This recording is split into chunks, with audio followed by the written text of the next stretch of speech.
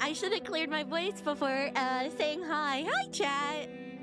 Hello, hello. Hi, everybody. Hi. Hello, how is everybody today? How are we feeling today? How are we doing today, chat? It's a good Moki morning. It's a good Moki morning here in the ocean. How's everybody doing out there? Are we feeling all right? Hello, you're back. Welcome back. Some big news in the Water Pup fandom today.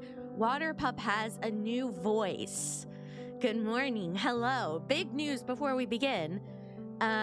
December 27th, that's how you feel. Is that your birthday? Why December 27th? Water Pup has a new voice. Big news in the Water Pup fandom. I know, it's early, but you know what? So what happened? Hold on, I'm still waking up, so my voice...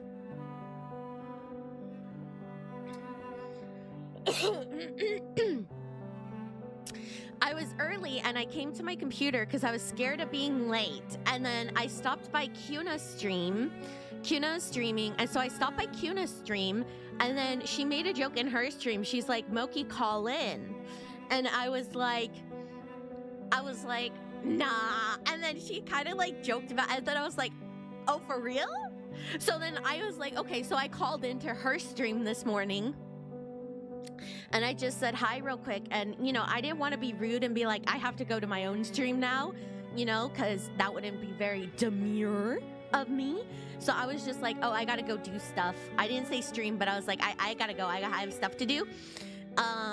But I called into her stream this morning. I said hi. I joked around with her, and then I left. And so I lurked in her stream for a bit. And then I was just like kind of awake after that.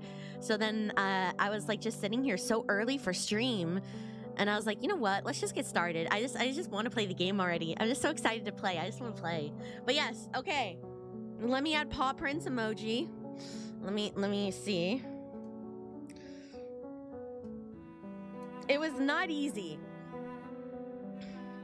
I will say it was not easy getting Water Pup a new voice, because on the thing I used to give him a voice, the normal one I use is still not working, and then a lot of them are pay to use, and I'm not gonna pay to use it because we don't get that many TTS.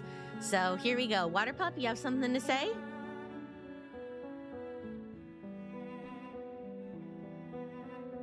Hello, chat. Call me a handsome boy. Paw prints emoji. Very nice. It takes him a minute. It takes a second longer for him to talk. But yeah. Did I have any luck with Nautica's? I didn't pull on it. No, I did not pull. Let's see, is still... Man, I feel like he's never gonna leave. Did not have it, but yes. So he has a very gentlemanly voice still. But yes, I made sure he kept his gentleman's voice because that's what he likes. He likes to sound like a proper gentleman, even though when I tried to shave his paws and his face, he was not a gentleman, and he actually flung himself off the bed, and he was not very happy. But besides that, very demure, very, very handsome, very nice. Hello, chat. Call me a handsome boy. Paw prints emoji. Yeah, so, and then we should have new alerts with him for, like, when, you know, events happen in the chat. I won't say what because I'm trying to save asking for subs and stuff for the subathon coming up. But I'm glad you guys like it. There was a few voices, but I thought this one fit him the best. And yeah, hello. Okay, so let's hop back into where we were because I am so excited to see where the story goes today. That's why we're starting early. I was like, you know what? I just got to see where this is going today. Just another Laplace experiment. I will say, ever since we ranted last stream, we ranted last stream, I have not seen any Igor discourse on my Twitter. You could probably guess why. It's been all washed away by other dramas. But on the upside, I have not seen any Igor discourse. Like we talked about last time. Hi, how am I doing? I'm doing good. I just woke up not that long ago, and I'm here with all of you. My coffee's tasting good, and I got a giant thing of water with me. How you doing, Serica? He is a handsome boy. He probably was adorable when, you know, when he launched himself off the bed, it was like, so, okay, so I did shave him on the bed. Yes, I know it's gross, but like, I had to meet him halfway because he does not like having his paws, you know, trimmed. And what happened was he was slowly inching his way off the bed, but I didn't realize it. So I was just like, laying on the bed and just trying to get his paws, and I didn't realize he was slowly inching backwards. But then he like leaned back too far. And he just rolls off the back of the bed into a giant pile of stuffies. Like all my stuffed animals, like there was a giant pile of stuffed animals, don't worry. But he just like, you just see him like kind of lean back and he just rolls right off. And I was like, I literally was just like, water pop. And so then I had to grab him and go shave his paws again. And then I had to clean the entire bed because hair was everywhere. But I mean, he loves the bed. It's like his comfort spot. So like I had to like, you know, shave him somewhere. Yeah, he did a barrel roll off the bed basically. Yeah, he barrel rolled off the bed. But I didn't realize he was inching so far off the bed because I was so focused on his paws and just like making sure like he was like being good. Did I move past to scar him? I didn't even catch him. I didn't even know that's the sad part. I didn't even know he got so far to the edge. He just rolled right off. But then, you know, a couple treats later, I just got him back up on the bed. Just, you know, one treat, there he is. Anyways, but now he's a handsome boy. You can see his eyes. His eyes are so big, like little bobas, and he's just so handsome, and he gets to keep his winter coat because it's gonna snow again soon, so he needs his winter coat if he's going out in the snow. So now he's clean, so. Okay, let's begin. Sorry if I cough, I just woke up.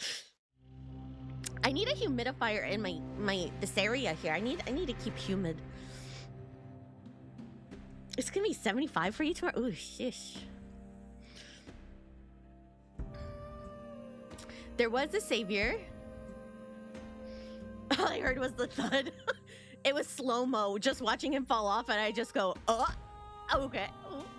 Rarer than radium, commoner than water, crueler than truth, children kept from the sun, assembled at his tongue, to hear the golden note turned in a groove, prisoners of wishes locked their eyes in the jails and studies of his keyless smiles. By Dylan Thomas.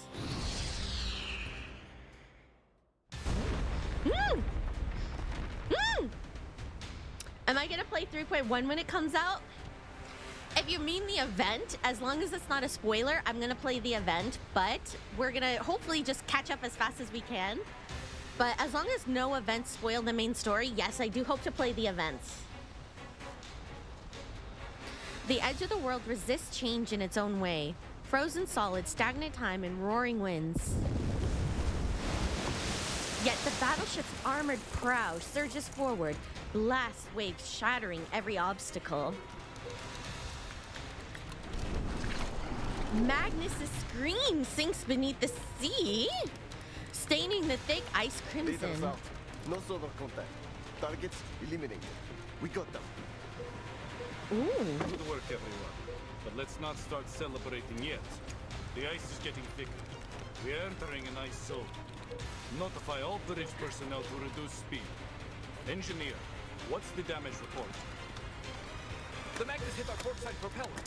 We're down to about 20% thrust on the steering, sir. E3, did I get a hit? Yeah, then I want to play 3.1, which means I gotta catch up on the story fast, because I want to play the story. The events are also kind of long. The sentry bursts through the door. They rule on an iceberg at 12 o'clock. Uh-oh. Oh, they got 3 right here. The captain leans into the high-powered telescope. Beating iceberg? Really? What did I tell you about staring at the snow too long? It messes with your vision. The first mate takes the telescope next. Idiots! That's no iceberg! You sunk my battleship. It's a pit! Massive one! Something's under the water! A Leviathan! A Leviathan! A shiver runs down the captain's spine. Riglov, all systems engaged. I know what a Leviathan is. I played Subnautica.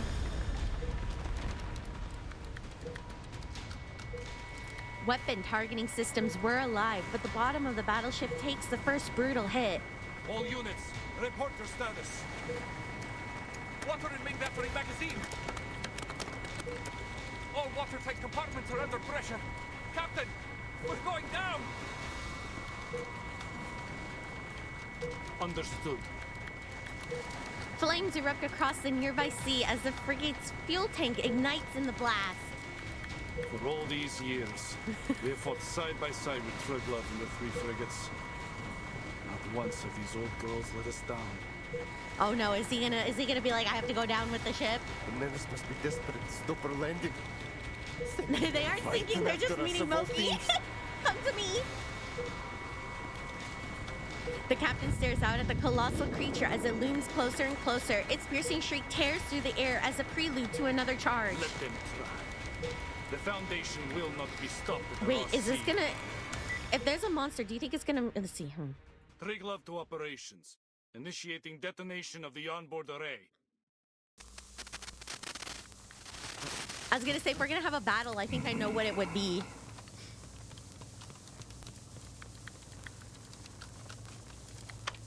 Yet within moments, precise and clear orders are reissued. Operations to Dida. Steer clear of the ice zone. Fall back to defense line A2.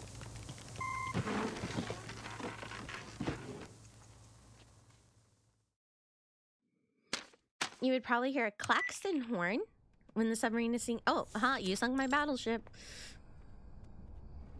Do you guys know what that meme is from? I feel like no one gets You that made your reference. way here through the Well, raw sea. there! The front lines must have given you a grim taste of the war. The Manus won't let the Foundation set foot on Antarctica, not without a fight.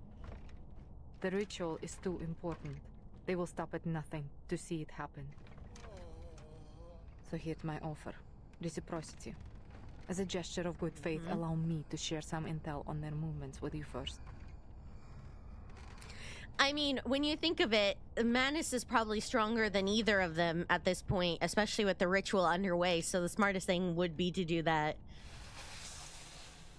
There's a ruin beautiful of an hand. ancient city deep in the heart of Antarctica.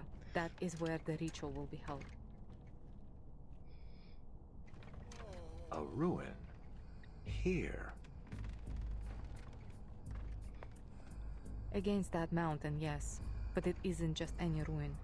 It's Manus Vindictae's stronghold. Rituals, preparations, high-level meetings. That is where they all happen. In order to secure the continent, they have fortified the coastlines, covering every possible landing point. The Order of Enlightenment is stationed at King Edward VII Peninsula. The Apostles' Brotherhood controls Mary Birdland. And the former Xeno Sentinel unit has deployed its forces along King George V coast. The terrain is already a natural fortress, but that wasn't enough for them. They have deployed a number of arcane-modified beasts, several Magnus, and a Leviathan. A Leviathan, If my intel's yeah.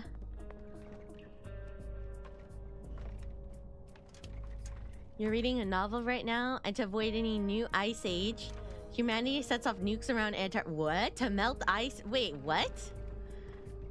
I thought global warming was doing enough of that. Link the contact. It's from The Simpsons. You guys don't know that? The Simpsons?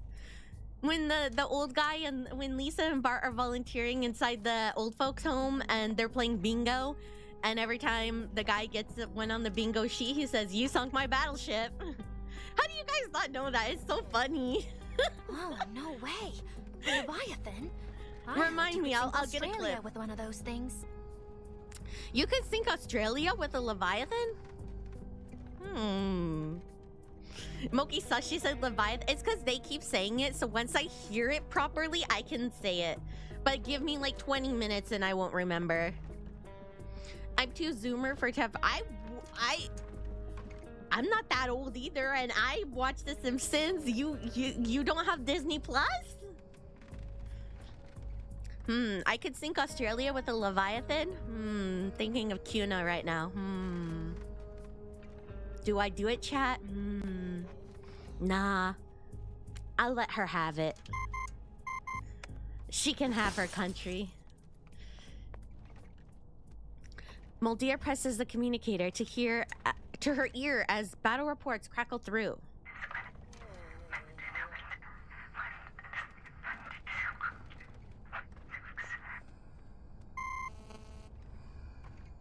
Not anymore. The Triglav just blew it up and sank with it in the explosion. She was one of the Foundation's best battleships. A heavy price to pay to only reach a stalemate. If I were you, I wouldn't count on support from the Foundation forces. They are already spread thin, just holding the front line. You need a plan to complete your mission without their help. And if you are as smart as you hope you are, you will see that this map is your best shot at reaching the city without getting caught in their territory.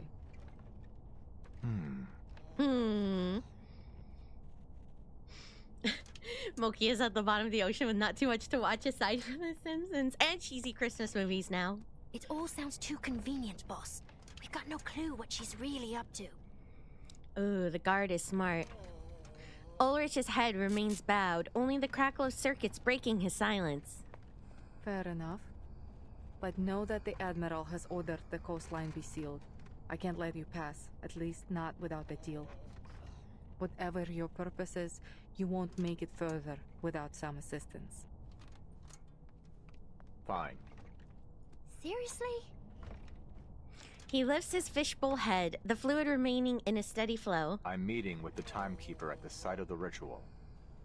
Ah, brilliant. Now it's the guard who lowers her head as if surrendering to defeat. What's the timekeeper doing there? Ulrich raises his tied hands. I'm not saying another word until you remove these cuffs. Ah, okay, so this is his trade, is information that the timekeeper's here. You think you're in a position to bargain? Bargain? You were the one suggesting reciprocity. Yeah, right? Hardly seems reciprocal to keep us locked up, don't you think?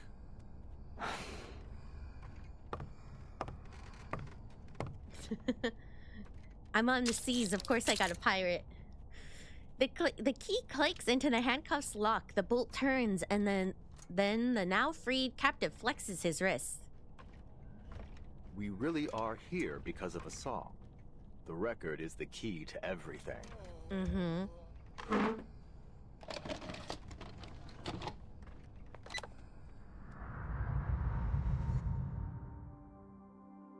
Ooh.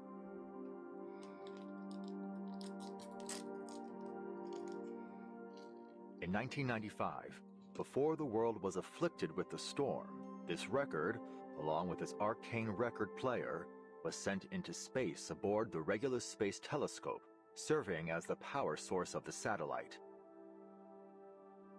For 12 years, it took pictures and transmitted them back to Earth. I'm not eating crackers while listening to this, if you were wondering. Hello. Then, in 2007, the satellite crashed near Aldeburgh, destroying everything but this record in the process. 2007. That would have been 1966, right after the sixth storm. Precisely. A rock music enthusiast from that era found the record and later brought it to Laplace. She is now a member of the Timekeeper Squad. So, I mean, if you didn't play the event, you kind of get a TLDR. The last image transmitted from the satellite was timestamped April 16th, 2007. Even after the storm sent everything back, the satellite's timeline kept moving forward. Are you saying that the satellite crossed the storm? How? We believe it's because of this record. It's the only material that has been proven to be immune to the storm. In our previous experiments, it reduced the severity of the storm syndrome afflicting one of our researchers and slowed its progression on me. Wait, what? But those results were from small-scale isolated tests. We've never tried it in a real storm. This info isn't in the main story, but in the Ulrich character side story. Was it the Ulrich character side story, or wasn't it another event side story? Or was it the Ulrich character side story that was named that I thought was a side story? I thought this game was occurring in 1999. It occurs anywhere before 1999. It could be any era before 1999. TLDR, wibbly wobbly, timey wimey. Since replicas of the record haven't demonstrated the same immunity as the original, we've developed an upgraded amplifier system for it. Now, when played on our upgraded player, this record can create an immunity zone with a 2.5-mile radius. But the immunity isn't permanent. We found that the element Regulus in the record is consumed every minute it plays. At best, we're looking at 12 minutes of protection with this original copy. I know, must be a bop. I wonder if you could create if you could choose one song that you think could save everyone from the storm, what song would be the one to save everyone from the storm? Like, what if our version was like WAP? So what if we had to put WAP on a giant, what's it called? Thing that expands the radius? What if we had to play WAP in order to save everybody from the storm? Could you imagine that? If Manus Vindictae succeeds in triggering another storm with their ritual, this record may be our last line of defense. Set Fire to the That's Rain why by I brought Adele. it here. Little too on the nose there. Seabat. That one. The Rick Roll. And that's why I need to get it to the Timekeeper. Should the worst happen, at least we can minimize the damage. And I'll be able to see how it works during an actual storm. An invaluable boon to our Pink research. Pony Club? Sounds like Laplace has made remarkable progress since the Equilibrium umbrella. I have to say, I'm impressed. Darude Sandstorm. So, there it is. All my cards on the table. What have you got for us?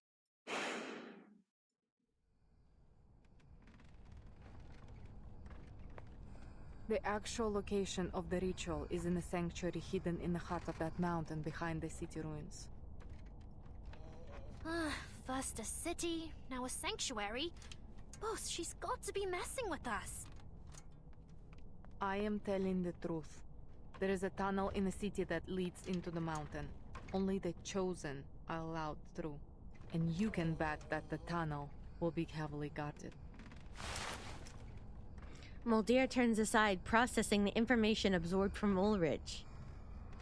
2.5 miles of immunity, you said? That's right. I'll need to know the size of the city and the length of the tunnel to figure out the best placement for the record. I have an idea. Okay, The we're mountains in cooking Vila is together. hollow. The sanctuary sits right in the heart of it. It used to be an active volcano, but it hasn't erupted for centuries.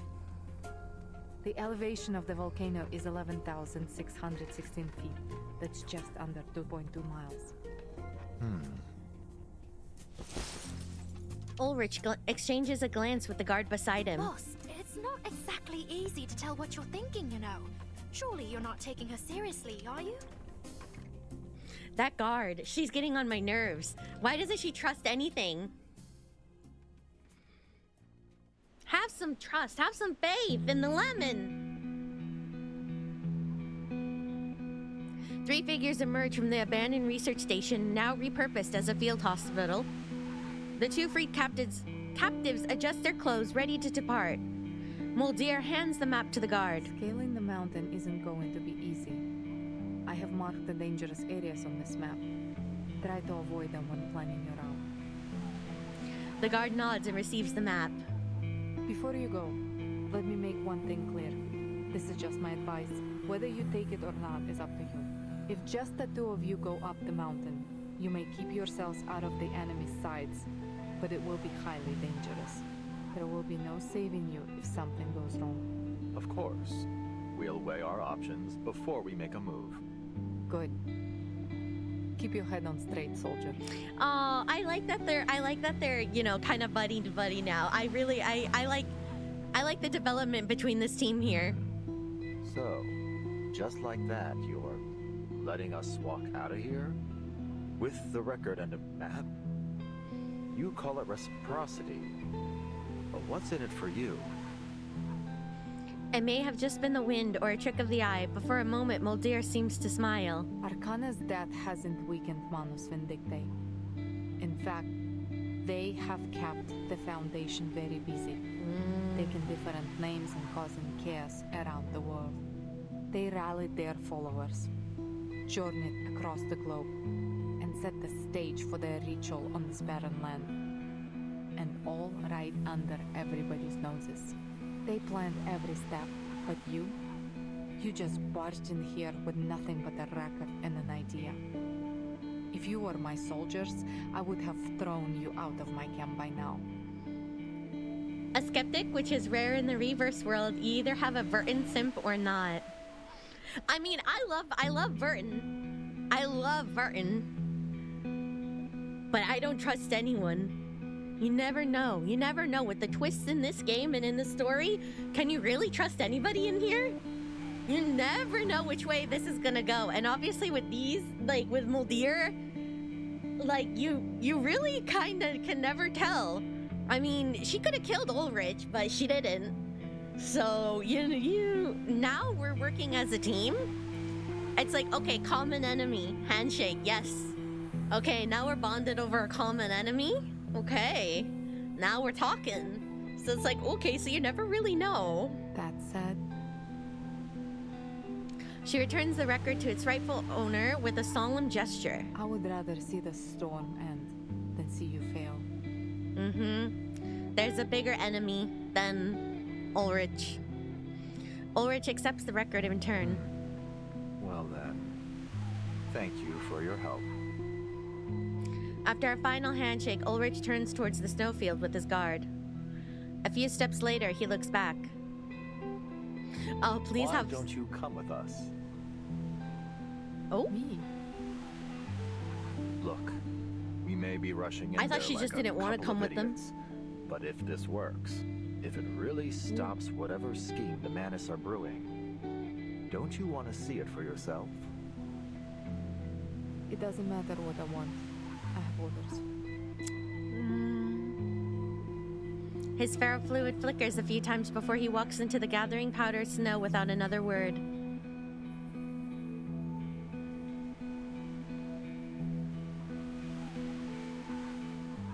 Moldir snaps a salute to Ulrich. Ding! Oh my god!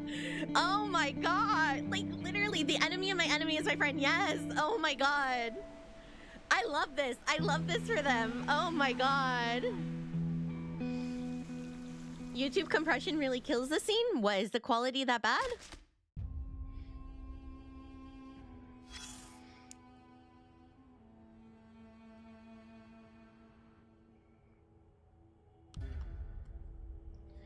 I had to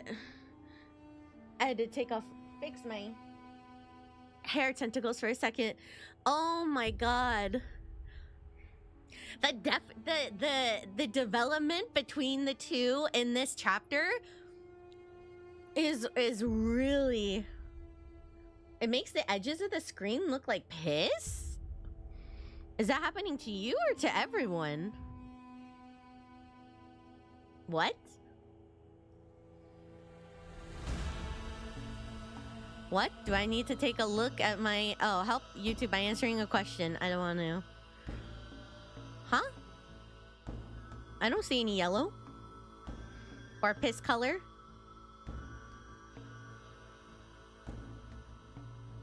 I think it might be... Is it yours? Is anyone else getting piss? Anyone else getting piss colors?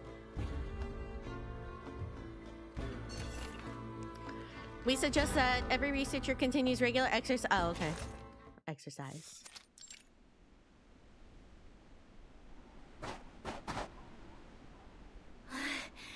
Oh, I knew this wouldn't exactly be a Sunday stroll.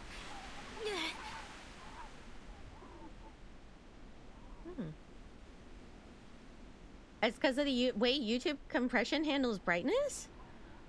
Are you sure? I've never gotten yellow from bright colors. odd, but okay. Huh.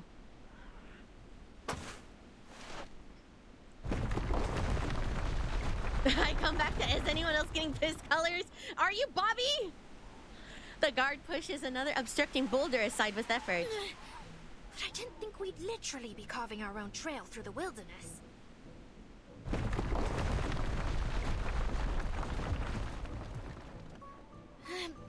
Boss, at this rate, the world would be an absolute bedlam by the time we reach the top. Hold on.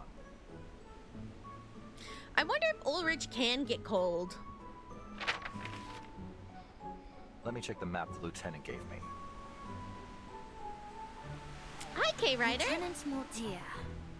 As grateful as I am that she set us free, which I absolutely am, I have to say, this isn't exactly the type of freedom I imagined. There's a rustling sound. Oh no. Yeah, I knew there was gonna be a battle. You're just getting gray, white, gray, and black. Interesting, Bobby. Thank you. Very helpful. Ouch! Technically, the body isn't Ulrich. The black ferrofluid is. So he wouldn't have feeling. Or does he have feeling? Can ferrofluid process feeling? He can get F by the cold, but whether or not he can feel cold is up in the air.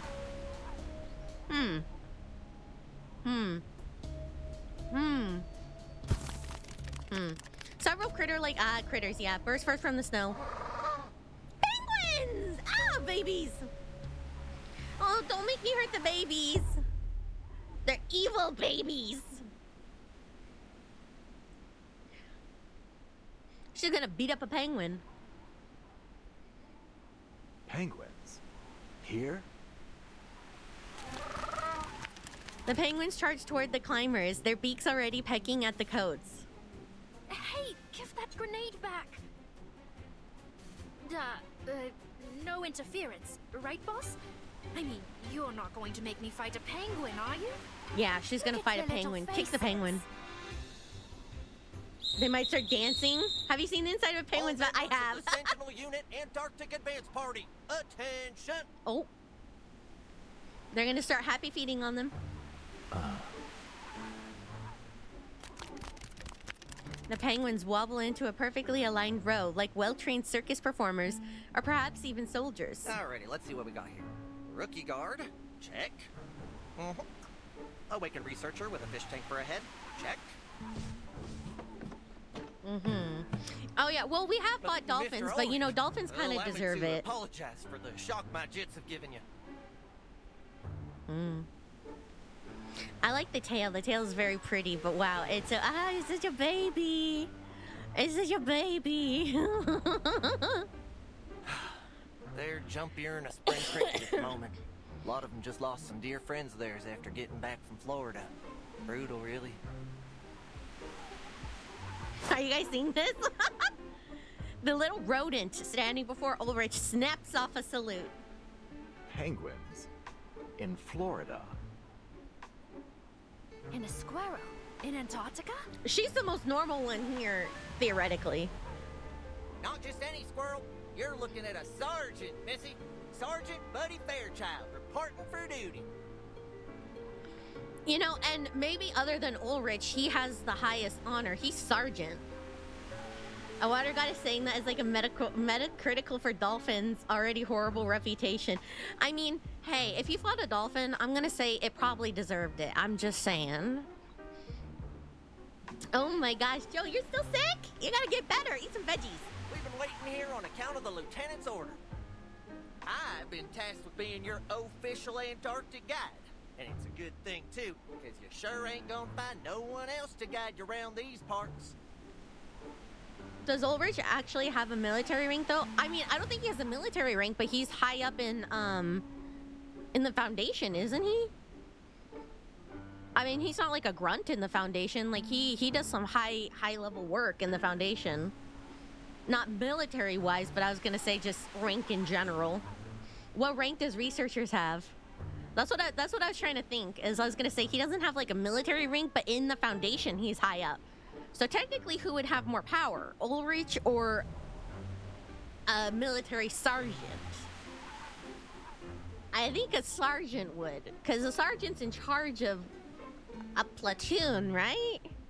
Whereas he's not. Huh. Well, anyways, Buddy solos him. The lieutenant? You mean Moldia? The correct answer is Sure Moki. shit. Her message came in earlier today. Told me you're fixing to scale that there mountain. Gave me the job of getting you there. Gah, gah, gah.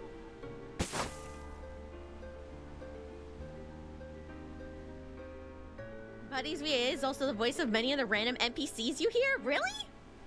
In unison, the entire Penguin Squad delivers the textbook Xeno salute. Moldia, I could kiss you.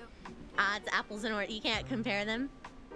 I can. I'm kidding. Sergeant Fairchild, you and these troops are under Moldir's command. Ulrich struggles to process the surreal scenario. Let's skip the pleasantries, shall we? The lieutenant's orders were as clear as the day is long. If you really want to help your friends and save the world, then we better get your behinds up that mountain quicker than a cat on a hot tin roof and get that record playing. Now let's get moving before the Manus get their ritual going. Save the world? I had no idea she thought so highly of us. Buddy Fairchild clasps his hands behind his back, tapping the ground with his feet. Now let's see here. Circling Ulrich with his paws still firmly behind his back, Buddy Fairchild sizes him up with a critical eye. Mountain ain't no Everest, but it sure is a storm in July to be a tough climb for y'all big and tall ones. Well, can't never could. Buckle up, folks. I don't want to see no bodies tumbling down the mountain. You hear? Not really much of a spoiler, but Buddy is from a zoo under the military... Oh, the military rank only works under Moldir. The path is steep and treacherous. Tread carefully. Press and hold anywhere on the screen. Ah, yeah. Okay. Okay, I can do this. I like the... Listen up, tall ones. From here on out, you best follow my lead. If y'all fall and crack that fishbowl of yours, it won't be no laughing matter. How do I sound? Do you think I could be in reverse? I sound good. I have an emergency plan. If things go wrong, we can use my thermos. Solid prep, soldier. Let's just pray we don't need it. Stay sharp. Eyes and ears open. Ya hear?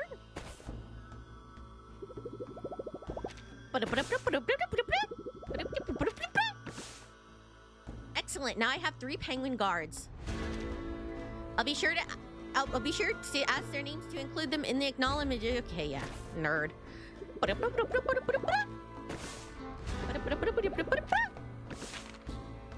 Calling the timekeeper. This is Ulrich. Dang it. Censoring that. The Foundation's communications are barely getting through. What's up? Lost contact with your pals? Lieutenant Moldir's intel about the ritual is critical. I have to report it to the timekeeper as soon as possible. You can voice an NPC that gets killed later. That's mean! I think I'm doing a good job. But the blizzard's too heavy and the mountain's too tall. We need to find a location suitable for our shortwave radio.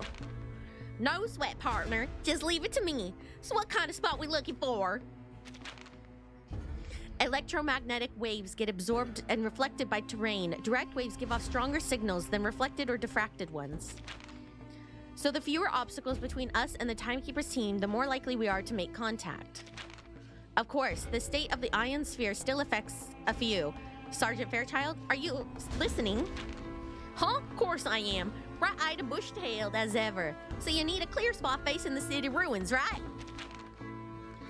Then you folks do your thing. I'll scout on up ahead. Keep your peepers open for my markers. Huh. I would bring in so much gotcha money. End of dialogue. Okay, do I have to press that?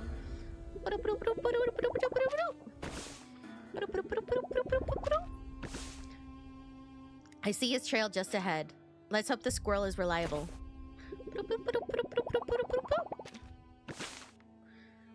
Your radio working?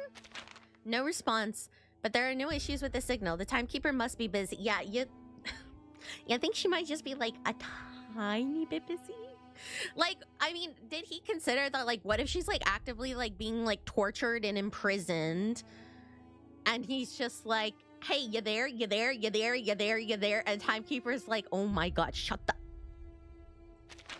Don't you worry, it's all clear ahead. You can holler for your pals anytime you like. I'll admit that you've got a knack for science. If we make it back alive, I wonder if you would consider joining... God. Eat 'em up, eat 'em up, eat 'em up, eat 'em up! I'm certain my colleagues would have no issue in accommodating another unusual arcanist. Hey. Hey. That's rude.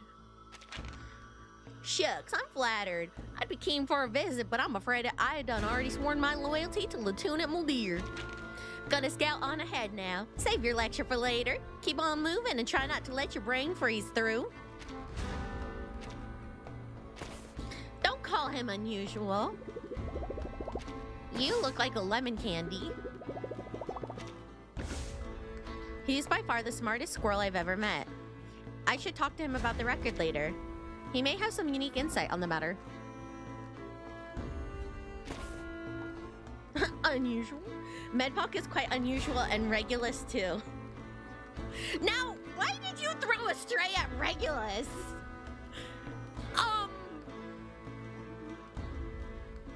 Excuse me?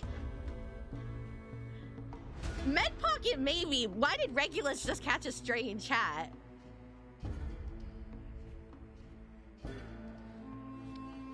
Between these two on the screen, why did Regulus just catch a stray?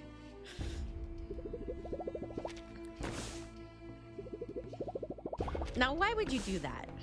I forgot to tell him that my carrier fluid doesn't freeze below -80 degrees. It's fine. You're gonna be okay. But considering the potential for metals to turn brittle in extreme temperatures, I'd better move fast. What I'm trying to say is all over here. It's fine. Muldeer's character story is technically about her, but all I remember is BFC being based. I'm liking him. I like him. Oh, good night, Scrumpty. Have a good rest.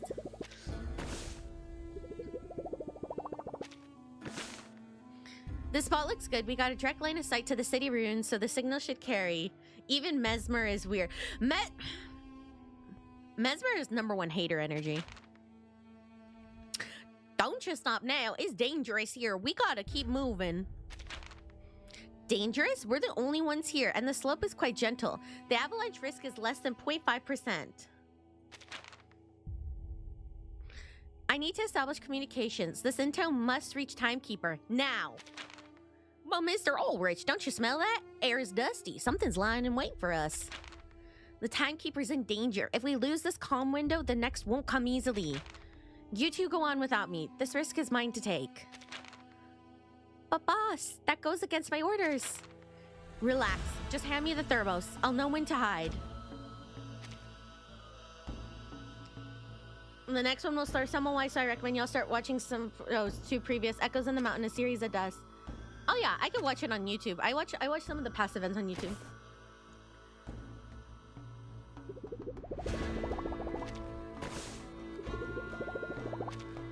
They're very generous with the bubble size on this. Oops, I accidentally skipped that. I like the sound the bubble makes. Oh. Battles can be just as informative Oh, as they're so cute! They're so cute as winter babies. Oh, the critters are cuter as winter babies.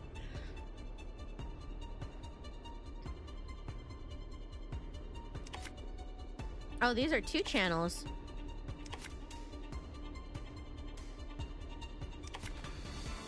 All right, time to crack some codes. Oh, let's make a thing. Oh, they only had 2. I thought those was 3. I salute you.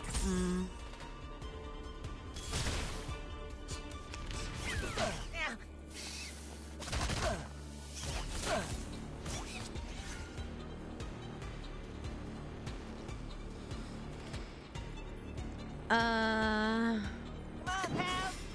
I'll handle the tech support. This is a whole lot of channeling. According to my calculations.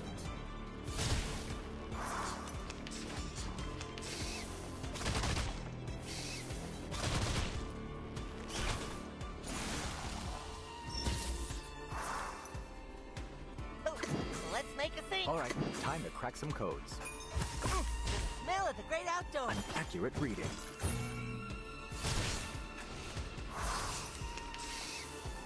Interception detected. I want to see his ult. I mean...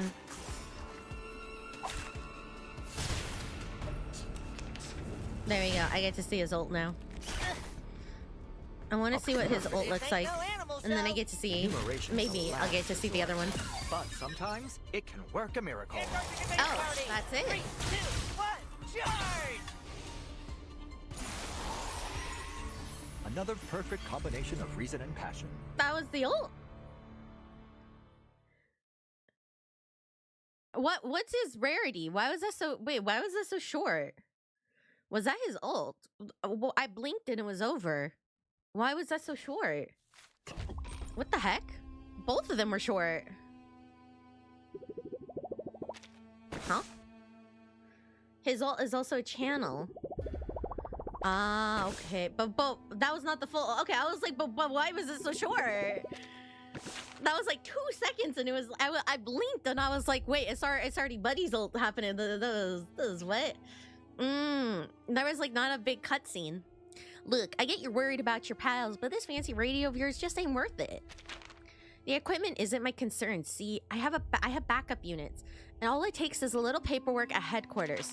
Now, wait just a dang minute. What if you fall off next time? Fine. Since you got the patience for all of them foundation forms, we'll take it low and slow. Just follow your guide and we'll make it work. But every step we take this way takes us further from the timekeeper. Compared to Manus Vindictae, we're moving at a snail's pace. Never thought I'd wish penguins could fly. Oh, the enemies died too fast for the other... Oh. Dang. Funny you mention it. Back in Florida, these fellas did take a couple flying lessons from the tripoder... course, furthest I ever got was to the other side of the creek. Now go on and tell me some more about those short waves and bouncy signals. Your guide will find the just right spot for you. Double time now. I don't want to see no more nasty surprises.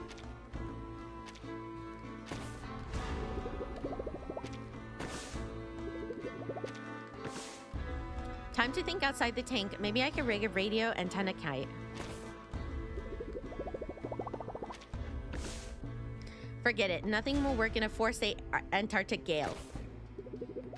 Ooh, I know.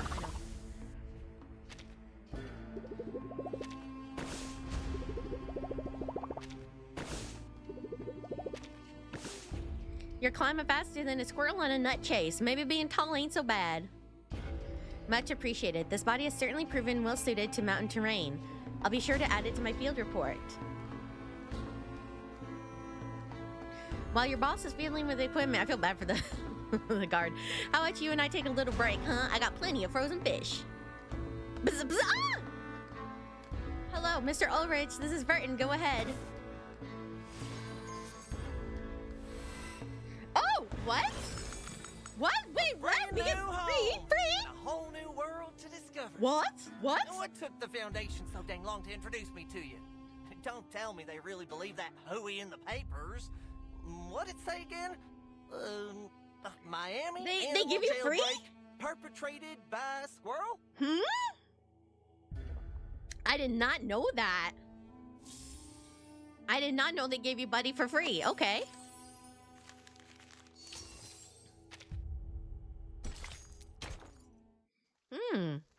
The 9-layered city.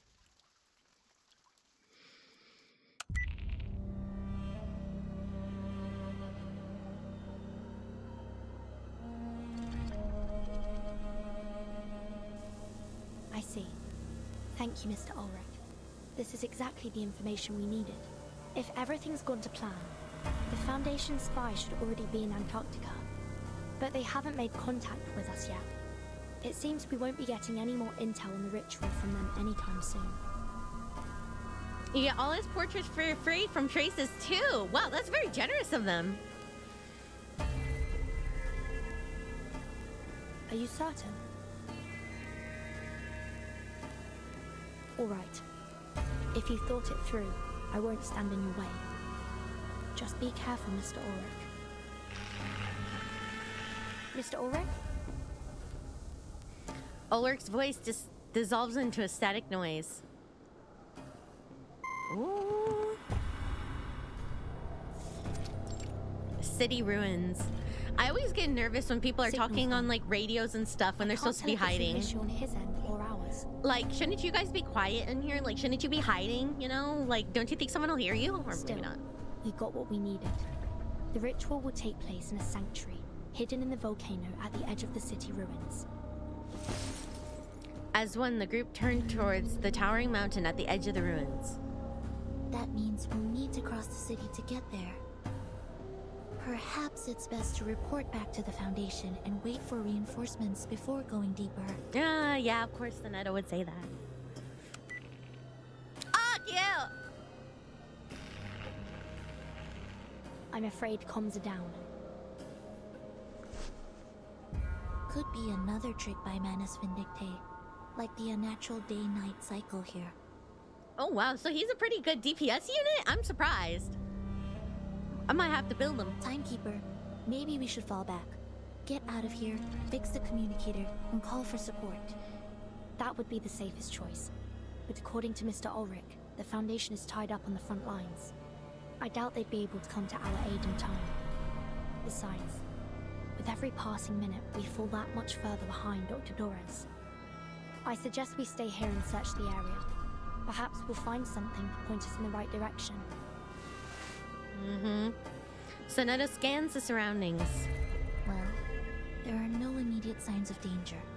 It should be safe to look around. Sonetta's wandering gaze finally settles on their human explorer. But before we proceed, should we escort Miss Amundsen back to the research station? There's a high probability that we'll come into conflict with the Manus now that we're so close. She'd be safer there. Go back? After all this? Yeah, that's low-key crazy. Like, you guys went through all that trouble to get in through the labyrinth, and like, what, you're gonna send her back? Crouched on the ground sketching, Nautica's head jerks up. These ruins, they're the only thing that has kept me going. Her fingers tighten around the map as a whispered protest slips out, filled with both hope and defiance. No, I can't turn back now. I can't. It's okay, Sonetto. Nautica can come with me. We'll just look around the city's perimeter. You have my word. All right. Please be careful. She nods and strides forward.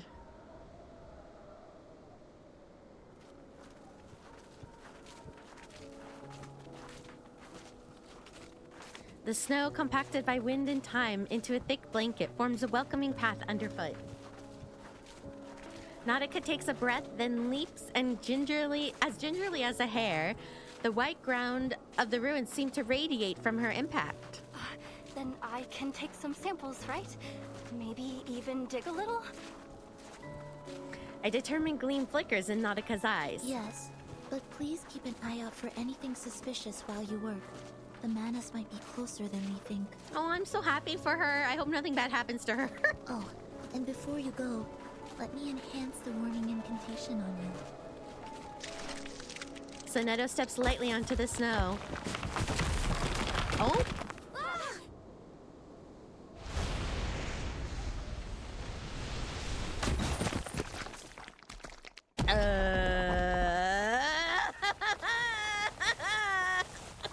Who said that? Who said that?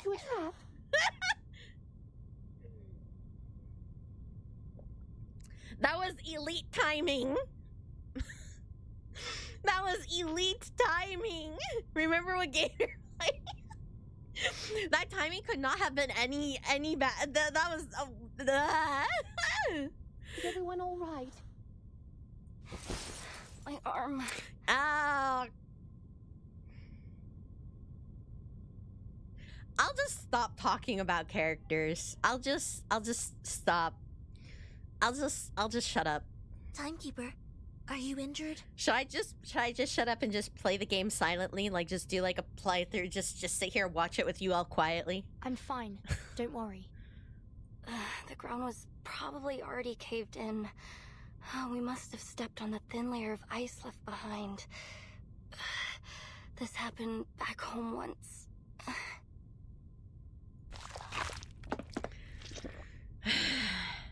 The group crashes through the snow trap, landing on soft, semi-fluid surface. You far in this game and still expect good things to happen to people. Well, I just hope not horrible things happen. Part of the city ruins. Main characters fall through the floor when walking on snow ice biome trope. I mean, like, I hope her eyes don't get gouged out and she's left in a satanic ritual. Can I say that? Can I say that?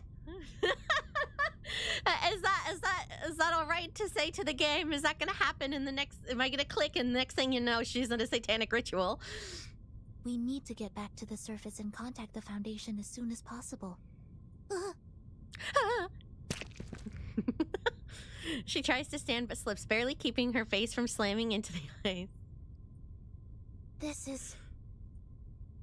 Black algae! Careful. It's slippery, remember? You need to walk around it. I've doomed us all. I've been meaning to ask. What is black algae exactly? Nothing bad ever happens to the Kennedys. Oh, it sounds so good coming from Water Pup. You're right. Nothing bad ever happens to the Kennedys. You're right. Thank you, Zygo, for the 100 biddies. You're right. What could go wrong?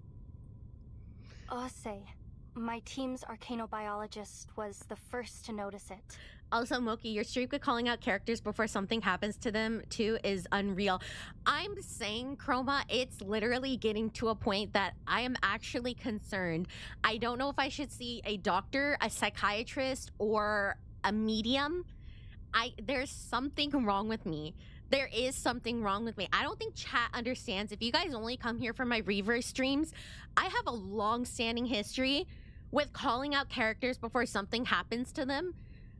Very often. It literally is becoming a trope at this point of me being psychic, to the point that it's actually, yeah, I think I need to go to a shaman. It's actually scary.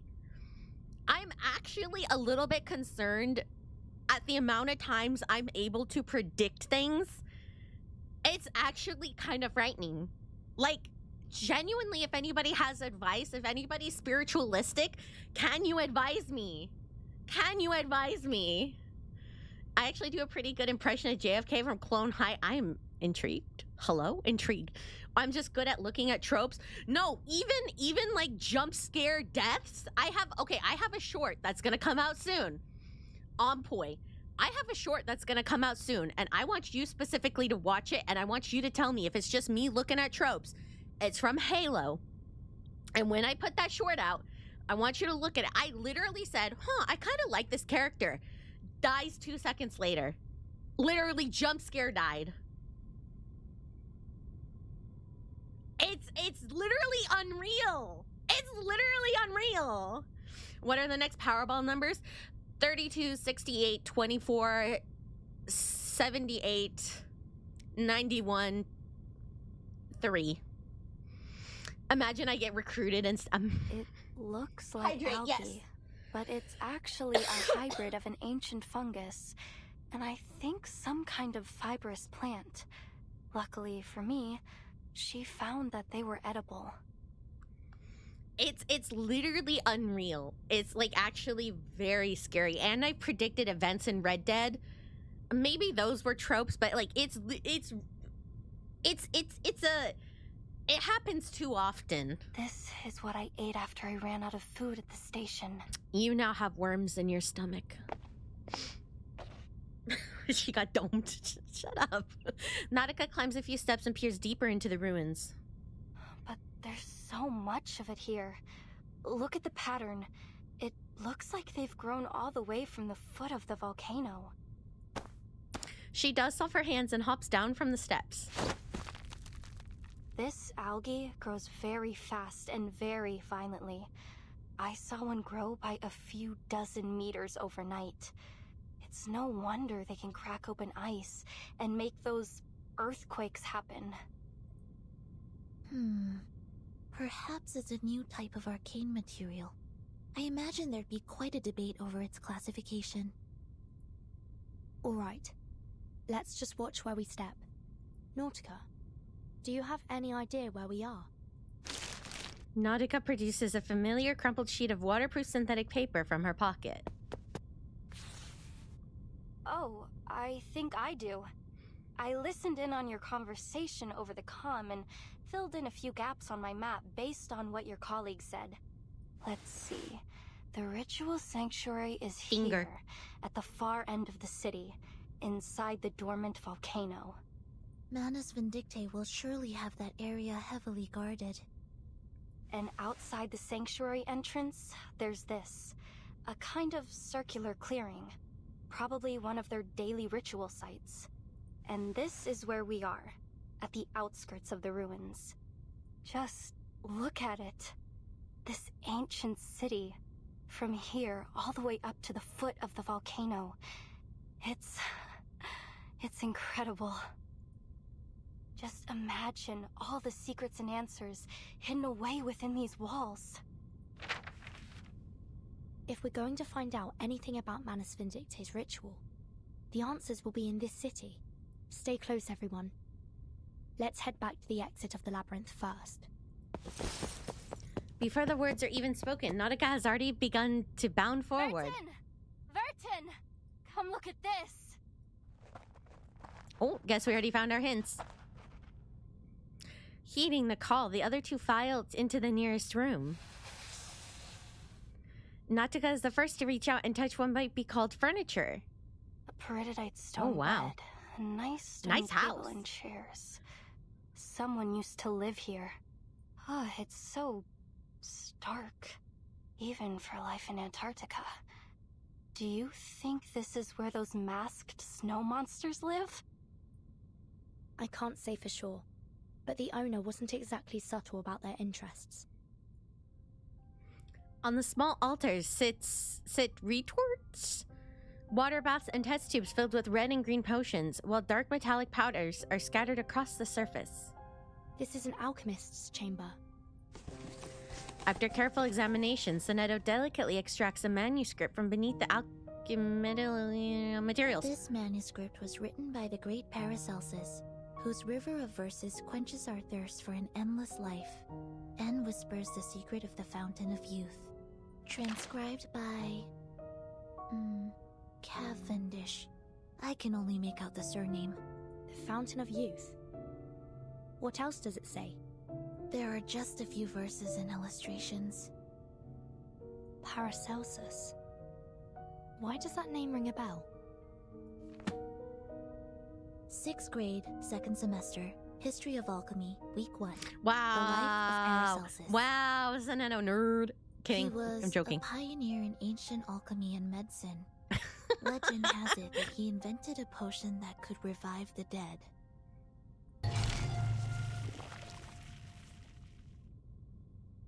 Uh-oh. A warning alarm sounds deep in her mind. Revive the dead. There was an array in Tuesday's motel, which the Foundation confirmed to be part of a resurrection ritual. And here in Manus Vindictae City, there's a manuscript about a revival potion. Perhaps this is what their ritual is for. To bring back the dead. Reminder, Forget-Me-Not's real name is Lawrence Cavendish.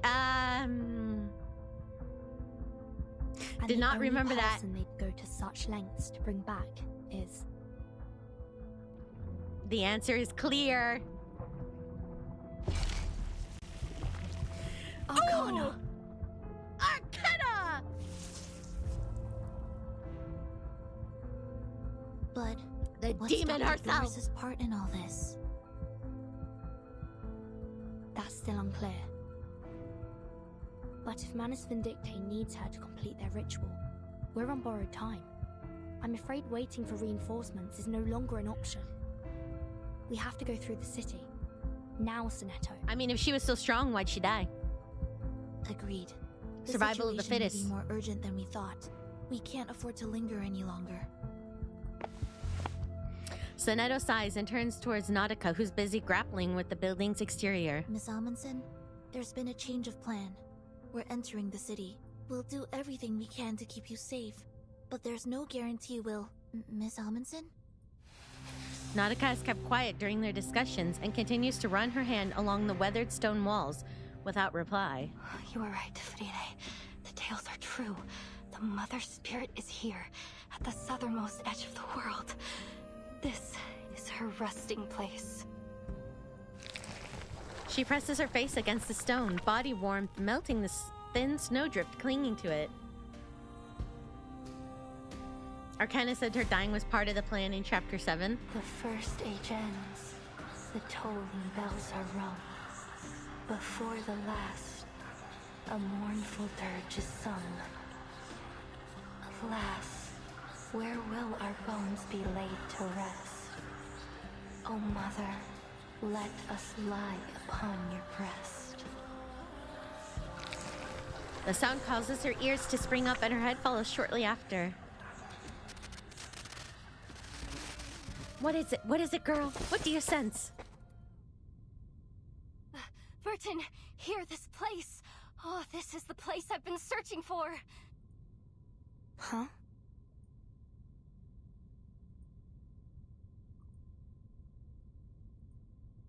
Look, here, beneath the surface of this rock. She taps the wall with her ice axe, causing pale fragments to flake off and reveal a translucent, milky crystal beneath. Feel it. It looks like chalcedony, right? But it's much heavier. This rock is totally unique to Antarctica. It's never been seen anywhere else. We call it Rock of the Blank Era. This is the exact same rock Frile and I studied. 3 years ago, we ran a carbon dating test on the rock samples my grandfather brought back from Antarctica. When we ran the test on this rock, we found something strange. It was pointing to an era that didn't exist in any geological record. None of the other samples matched that strange era. We looked for other evidence, but we found nothing. No fossils, no minerals, no records. But then, when we couldn't think any longer, our folktales suddenly came to mind, and it all started to make sense. Our book, Tales of the Mother Spirit, led me here, to the end of the earth. It guided me to these ruins, to this very rock. I see what you're saying, and I'm sure there's more to discover through this rock. But isn't it a little too soon to link it to your tale? I'm sure of it. This is the place. It's just like Matu said, this is where the Mother Spirit rests. There is no doubt. If I can bring more samples back to the lab, we might be able to figure out the connection between the Mother Spirit and the Blank Era. We can finally find out what it was like. I have a feeling it's something to do with the storm, but I'm not quite sure what exactly the Blank Era would be yet. Maybe it's the time between the storms when it's being reversed? Lost in thought, Nautica continues to trace out the wall of the room, searching for its weakest point to extract an intact crystal. Sorry to interrupt, but may I point something out?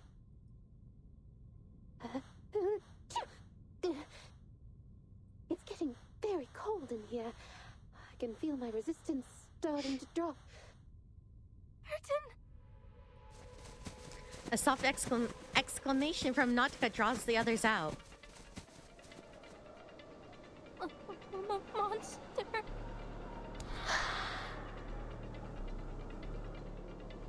A pallid, grotesque figure stands before Nautica. Its face is blank, its skin appearing to have been peeled and reattached inside out. Ew! Oh, that's creepy. It twitches as if watching the intruders from non-existent eyes. Don't provoke it. There's a chance it might just leave us be.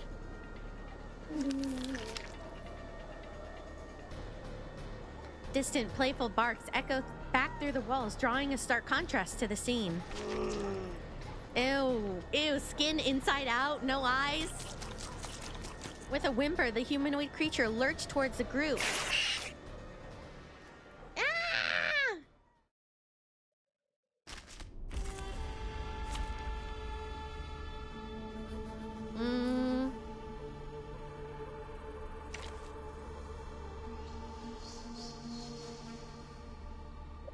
She was meant to die, I think. Who? I'll put Sonetto. Just as what's been Victor? practiced countless Can I start running? Ow. Body T, though. Body yaddy yaddy for days. I believe in you. Another jar? Loading. Body yaddy yaddy yaddy So yaddy long yaddy. lives this, and this gives power to thee. Let's get it over quick. Aim and shoot.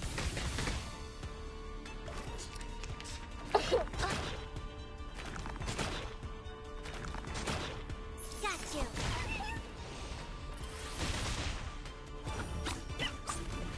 Man, I love follow-up teams. I love follow-up teams. Man, I love follow-up teams. Roaring. Roar. The ground. It's opening up. Watch your step. I love I'm follow-up crazy. teams so much. It's like a Christmas present. It's like a Sorry. present after a battle. It's like you just see them keep going and you're just like, I love follow-up teams so much. They're just so fun. Poison teams, I think follow-up teams are my number one, and then poison teams are my number two specialty. Those are my two specialties. I know Dynamo, I hear, is becoming like the new meta or whatever. I've heard. I don't know, rumors. But my specialty is follow-up teams and poison teams. Number one, though, is follow-up teams. Man, it's like a Christmas present. Every time you just see another hit, another hit, another hit, you're just like, ah, another one, another one, another one. It's just too good. The enemy strike shatters the weathered ground, sending them scrambling up from the rubble below. Timekeeper, are you alright? Timekeeper, daijoubu? Alive and well. And you? Where's Nautica? So this is a turn-based RPG visual novel, essentially. Yeah. And amazing story, amazing graphics, amazing characters, amazing everything. Of course, the partnered creator knows how to meta the game. Well, the meta's changing. I heard the meta's changing. I've heard through the rumor mill the meta's changing. Slightly. I have heard. But for me, my meta, my specialty, not my meta, but my specialty is, originally it was poison teams. I was really good with I had a really solid poison team I was good at. And then it went from poison team to follow-up teams. So now my number one is follow-up teams. That's my specialty number one. My specialty number two is poison teams. Those are my metas in my heart. Dynamo, this whole new meta, I have no idea anything about it. I read a whole article on how to work it. Still no freaking clue, but I'm excited. I'm excited, but no clue. I don't know how it works. I'm just happy to be here. Engineer Ruin, welcome. Thank you for the raid. What were you guys doing? Hello. Welcome, raiders. I hope you brought enough fish. You hear that? Water Pup welcomes raiders now too. Voice acting on point and the doomed couples. I got the Italian cheek greeting again when I logged in. I was hoping to practice it. Again, I got it again when I logged in. I need to start logging in like on stream so you guys can see this. Hi, Engineer Ruin. Welcome for the raid. Hi, raiders. My name is Moki, or Moki Minami, and I'm a water goddess who failed her training. So I guess I'm still in training. And we're playing Reverse 1999, catching up on the main story. And we were just talking about the meta. Dynamo is just fill the meter and let the magic happen. See, you make it sound easy, but when I was reading the technicalities of it, people get real into the technicalities of it, and that's where you lost me. Waterpup upping his game so hard. He's got to work for his stay on stream. If Waterpup wants to stay on stream, he's got to yap to the audience. She didn't fall through with us. She's still up there, alone. Hello, Engineer Ruin. How you doing? What are you playing? I don't hear any movement above us. Perhaps she's found a place to hide. Miss Radio, could you get her on the comm? I'm trying. Oh, a delicate moth brushes past her ear. Is that girl with you? Oh? Huh? Oh, hello?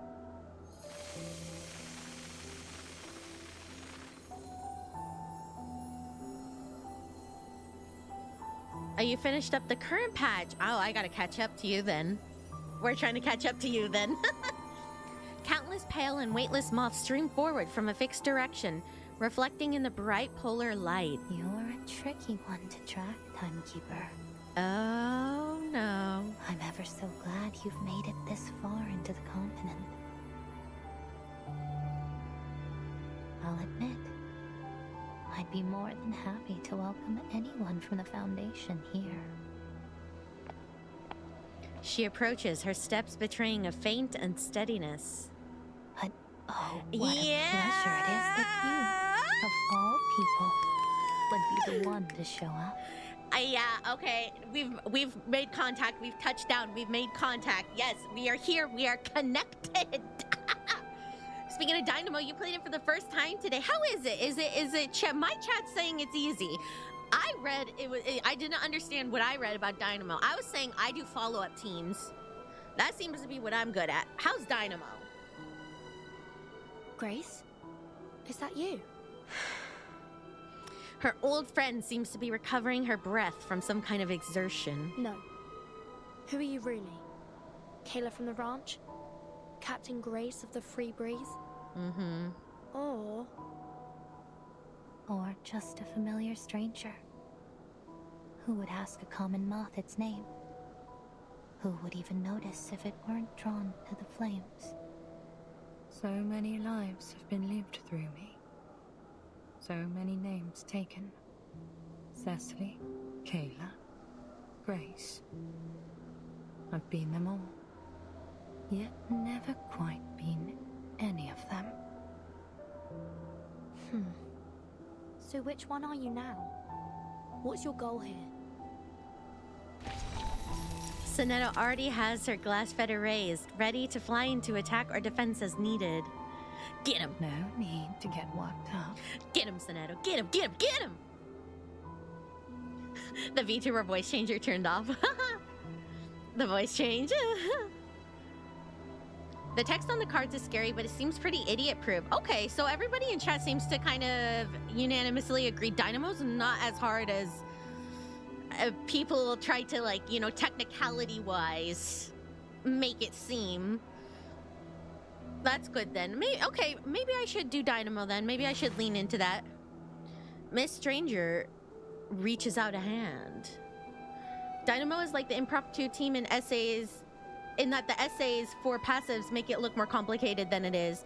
Okay, good. Because like I said, I was reading a post on Dynamo, because like I said, people are saying it's becoming the new meta, quote unquote. Everybody says everything's the new meta. And like I was reading it and I was like, this makes no sense to me. I was like, what does this mean? I don't understand. Dynamo, the more you try. Okay. I think if I tried to play, like we already kind of did a Dynamo team earlier when they gave us the test with Ulrich earlier. But I think if I had a full Dynamo team, I think I could work with that. Okay. Okay, then I guess it's not as scary as I thought. About Dr. Doris, or rather, Miss Erd. Forget Dynamo, just use your full mint. Thank you, Bobby. I have the final piece of the puzzle that will lead you to her. Oh, Miss Stranger, is that true? Oh, this is so beautiful when she does this. I would literally be mesmerized, like, oh, wow. Oh, that's it? Well, give it. Oh, okay, I thought you were going to give it to me. Stop teasing me. Give it to me.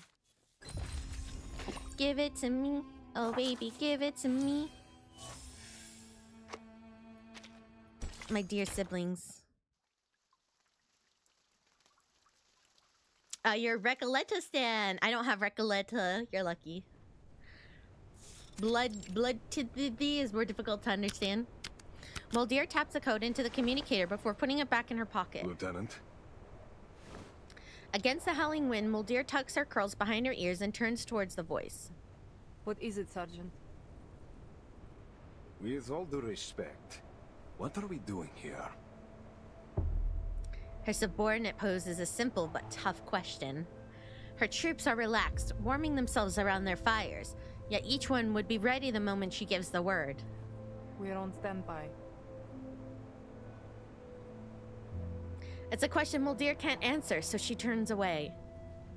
She'll have to feign determination for now. Stand by for what? To capture any Foundation soldiers that make it to the shore. Then what about the ones we already captured? Why are we only holding the run-of-the-mill seamen? The other two could have been useful, but we just... The sergeant stops, his eyes flickering towards the clinic, where Ulrich and his guard just departed. Those two? Hardly. What can an awakened researcher and a rookie guard do in Antarctica? Holding them would be a waste of resources. She directs her stare out into the white distance. Where is Danilov? Tell him to meet me at the helicopter. The order comes quick, as do her steps out and away. I took a long break playing Reverse, so I did miss Muldir's banner. At least I think I did. Captain Danilov takes a long and deep sip of stew, letting the warmth linger on his tongue, making it all the worse when he is suddenly tapped on the shoulder. Stop sneaking up on me like that. Gotcha. Some things never change, huh? Still as jumpy as you were when you were a kid. Come on, cut it out. I'm a captain now, you know? Not some kid. He sets down the can reluctantly and rises to his What feet. do you want? Did the lieutenant send you?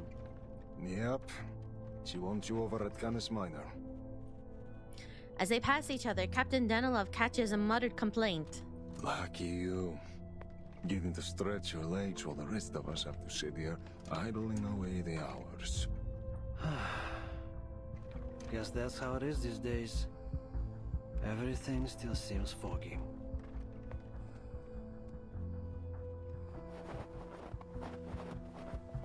He takes 2 steps outward, and the sergeant matches him stride for stride. Tell me about it.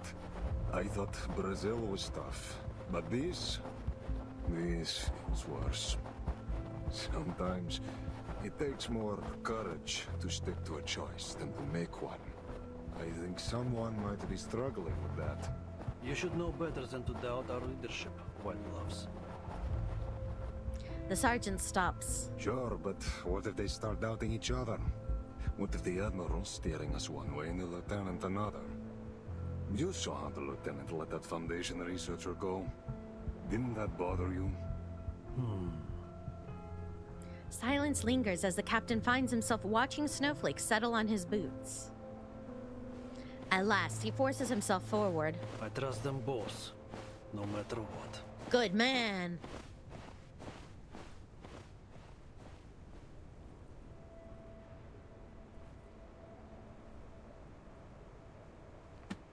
The captain closes his maintenance manual, finding himself in search of the least technical way to explain the helicopter's malfunction. Your issue might just be a pedal problem, you see. In this case, either the rudder pedal has loosened, which is affecting the responsiveness of the tail rotor, or the tail blades were damaged by the impact. Love this chapter. Most of it is so tense, but some good heartwarming moments. I really like this chapter so far. I really do. I you know, of course not every chapter everyone's gonna love, but I really like this chapter so far. Oh, hi, Dragon. I see. Let me take a look. There's fast health and slow health draining, and dynamo teams. She nods and climbs into the cockpit. Oh, look at this. From her toolset, she draws out a small arcane item. Что было, то и будет. A stream of glimmering powder from her tweezers into a... Wait. Flows from her tweezers into the detached knob. I was like, wait, I missed a word. Just stopping by before I go to sleep. Oh, I hope you have a great sleep. Beads of sweat form and then evaporate into the cold air. This is more complicated than I thought. As the arcane skill fails to activate, she shakes her head and puts away the tool. I would be surprised if you managed to fix it in one go. Aircraft can be tricky. Took me 2 full years back at the academy to pass theories of flight mechanics, and even longer to really get the hang of it. She studies Captain Danilov for a moment before offering a rare smile. I remember. Your teacher called me in 3 times because of the extreme frustration and concern about your grades. Aww. What a nice moment. I'm just glad I didn't call father. That would have been the end of me. You know, I don't see you using your arcane skill much these days. Well, there is not much use for it, really. Bullets and medicine are 1,000 times more useful on the battlefield. Detecting the rare and likely unintentional emotion in her tone, the captain hesitates. Oh, I didn't mean it like that. Sorry. Do you want some space? No, it's fine. You're fine. I don't know. This is kind of wholesome in its own way. And also it's interesting to hear her say that that bullets and medicine is more useful than arcane abilities on the battlefield. I don't know. This is just a very intriguing moment for me. This is just very interesting. Kind of makes me feel warm and fuzzy, but also her words are very intriguing to me. We just need to get this helicopter fixed as soon as possible. Can you run another check? It's interesting that she doesn't rely on arcane abilities that much, and her comments about bullets and medicine, I don't know. There was a blockage in the system that stopped my arcane energy from flowing through. Maybe the issue isn't as simple as just the pedal blade. Interesting. Got it. I'll take another look. The lieutenant exhales softly. That blockage. I just couldn't push past it. Did I follow the wrong circuit? Or did I just do the whole thing wrong? A silence lingers after her words, forcing the captain to shift position. I wouldn't overthink it if I were you. And stop underestimating your arcane skill. It saved us more times than I can count. Frozen prosthetics, broken casts, ripped dents. Her arcane skill wasn't much use on the battlefield. Oh, was it?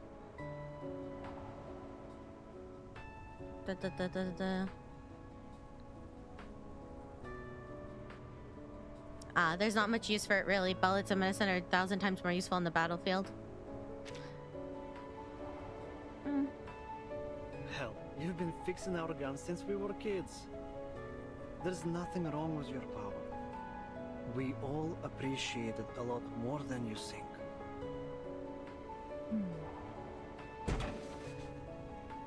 He wedges his bulk beneath the cramped seat, flashlight in hand, inspecting each wire and following it with his fingers. Did you get the adoption form when you were little too, Lieutenant?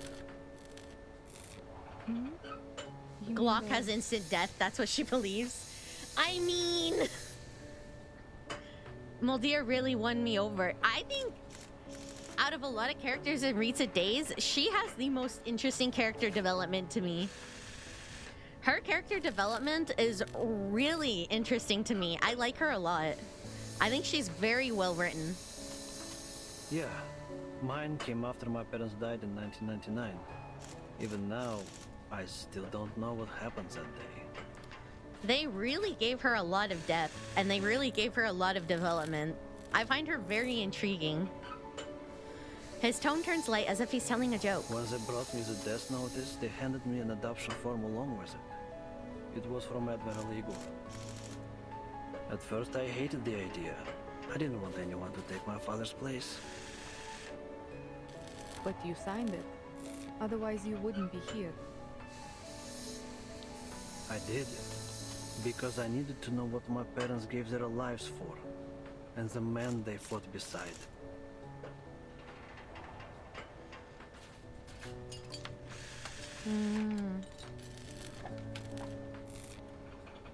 I've never regretted it.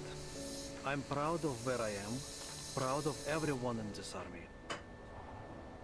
Not because we're the best soldiers Xenos ever had.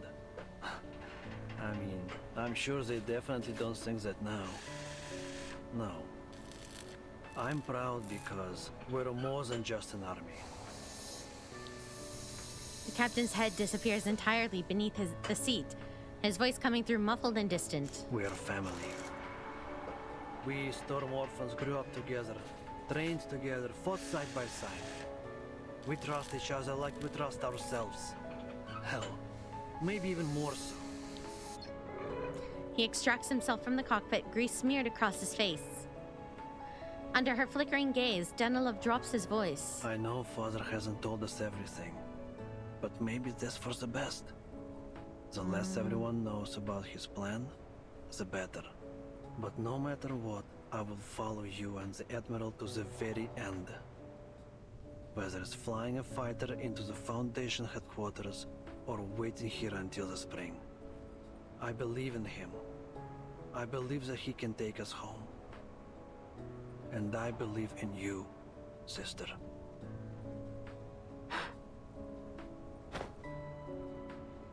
He salutes solemnly, proudly, but the smears of engine oil on his nose take all the seriousness from the moment. A long, unfamiliar tightness rises in Muldir's throat. Thank you, Captain Danilov. Our current mission is to wait here. She blinks, breathes deep, and then exhales a misty stream into the air. Those are our orders. Let's be sure we see them through. This talk between the siblings are so heartwarming. I hope they don't participate in shooting their human siblings. It is nice. It is nice to see them. She has really good, you can't lie. Her development is really amazing. I love her. I really do love her.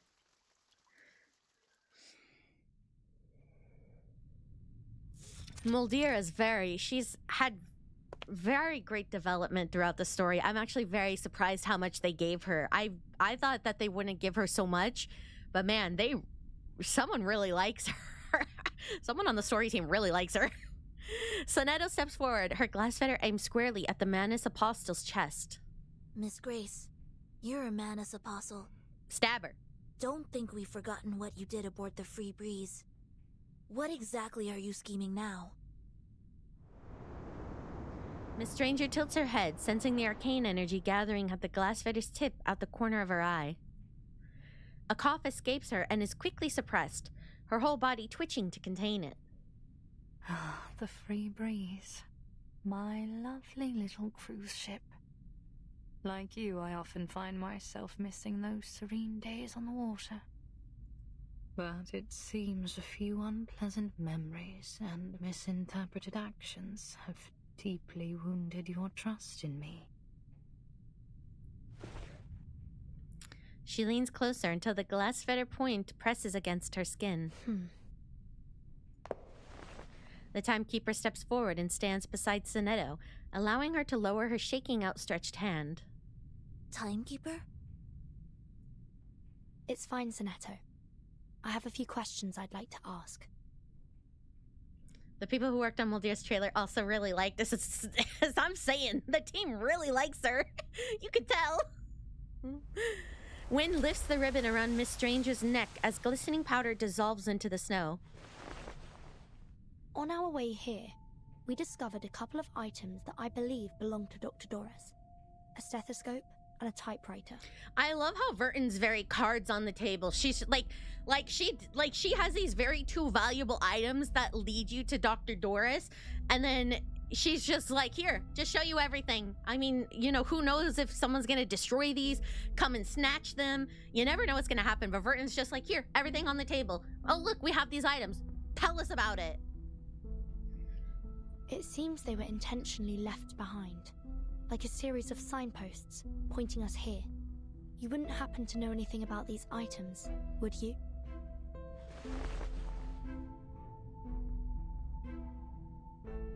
How about the powder we found on the typewriter? It's finer than snow and reflects the sunlight differently. It sticks to the skin and is bitter on the tongue.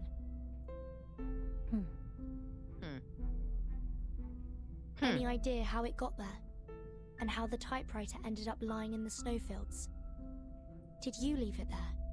Were you giving directions to the Foundation's investigators?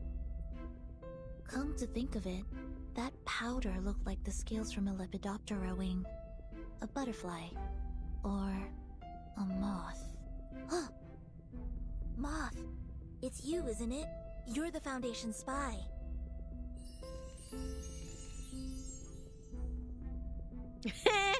A moth alights on Miss Stranger's fingertip, then flutters off with a barely perceptible twitch of her finger.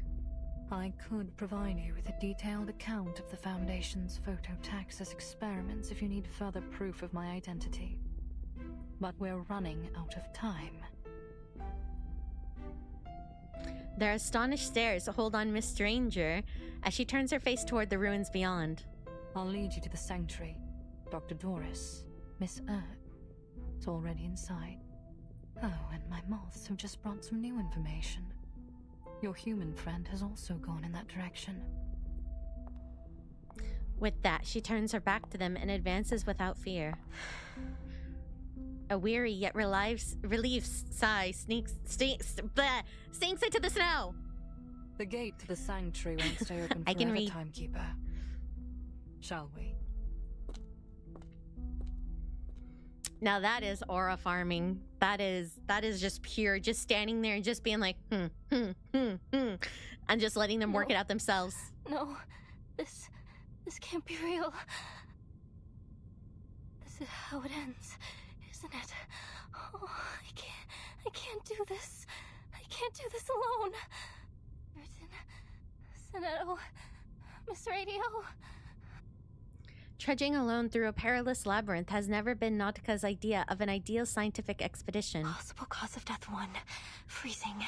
Frozen solid with a bunch of unstudied samples clutched in my hands. Possible cause of death 2. Getting torn apart. Cold, sticky monster fingers sinking into my skin and ripping me to pieces. Wait. Possible cause of death 3. Killing myself before 1 or 2 oh can my happen god. to me.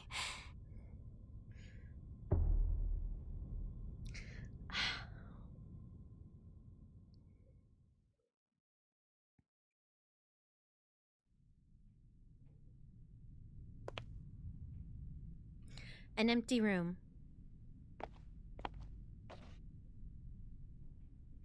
Another empty room. Like a waddling penguin moves from nest to nest, Nautica swivels her head around in a constant search for her lost companions.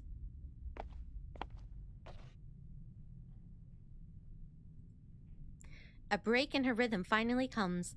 This room holds life, yet the occupant possesses neither brilliant copper hair nor an arcane suitcase. She drops into a crouch, tucking her legs in close to her chest, turning instantaneously from penguin to armadillo, in appearance anyways. Who was that? She summons every ounce of courage in her, forcing her head and vision up to the figure. Frida? The once bright parka in her memory has faded with the wind. Its dull hue mirrors the owner's new ashen demeanor. Nautica uncurls, half stumbling as she rises to her feet. Frida! Oh, I thought you were gone. I don't trust it. I don't trust it.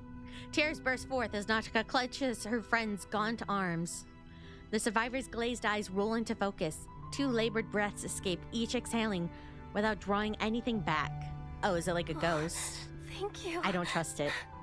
Thank you, Mother Spirit. Thank you for keeping us both in one piece. We'll find a way out of here. We'll look after each other. Oh, goodness, Frile, you're a sack of bones. I met 2 arcanists. They'll help us. I would have never even gotten here if it weren't for them. You should have seen how they chased off those snow monsters. You can trust them. Come, Frile. We have to find them. I think it's a fake. Me too. They'll protect us. They'll get us home.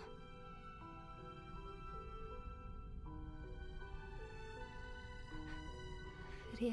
Yeah, it's a fake. This isn't good.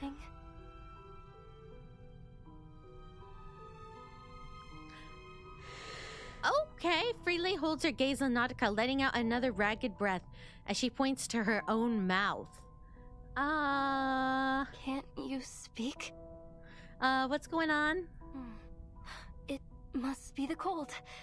Yes, once we get back, you'll feel better. I promise.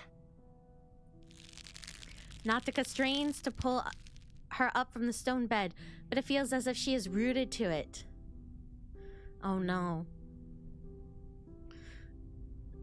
Panting and spent of her strength, she releases and spies the motion of her friend's foot as it cuts words into the snow. No. Can't. No? Why? Freely, listen, I found it. The resting place of the Mother Spirit and the Rock of the Blank Era. Remember? I found lots of it. I found everything we came for. Freely holds her eyes on her once cherished friend, shifting into a devout smile. She wipes away the words, writing something new. Mother Spirit? Nautica gasps. Oh, hi, Kisu. Mother's... See me soon. Oh, so is that them saying they're dying? Freelay nods with a smile, fingers clenched on the pendant around her neck.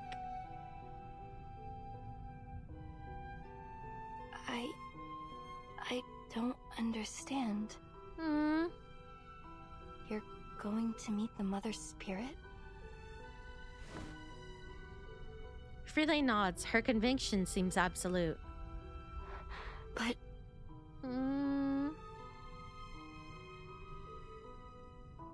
Cold sweat runs down her spine. You mean she has a mortal form? She's a living creature, like us? And she's here, in this ruin? Freelay nods. But how? Also, good job on the 7K subs. Did we reach it? I shouldn't be happy in this moment, but thank you. Did we finally reach 7K? Yay! Oh, but also, Nautica, no! But also, yay, 7K! But also, no, what a bad time. Oh, thank you, Kisu. And thank you, Guardy. Nautica's blood surges into her limbs with sudden intensity. Freelay tries to object, but only produces wheezing breaths. With visible frustration, she smooths a fresh patch of snow. Homage. Approach. A great gift. Yes, I have. Is that what the ninth story in the Tales of the Mother Spirit is about? Mother and child. Their heartbeats both align in joyful union through the womb of time. She nods, her relief obvious through gesture alone. No, it can't be. The tales say that the Mother Spirit should be asleep. She shouldn't wake up until after the Arctic polar day. Thank you. Nautica grips her head tightly as if preventing it from flying off. So if she's asleep, then who are you going to see? Freelay, I really don't understand.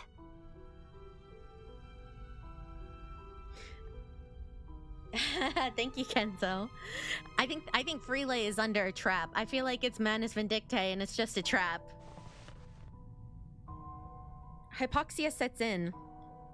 Whether from this information overload or the bleak coolness, and Nautica crumbles once again. You really won't come back with me? I feel like this is a Manus trick. This or the Mother Spirit was actually Manus all along. If it wasn't Manus all along, then it's somebody posing as it right now. But if you come with me now, coping, we'll be home soon.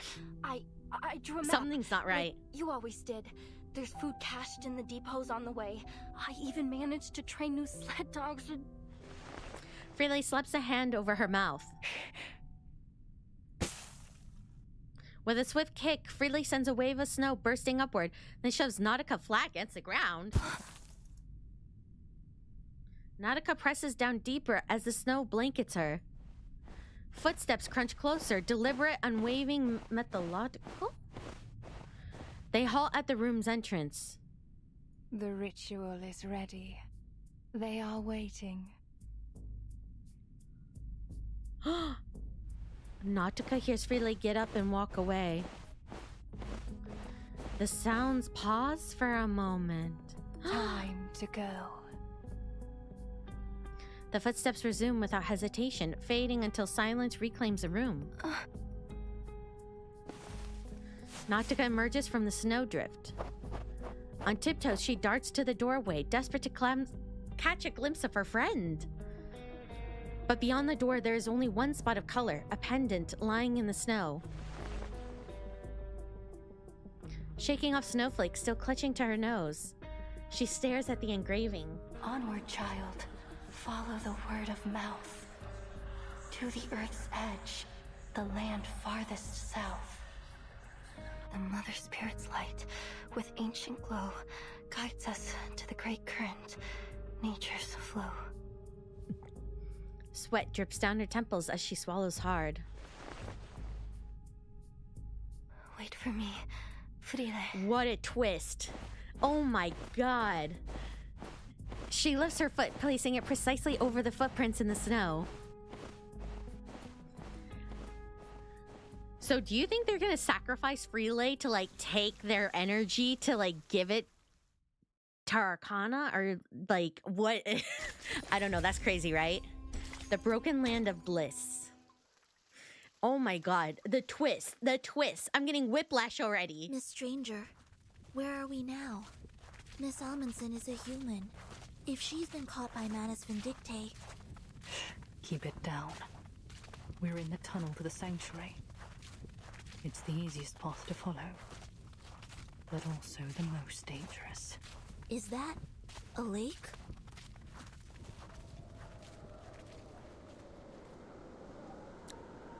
Ooh! Plaza City ruins. A prolonged silence hangs after the question. The answer is obvious, yet the words petrify on their tongues. Yeah, I think sacrifice because their robes and everything. Are they really gonna sacrifice? Oh my god. Imagine seeing your like bestie after however long and seeing that they're alive and that they're here and then just seeing them taken away by a cult. Oh my god. That isn't water. The wind tugs at the black hemp cloaks, but the hoods remain unnervingly still. It's the believers. The circular plaza is flooded with believers, the lake rippling with their kneeling forms. Their eyes see not one light of bright star. Down they fell in martyrdom, but from death's murky waters they rise once more. So what's the plan here? We got a plan? An older woman stands atop the ringed ruins, delivering fiery words upon the frozen earth. Children of the resurrected mother, lowly bearers of their mantle, let your bodies and souls be the means of their return. Oh boy. It is through their eyes alone that we may seize the truth of this world. For there is no inculcator but them. Black-clad believers chant hymns that undulate with each wave of rhythmic bows. Call their name, beseech their light. Just the Mother's will manifested, the gate of ascension will swing open. Oh, what glory! Oh, what exaltation! A fervent voice erupts from the center. The gate to the sanctuary is at the far end of the plaza. Her fan points across the lake. But how do we get past all these Manus followers? If you look closely, Miss Sinetta, you'll see what they've become. The believers kneel or prostrate, every head held low, their recitation seeming more and more mechanical. Strange. It's almost like they're in a state of unconsciousness. Huh? It's the easiest path to follow, but also the most dangerous. Whenever a sacrificial ceremony is held in the plaza, Animus has all the believers put on masks to ensure she has full control over them. Right now, there is only one thing on their minds: the ceremony. If we're careful and choose our route wisely, we can slip by them unnoticed. No one will see us except for Animus. What's the purpose of this sacrifice? the gate. Oh god, this is creepy. This is so creepy. They're taking a life just to open a gate? Miss Stranger keeps her focus locked on the elder conducting the ritual. We must take this opportunity to slip through to the sanctuary. What exactly do you mean by that?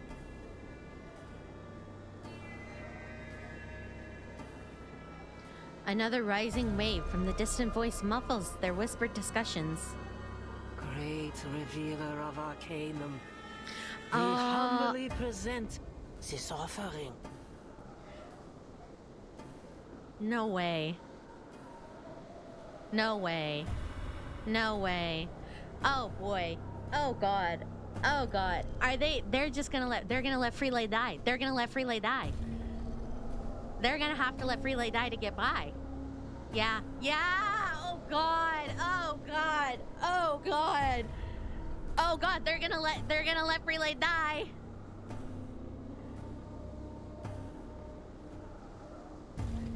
They're gonna let Freelay die. They're gonna the absolute cinema pose. Oh my god, they're gonna let Freelay die to get by, aren't they? Are they? Are they? The well-worn her attire betrays her former status. The offering is human? No. Not just any human. That's one of Nautica's expedition team members. Timekeeper, look over there. It's Miss Amundsen. What else are they supposed to do? That's what I'm saying. What else are they gonna do? The believers fill the plaza in concentric rings, while across the gates Nautica stands motionless. She is transfixed on the offering with unblinking eyes. What's she doing there? Something about her doesn't look right. Oh god. Oh no. She's too close to Animus. At that distance, the arcane skill controlling the believers could affect her too. You know how you were talking about satanic rituals earlier? You know, I just need to shut my mouth, don't I? Because I need to stop predicting things. We need to get her out of there. Stay down. Not yet. Animus could spot us at any moment. The ceremony is about to begin. So what are we gonna do? Oh my god. Oh my... Oh, we're screwed. We're screwed. We're screwed. Children of flesh, bear witness, for we shall bask in their radiant blessing. We're... Like, you guys realize we're screwed, right? If I see this coming from the sky, I'm running. I'm not messing with this. Oh, bye, Joe. You lasted a long time, just like by being sick. Taken. A gate open. Oh my god. Let's the gate fling open and the path to ancient glory be revealed. Be thankful, you unenlightened little beasts, that the Mother is willing to take your pitiful life as their gift. What great mercy they show. The horrific vision in Animus's words is laid bare, yet Freelay maintains her eerie smile. It's just some massive hands, no biggie. Is this what they mean by yaoi hands?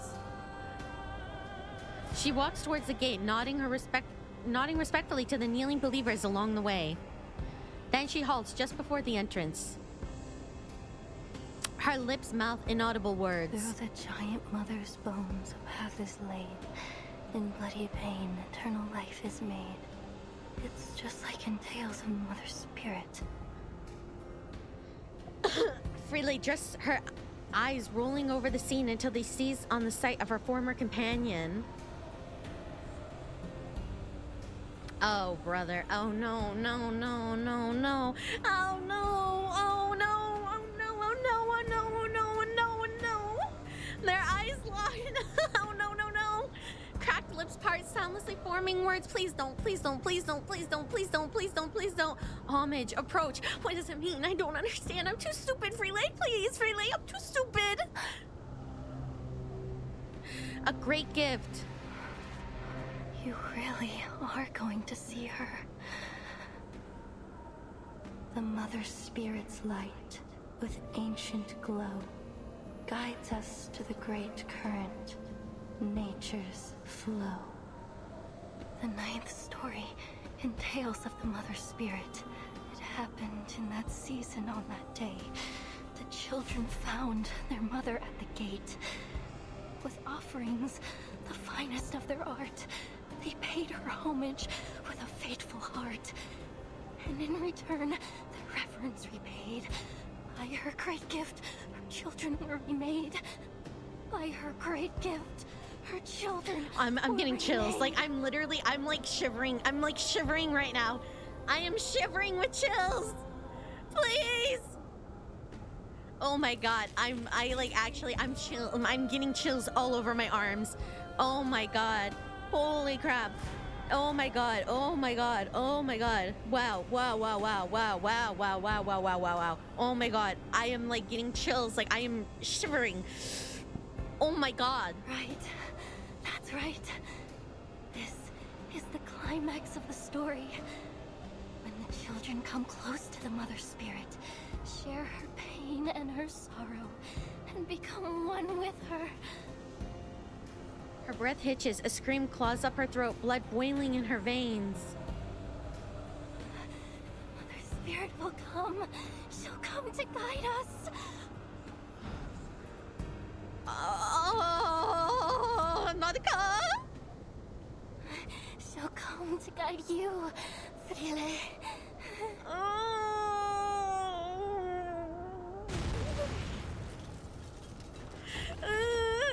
Suddenly, a deafening wail explodes from within.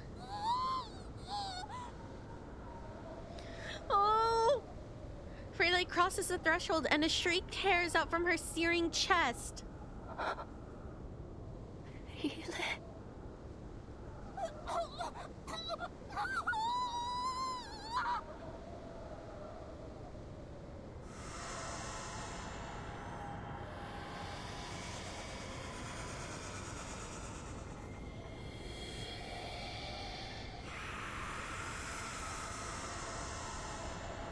Nautica latches her hands onto a prostrate worshiper, gasping out questions. What's happening to her? You've been through there? Why is she screaming? Her questions are met with a devotional void. 1 minute, 2, the crowd does not speak, does not murmur, silence rules. That shriek still rings in her ears, muffling all sounds as if it were vacuum sealed.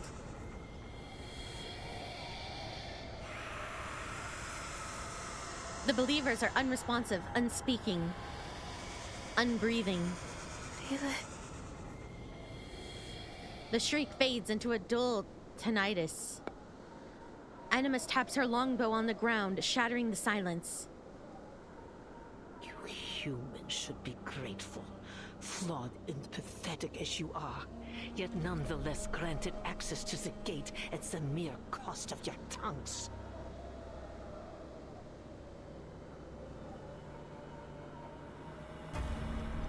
Deeper is her sin than our cleansing could purge, greater her crimes than our judgment could meet. Yet, in their boundless benevolence, the great Mother of Resurrection has seen fit to accept her. Wow, so you cut out her tongue and then throw her to the Mother of Resurrection. May the Guiding One return to us and restore this world to the ancient order. May the Guiding One return to us and restore this world to the ancient order. Animus shakes her bell, and at the cue, the entire congregation erupts in synchronized cries, heads bowed. Cleansing. Judgment? What? What are they talking about? Animus sways with her bell, the spectacle becoming a wild dance. And the chant resumes. Their eyes see not one light bright star. Shouldn't the others start running across if they were going to run across to the gate? Men's past ways are shaded by their shame. Barefoot, Animus circles the center, fully lost in her movements. Is that it? Is that the whole ritual? She darts her eyes around, searching for some purchase in her whispered questions. Where's Frile? What's behind the gates? And those hands? What were they? Is she really with the Mother Spirit now? but their hollow eyes only stare ahead. Paeans are but aberrations. Oh, brother. What just happened? A dissonant note cuts through the chant. A small voice reverberates between earth and the sky, the sound almost pitiful against the enormous volume of the scene. Yet Animus pauses her dance. Atop the raised center, she spies down at Nautica from the corner of her eye. Man, why didn't they grab Nautica away? God. The purity of our sacred land with her profane, filthy paws. Nautica draws a shuddering breath, the crisp air shivering her inside and out. My friend, Frile, where is she? Why hasn't she come back through the gate? Why, it seems the lowly little beast has a friend to share in her misery. Disgust and impatience twist her lips. I know, Vertin and company should have moved by now. Much flesh and wit to take. Flesh and wit? A blinding light hits Nautica's face and her eyes narrow by instinct. The gate cracks open. They watch as the crack widens into a gap, then a doorway, and finally the gate swings open. Praise them. Worship them, children of flesh. The sanctuary gate has opened. The Mother is pleased with our offering, and we have been welcomed into their hall to bear witness to the final ritual. Yes, bear witness to all their infinite kindness. Oh, their unmatched benevolence. They've taken so little. They have taken so That's little. a big insult to Frile. They grant us so great. That's really shady. They took so little. Just her entire friend, but that's okay. It was nothing. Great Mother of Resurrection. Oh, guiding one. We fall to our knees before your boundless love. As if Nautica's presence has become intolerable, Animus waves her hand with the kind of lazy energy usually reserved for swatting flies. How much longer do you intend to allow this human to sully their holy land, Feed her to the gate. She must be removed. Without another glance, she surges toward the gate. Behind her, two silent disciples seize Nautica. No! Let me go! They're taking her. Don't. Now is not the time to act. If Animus spots us, she might lift her control over the believers. Then we'll find ourselves in some serious danger. Nautica is lifted up like a fledgling bird and then slammed onto the ground. Still halfway in a daze, she looks up toward the gate.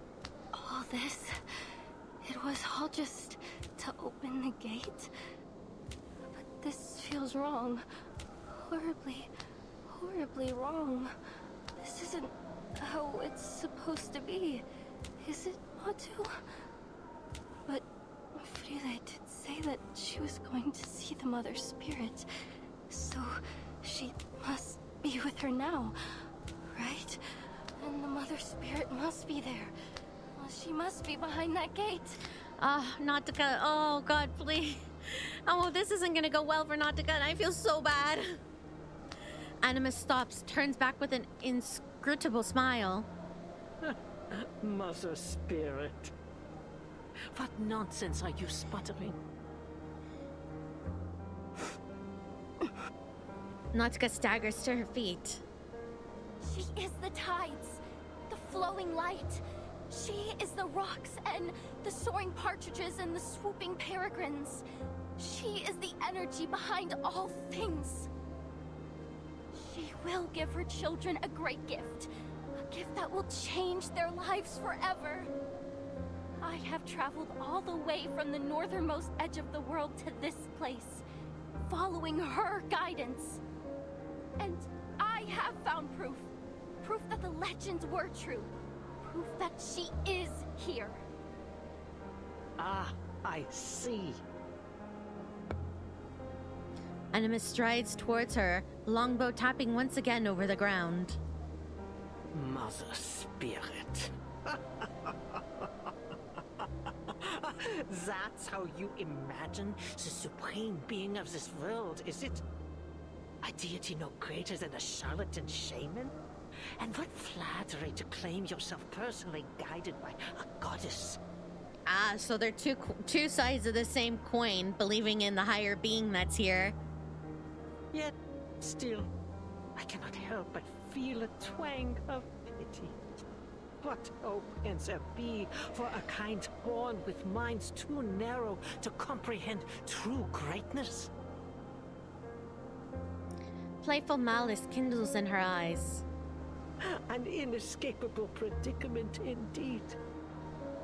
Before you are thrown to the gate, allow me to share with you a fragment of truth, so you may die knowing what you've served. So they're both trying to serve me. I mean, she did say goddess. Arms spread wide, Animus shuts her eyes with sick devotion. There is no Mother Spirit. The great Mother of Resurrection has cast their eye upon the earth from time immemorial, and Artica has ever been the sanctuary of Manus Vindicte. Here we serve Arcana, the only and eternal mother of Arcanum. Her lids slip open again, and a flood of venomous glee surges out.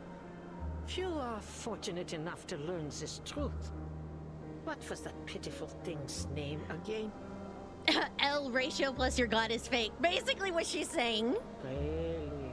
Oh, no matter. Your little friend came to me boldly claiming to share our noble faith, and pleaded to be thrown to the gates so that she may meet her goddess. And so I was inclined to turn down such a blindly foolish request. I agreed.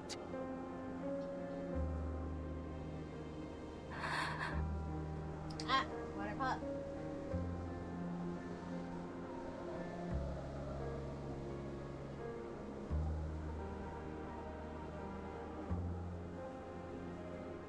I'm keeping an eye on Water Pup. Hello!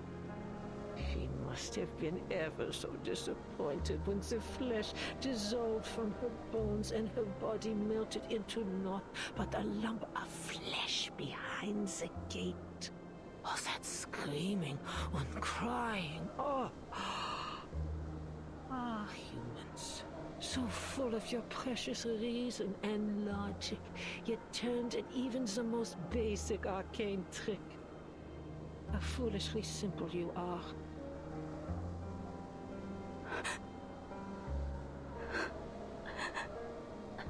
I want to believe Nautica was right and it wasn't a trick. Animus laughs. The shock and agony on Nautica's face is expected, anticipated. Yes, that's the look. Confusion, disbelief. She's mean. Kind perfectly. What a miserable, blind existence. Scurrying about in the dark, unseeing, unperceiving, your limited, darkened minds blind to the spark of enlightenment. A creation forsaken from its inception. You could never wield true knowledge. Yet still, you have brazenly infested every corner of this earth, claiming that you would uncover all its mysteries. I want to believe in Nautica. I want to say she's right. Animus, you're wrong. Ignorance, such arrogance. No, you're the one who's wrong. Rage and revulsion accumulate too much and too long, like a vast bank of snow, waiting to fall into an avalanche. How could you possibly grasp its secrets? How could you catch so I know much this as a dang glimpse grandma. of the greater existence in the barren tenebrosity of your minds? The enormous twisted gate pulses as if to match her statement, a movement somewhere between convulsing and retching. Gulp. You posted something in my gaming channel. I'll take a look. Something is being digested. Hello. Ooh. An avalanche would be so great right now. From beneath the gate, strands of crimson slime creep out towards her. Is that red algae? The algae surges below and beyond her, bleeding over the white rock. With every inch it advances, its color decays. Scarlet, maroon, brown, black. Red and black algae sprawl across the ruins in tangle knots, their tendrils creeping toward the glacier beyond. Blackened arteries pumping and pulsing over the land. There's black algae here too. No.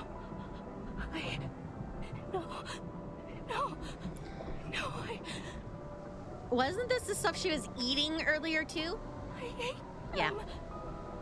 I was eating. No.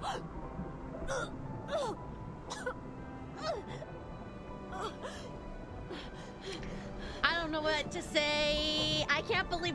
Yeah, I can't believe they decided to have this revelation either.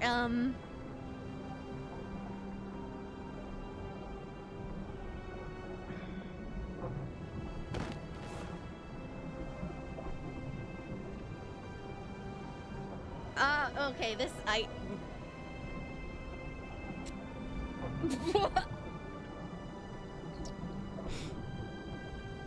Are you satisfied? Has this great gift I'm trying not to satiated puke, your too. curiosity? I'm also trying not to puke.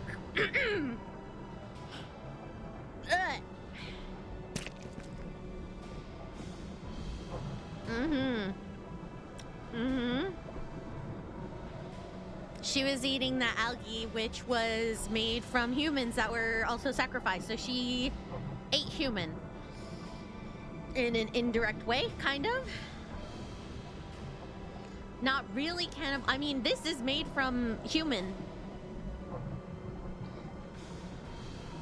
Has realization finally dawned in your darkened mind? Your friend is gone. She will never return from the gate.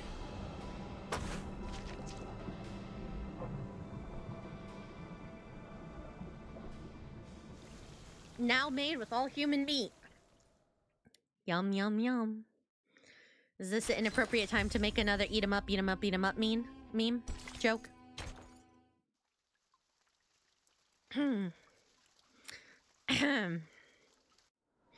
Your friend is gone. She will never return from the gate. Her eyes crinkle with pleasure, drinking deep from the tears running over Nautica's face. Still held under the arcane scale, the believers remain frozen in place. Timekeeper, now! 3 figures burst in from the edge of the plaza. Flesh Street Yupandavala.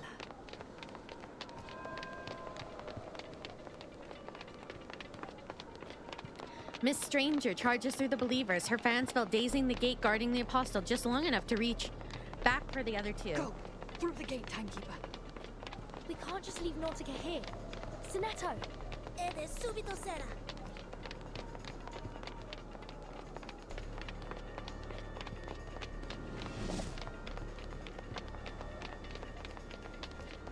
An incantation is cast from Sinetto's glass figure, and Nautica's bonds begin to unwind.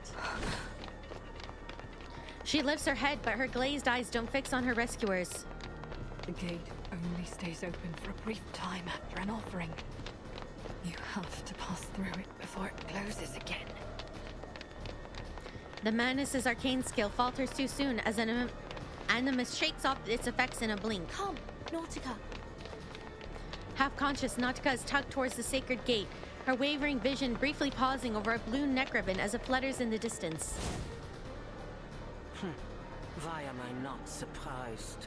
Someone mentioned how Verton should have Druvis and should have had Druvis and have her control the algae because they are plants.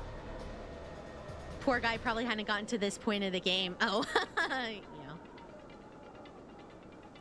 Although I do miss Druvis. I was thinking of that the other day. I do miss Druvis being in the story. I was thinking about her the other day. Sie musste mich leben lernen oder sterben lernen.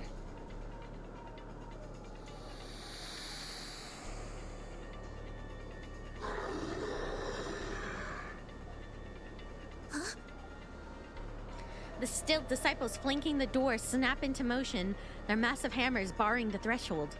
How hopelessly naive. How delusionally optimistic. The rescue teeters on the brink. Animus approaches slowly, wiping her longbow.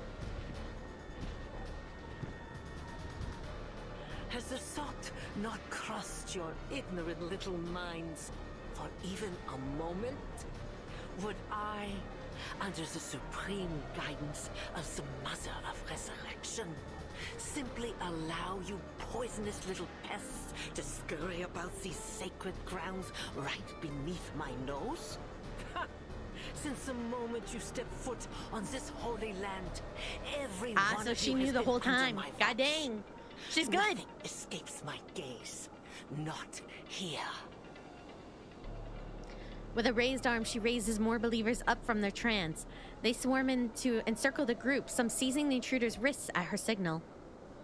From behind the dark wall of believers, Animus holds a hard stare on the face of Miss Stranger. Granny's good for her age. Yeah, she is. Nothing escapes her. Miss Grace, indulge my curiosity. Animus closes in, halting just before the intruder, letting her longbow's tip rest by Miss Stranger's feet. That noose about your neck, is it simply a choice of fashion or a reminder of the precariousness of your situation?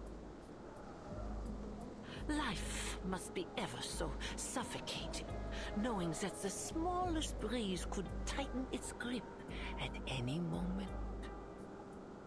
You must be longing to loosen it. Up close, she's very scary, her eye. You're making sport of me again. She tucks her hair behind an ear, a moth slipping out from her collar as it twirls towards the light. Animus snaps it from the air, crushing it into glimmering dust between two fingers. Moths. Creatures easily overlooked when eyes are turned to matters of greater import. Tell me, how long have you been with us? What made you worthy to ascend so quickly to the glorious heights of Apostle? A throbbing drumbeat provides cover as she circles Miss Stranger with measured steps. We have painstakingly cleared the path to their final ritual.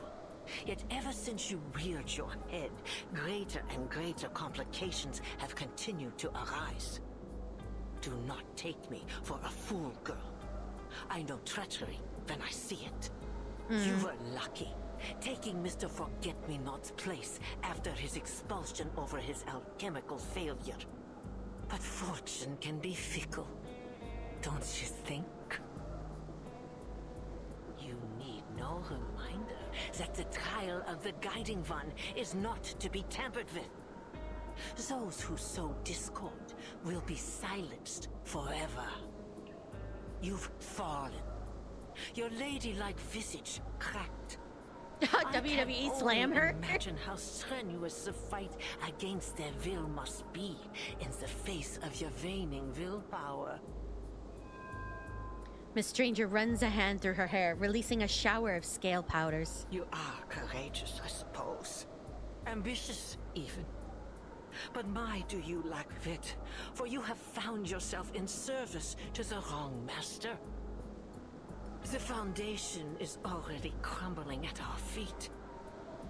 The information you risked your life to provide has been of little import. At this very moment, The Foundation's fleet is stranded off the Antarctic coast, and the only reinforcements you've received are some arcanist children.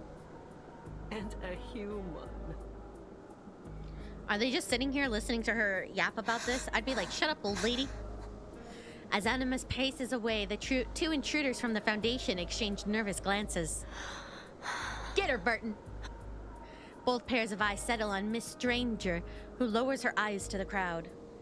As I said, you must be jesting, Lady Apostle. I fell ill at sea while serving the Guiding One aboard the Free Breeze. The Timekeeper isn't an enemy to be taken lightly, as I'm sure you're aware. Huh? She took the ship we left in Ushuaia and followed the trail I carefully placed for her, all the way here. I have brought her to you. She is my tribute to you and the Guiding One. A toll I pay for the path I've chosen. She pats the believer before her on the arm. Okay, this is okay. Roar of confusion. That's me right now. Roar of confusion. I also roar in confusion. The weapon-bearing arms lower. She steps forward, pausing beside Animus. Then she kneels, pressing lips to Animus's withered hand. What would you have me do with them? You've been lying to us this entire time? I mean, I think she's still on the Foundation side, but I mean, wow. I didn't think she would fall for that. What did I say about heirs and graces? It'll take more than a kiss on the hand and a few hostages to prove your loyalty, girl. She offers up her longbow, guiding Miss Strange's hand to the string. Go on, end them. The Great Mother will be quite pleased to see their enemies dealt with. Now they face the intruders together. Perhaps you'd like to start by piercing their eyes. I personally find it particularly potent in sowing fear. I noticed she has a thing for eyes. Miss Stranger raises the arrow's tip, holding it level at a pair of cloud gray eyes. Timekeeper! Sonetto struggles against the disciple's control.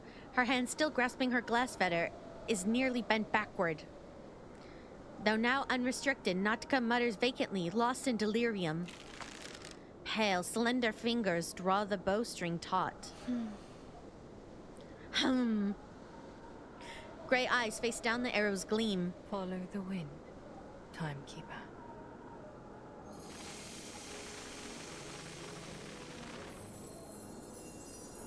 Oh, this is beautiful. This is really beautiful. A forceful burst of snow erupts as a squall that covers the entire plaza. Its dazzling whiteness blinding every open eye. Oh, okay, well, they didn't have to let, like, oh, the whimsy, the beauty. Oh my god. Okay.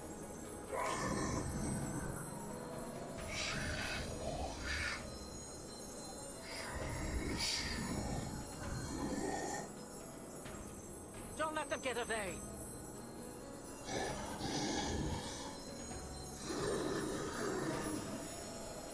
Oh, this is beautiful.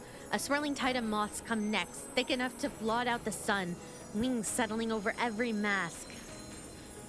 Miss Stranger turns to her Foundation colleagues, her lips curling into a faint, relieved smile. Now is the time to act. Oh, I'm in love! Oh god, she's so beautiful. Sonetto, now. My god, beauty.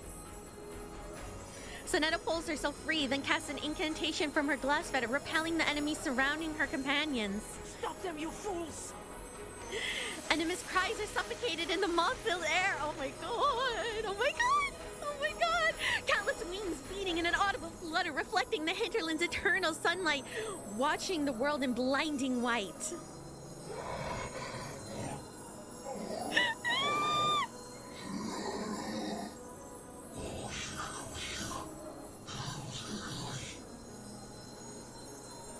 The plaza becomes drowned in a cacophony of screams. Hydrate. Roar! How could you pull such a thing from that feeble body of yours? Just how far are you willing to go in service of the Foundation?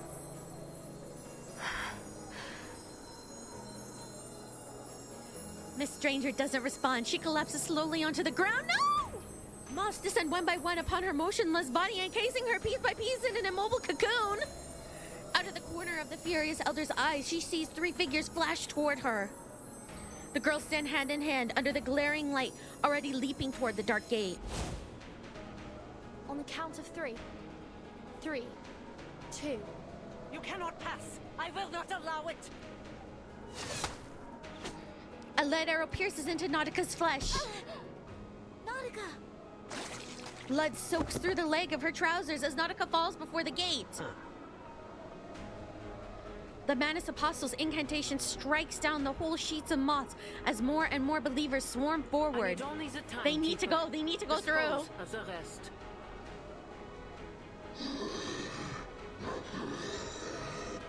They just have to run through the gate. They gotta leave everyone else behind. You can't save everyone. I'm just gonna keep this team.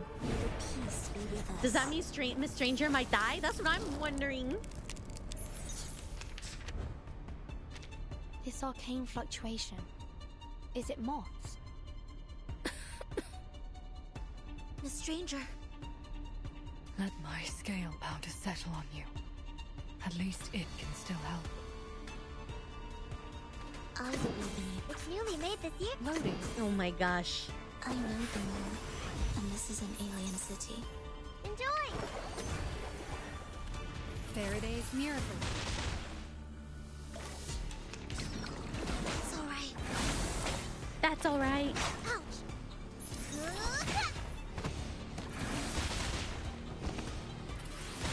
Am I winning? Yeah. Boom, easy, one shot. The sanctuary awaits their children. Apostle Animus, the time for the ritual is near. As you say, preacher. You heard the preacher's words. I remember it's Called lending a hand. Sickening little pests. Blasphemous filth. And that ever self-important preacher. Animus narrows her eyes at their stubborn resistance, then flashes a smirk. Come, children of flesh. We need not entertain these fools any longer. The mother awaits. Her longbow taps the ground as arcane light floods the plaza in eerie blue. At her command, the Manus believers advance like a long-awaited avalanche, layer upon layer closing in, yet none spare a glance for the intruders. The crowd presses around Animus, who stares back at the intruders with undisguised contempt. Then she sets foot into the sanctuary gate. Let this meeting be our last, heathens. The blinding light fades and the plaza is empty. The rushing tide of black is gone. Each and every believer has followed the apostle through the gate. The gate. It's closed? Well, time to kill someone to get back in. Miss Stranger exhales a long breath. We missed the window. All eyes turn towards the deserted plaza, now strewn with the chilling aftermath. And it'll only open again when we make another offering. Time to kill Nautica. Please don't do that. Is it really gonna happen? Please don't. Please. That's not... I'm not having a premonition. I'm making a joke. Please. I don't mean it. I'm making a joke. It's just a joke. It's just a joke. It's just a joke. It is just a joke. Please. I swear to God. Are you there?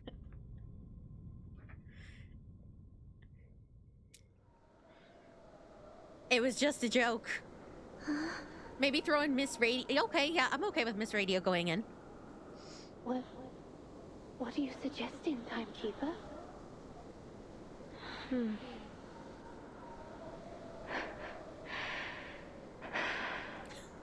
She's right. It's the only way to open the gate. Oh god. Matu? What are they talking about? We have no choice. Listen. You have to offer me to the gate. Oh, Miss Stranger's gonna take it? What? No, Miss Stranger. You have to get through. You have to find Miss Bird and stop the ritual. My mission is to get you into the sanctuary. By any means necessary. No, I won't allow it. No more sacrifices.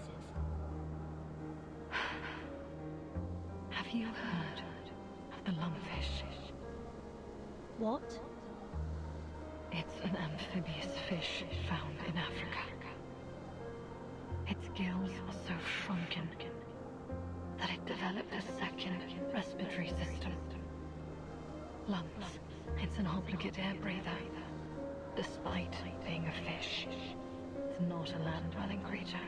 But if it's kept from the air for too long, it'll drown in its own watery habitat.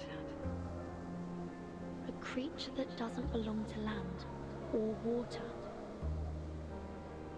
Exactly. Foundation is no home to me. And I just used the last of my moths to create that storm. I'm useless to them. If I go back there, I'd drown. Just like the lungfish. Let me open the gate. Spare me from drowning like the lungfish. Let me fulfill my role. It's a big world, Miss Stranger. There will always be a place for you. We'll find another way to enter the sanctuary. Miss Radio, could you get Mr. Ulrich on the line? Perhaps he has another lead. Oh yeah, we could kill Mr. Ulrich's bodyguard. Matu, do you hear them? What are they planning? What should we do? Let me guess, should we join them? Is she gonna like crawl her way into the gate to kill herself? I don't... What's wrong? Why are you so quiet? Sing to me. Why are these Speak captions to me messed like up? you used to. Hum another verse of the Mother Spirit for me. Why don't you guide me? It's because you were never there for me in the first place. Why are my Were captions you? not popping up? Huh? Was everybody else's captions messed up like this? I'm not clicking. You can see when I click, Miss but Amundsen, how are you feeling? Moki, why? Someone has to get in the gate. Someone has to go in. I'm just picking. Someone has to go. I'm just saying. Are you able to get up? Here, take these narwhal ivory candies. They might help calm your nerves. Was it the case for you? Did they bug out? I don't know. You guys can see they're just like flashing like 10 seconds late. The point is, Moki isn't going. Yeah, Miss not me. Amundsen, where are you going? Nautica? Matu, do you know where Frile went? Oh, she's gone to see the Mother Spirit, hasn't she? But that woman, she said that there's no Mother Spirit. And where is Frile now? Is she gonna walk herself into the gate? Is that what's gonna happen? You forgot your pendant, Frile. How could you leave it behind? It's so important. It's...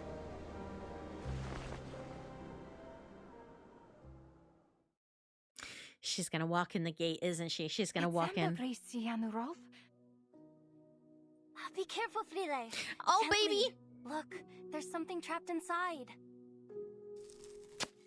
A scalpel slides delicately over the ambergris, revealing a small stone that draws in the faces of an old man and the child. Beneath the glow of the work light, the newly exposed milky pink stone shimmers with liquid radiance. The reflection, the color. What an interesting structure. This isn't like any rock sample we've studied before. How extraordinary. It's not crystallized magma nor any sediment I'm familiar with. I believe this is a gift from her, Nautica. The great gift of the Mother Spirit.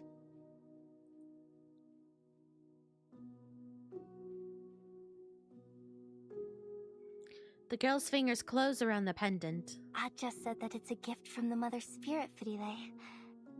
I bet Antarctica is filled with all kinds of secrets about this little stone. The harvest bounty mankind's blessing be. We children blind from mazes must be free. I'll find the stratum Aja never found. Entering the ice zone. Grab your telescopes, explorers. I'll explore the Eris Aja never explored. The sextant was right. As long as we stick to this direction. I'll reveal the secrets Aja never revealed. Here. It's a Neptune bar. My favorite. It'll keep you warm a little longer.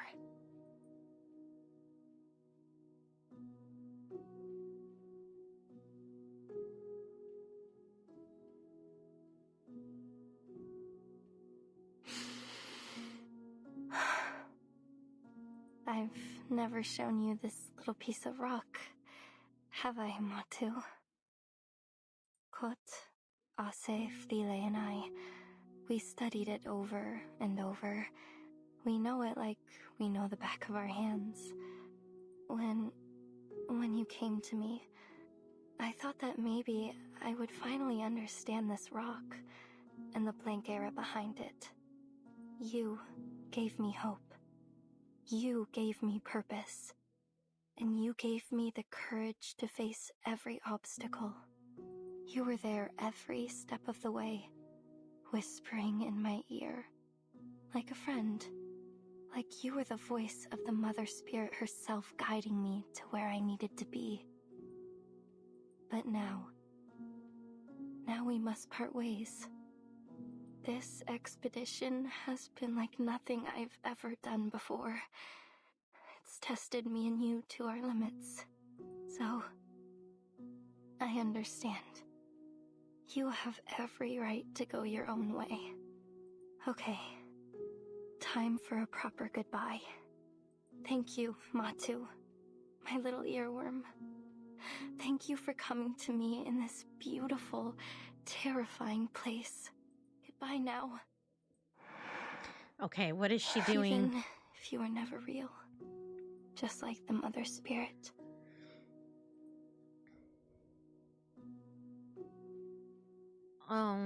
Miss Amundsen? Miss Amundsen! What do we do? She's not responding. It's like she's in some kind of trance. I already gave her all of our candies. Maybe a calming spell will snap her out of it.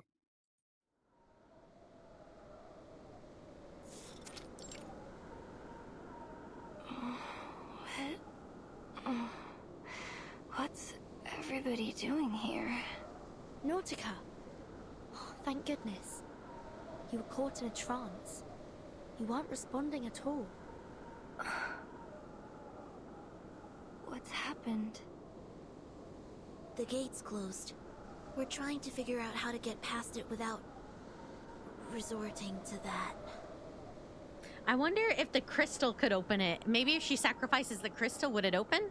Miss Radio is currently trying to reach Mr. Ulrich, so we can come up with a plan of action.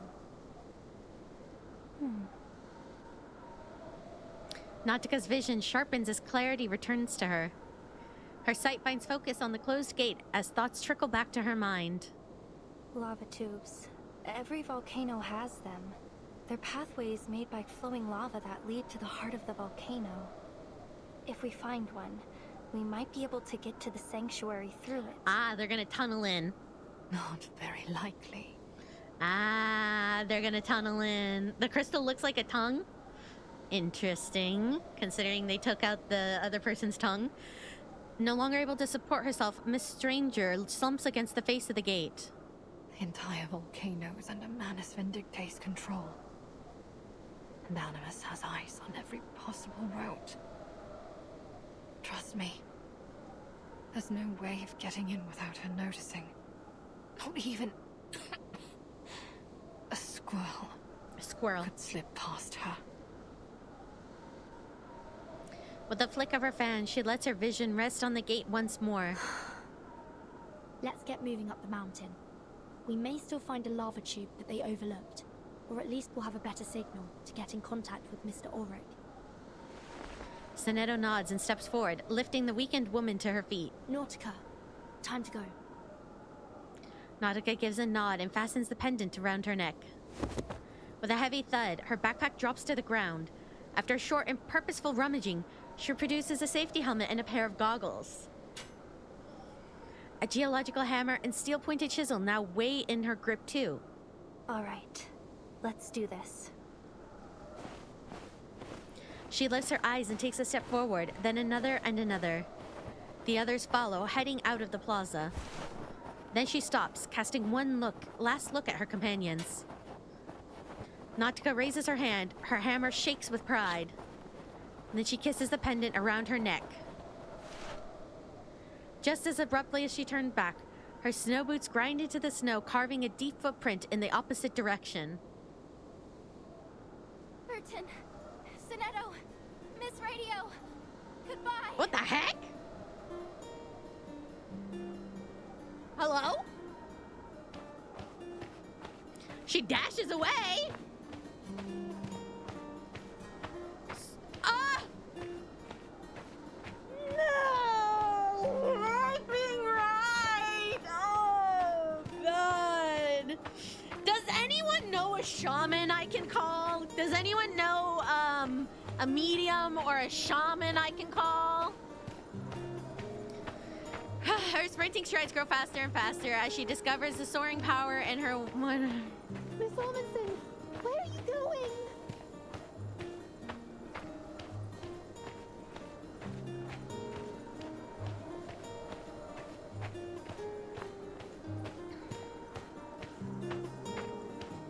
I'm sorry. I lied. The lava tubes don't always lead to the heart of the volcano. But you'll find your way in. You will because you must. And I also must find my own path, in my own way.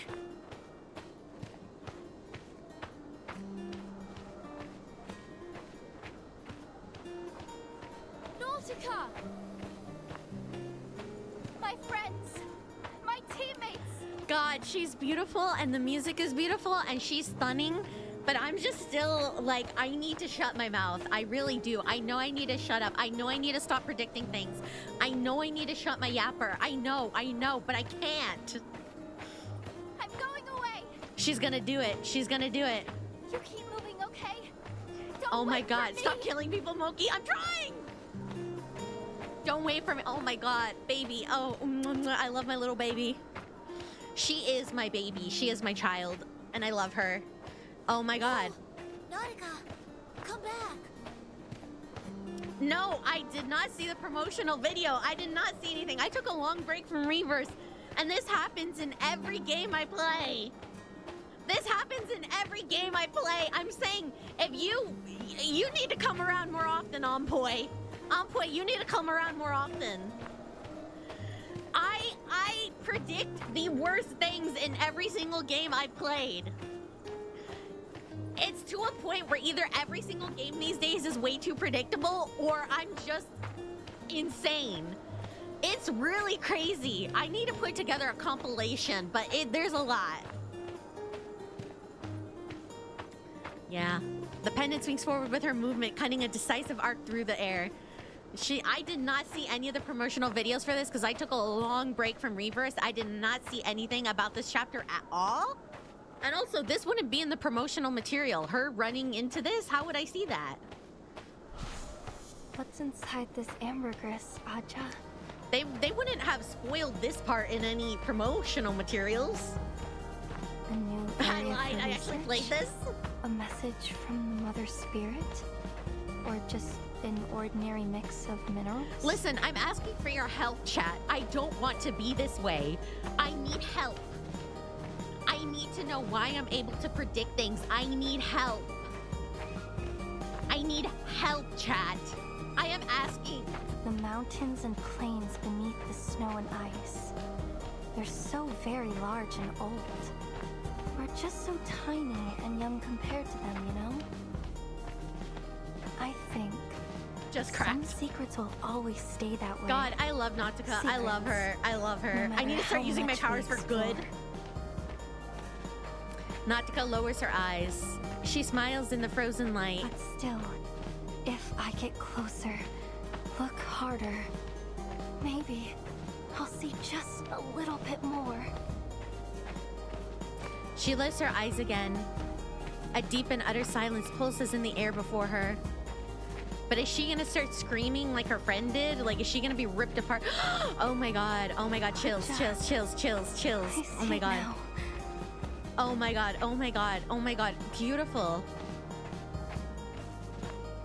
What the heck? It's the unknown that I was chasing, not answers.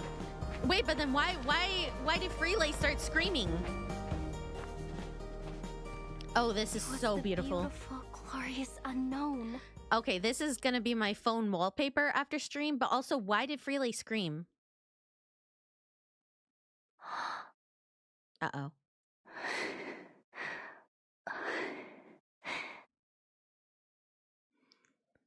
One heartbeat. The world stands renewed.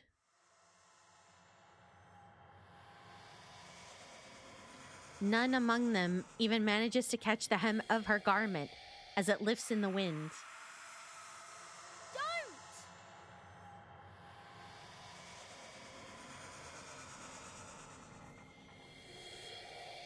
Silence returns as if sound itself has drained away into a hidden funnel.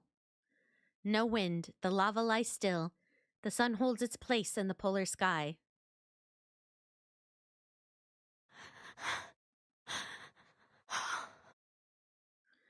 The gate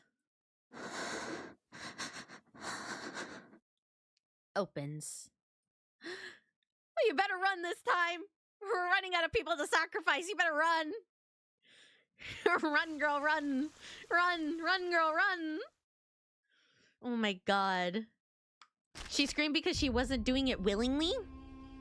But wasn't she excited? Okay, here. What? Okay, this is... Okay, chat, watch me be a good girl.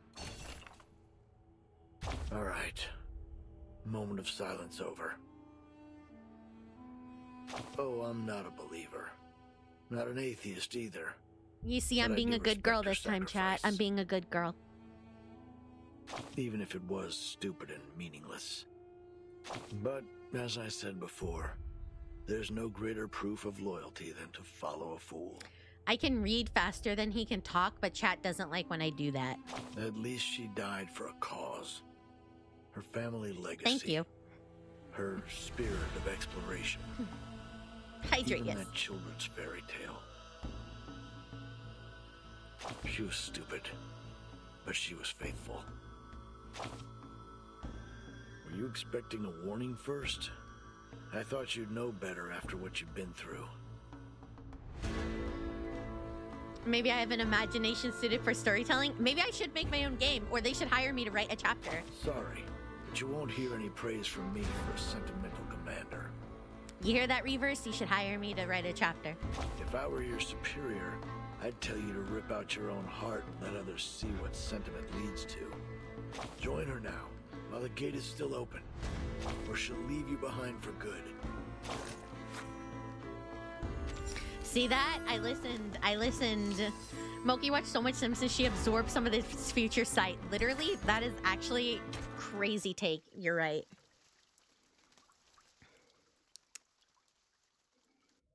I mean, you gotta go in the gate now. You can't just sit there, right? I mean, unless, you know. I mean, bodyguard could be next. The way he came, not having marked return, was difficult, by human steps untrod. And he still on was led, but with such thoughts, accompanied of things past and to come, lodged in his breast as might recommend such solitude before choicea society. Did I read that? Oh, from Paradise Regained. I read the synopsis of that.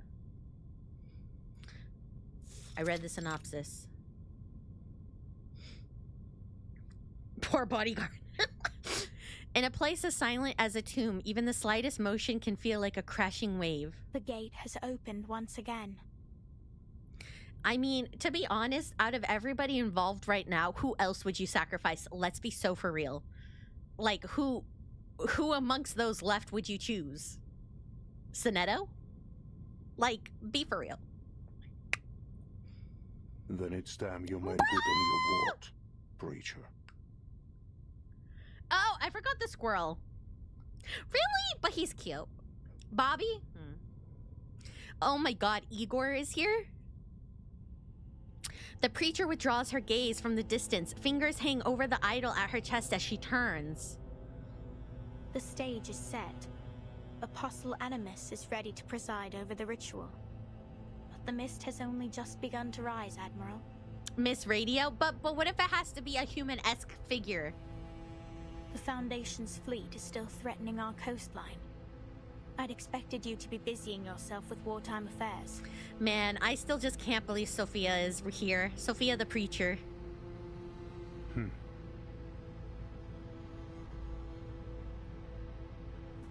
The Admiral stands in the shadow, his eyes blazing. I am exactly where I must be. You know the reason. My men have fought from the tropics to the tundra in service of our pact. They have endured enough. It ends today. That is a cost you should have anticipated when you entered the pact. She really said that's your problem. I love Sophia. Anticipation is not the same as endurance. He remains still. Now the final piece has fallen into place, and we have done all they asked of us. It's time that you fulfilled your promise. The boon for my army. The preacher studies him as if weighing his contribution. After a moment, she nods. Very well. As we agreed.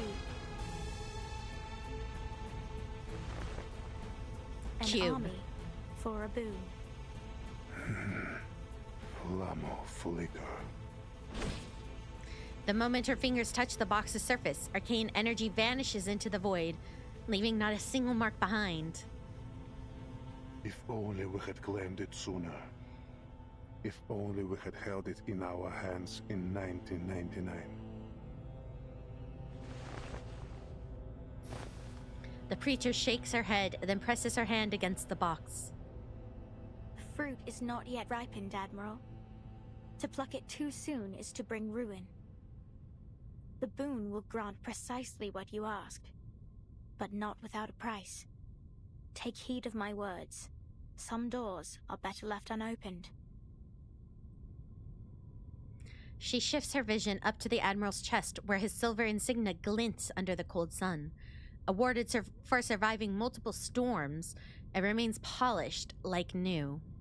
I trust you laid down your past when you chose to stand with us. My path is set, preacher. Then do not stray, Admiral. The Admiral brushes her hand aside, tucking the boon into his coat. He leaves the frozen den without so much as a backward glance.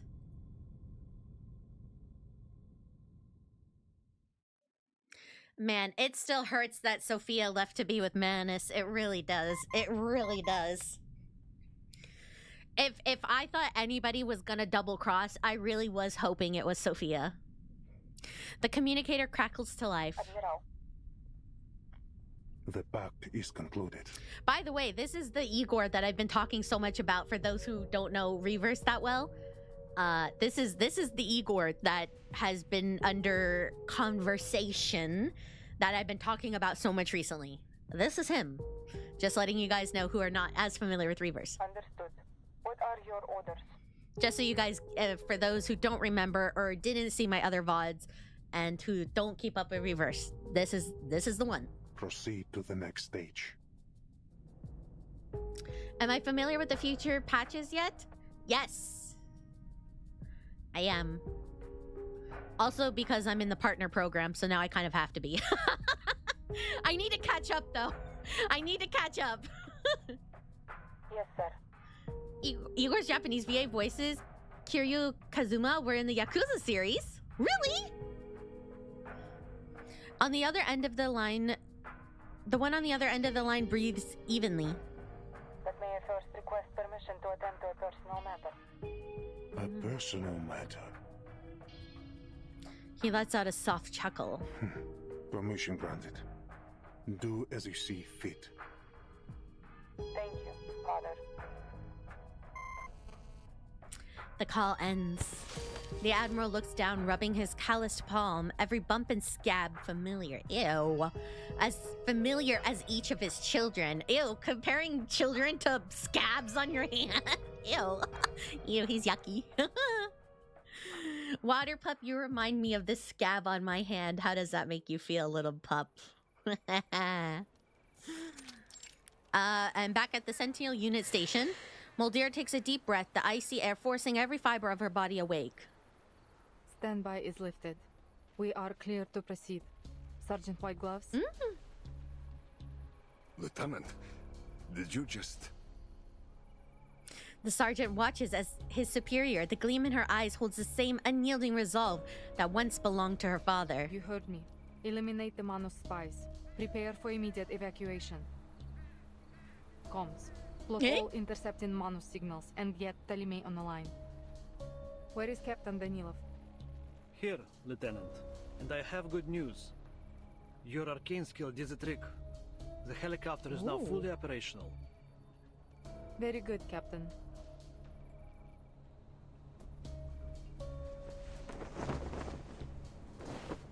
Returning the captain's salute, Mulder marches through the snow toward the helicopter. This is the path we have chosen. There will be no strain from it. Time to find out whether we are the idiots or the ones to leave victorious. Uh-oh. Oh, man. I think it's a neat comparison, likening the friction of calluses to the closeness of kin. I think for Igor especially, I think it kind of shows... I don't want to say how he thinks of them, but kind of his attitude and his personality. You know, some people would say like, oh, like soft. You know, they think of their closeness of kin as like soft, smushy, adorable and stuff. But for him, it's like hardened soldiers. He's like, you know, tough love, tough guy. I mean, basically his kids are all in the army, so, you know. The black lava wall looms, its ancient terror undisguised. The tunnel is as quiet as a tomb. Even a dropping pin would send waves of echoes between the walls. The unwanted visitors lower their voices. Timekeeper, Miss Stranger and Miss Radio have settled down in the suitcase. Thank you, Sonetto. It's the safest place for them to stay, now that we're getting deeper into the volcano. She snaps the glass shut and picks up the suitcase. Just get in the suitcase, everybody! She forces herself forward, away from the terrifying gate at her back. The sanctuary is just ahead. Manus Vindicte should be holding the ritual there. Should the worst happen, you know what to do. Yes, Timekeeper. Oh, and I'd like you to have this. Ah, the map. The crumpled hand-drawn map bears deep red markings, old records now interlaced with fresh annotations. This map, soaked with Nautica's sweat and tears, has at last found the promised land, but in a way no one had ever hoped. She takes the map without a word, her unspoken feelings driving her every step. The oppressive silence makes every scattered brush of boot on stone unbearably loud. Someone's pace quickens until a loose stone trips her. Ugh. Careful, Sonetto. Are you alright? Are you... shaking? Don't mind me, Timekeeper. Aww. It must be the cold air. Oh, Sonetto. She straightens her body, though her arms remain stiff and held at an unnatural angle. Even the warming incantation is failing. She pauses. A wavering hint of pain creeps into her voice. Is this how Miss Almondson felt when she passed through the gate? Sonetto. She was so brave. Braver than I could ever be. I wish I had the same courage to pursue what I want. Sorry, Timekeeper. This isn't the time. Let's move on. There's still much to be done.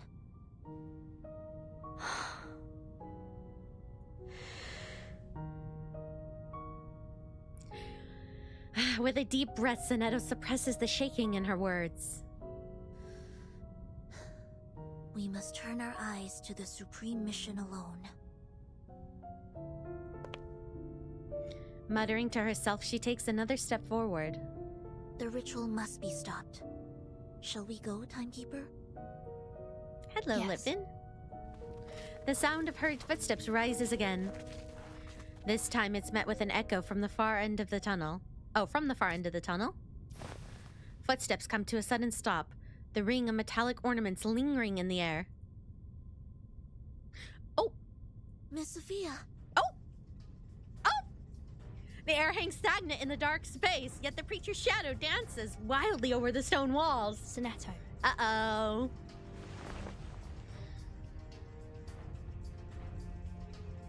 Sonetto really? Okay. Oh, wow. Okay, yeah, Sonetto is not messing around. Get her, girl. Get her, get her, get her. Yeah, get her, get her. Oh my god, this is epic. Oh my god, I love this. Look at this. Yeah, get her, Sonetto. Get her, get her, get her. The preacher tightens her grip on the idol, and radiance surges forth from it. Viorthositos Falma. Knock some sense into her. Yeah, Sophia does have the best fit. She really does. I hate that she's so beautiful. Because she's a traitor. Okay, we got frigid on all units. Frigid on all units. I repeat, we're all frigid. Fight, fight, fight! Get it over quick. Target confirmed. If evil, why hot? Kiss, kiss, kiss. Under attack. It's alright. That's alright. It's alright. It's newly made this year. My sword charging. Got you. I did see some of the upcoming skins. I hope we get some more. I want to see a rerun of 37's second skin. I have her first one that came out, but I missed one of 37's skins, and I want to get her other one. And now to return to my long-term mission. I also don't have Lucy's skin. I would get Lucy's skin. I do not have Ulrich built. Now, Sonetto. Look at that, right in her face. What? A haze of pink and purple smoke billows out. When the dust settles, only a hat remains. Not the hat! No, Burton, the hat! Sonetto springs into action, but another wave of dense mist rolls out from the tunnel, cutting her off. This mist. It's not from the misty bubble ball. Not the hat! Odorless, thin, yet oppressive and omnipresent. Like the fog over the lake trying to turn the spinning wheel. Stay where you are. Through the mist, Sonetto jerks to an abrupt halt. It looks just like the mist that hangs over the lake in the suitcase. You collapsed in it once, remember? You cannot escape. The black mucus surges forward again, chasing after those attempting to flee. Premio sereno intenso ad infinitum. The arcane skill intercepts the creeping black. Sonetto steps in front of the preacher, her glass fetter gripped tight. It seems this is the farthest I go. Timekeeper, go on without me. I'll hold her off. Oh man, we're losing everyone one by one. A final glance is exchanged before she disappears into the thickening mist. If you want to stop the timekeeper, Miss Sophia, you'll have to get past me first. Oh yes! Pure aura farming, Sonetto! You once said that you draw steel the next we meet. Well, now's your chance. Oh my god, Sonetto! Oh my god! She really said square up. She said, you want to fight? Fight me! Fight me! Fight me! Make your move.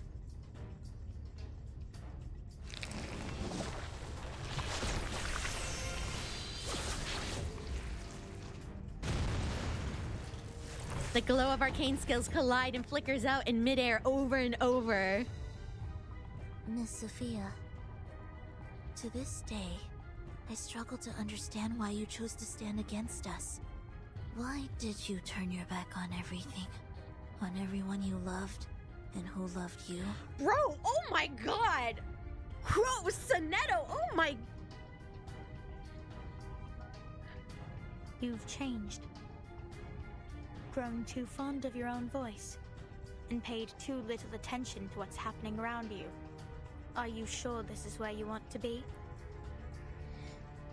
What do you mean? The preacher fixes her gaze on the tunnel's far end. As we speak, the timekeeper is leaving your watch. Would the Foundation agree to this course of action? Shouldn't you be keeping your eyes on her, rather than wasting your words on me?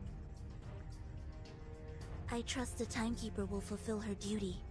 Yeah, oh my god. Oh wow, you guys didn't tell me that Sonetto was gonna be like pure aura farming in this chapter, like what? As for me, I will clear the dust off the path. Oh my god. Oh, girly got a spine in this chapter, I'm gonna say it. She's really, holy heck. Oh my god, Sonetto is amazing. They really said she's not gonna mess around anymore.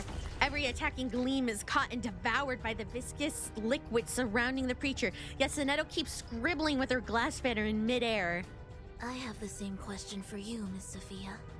Is this where you want to be?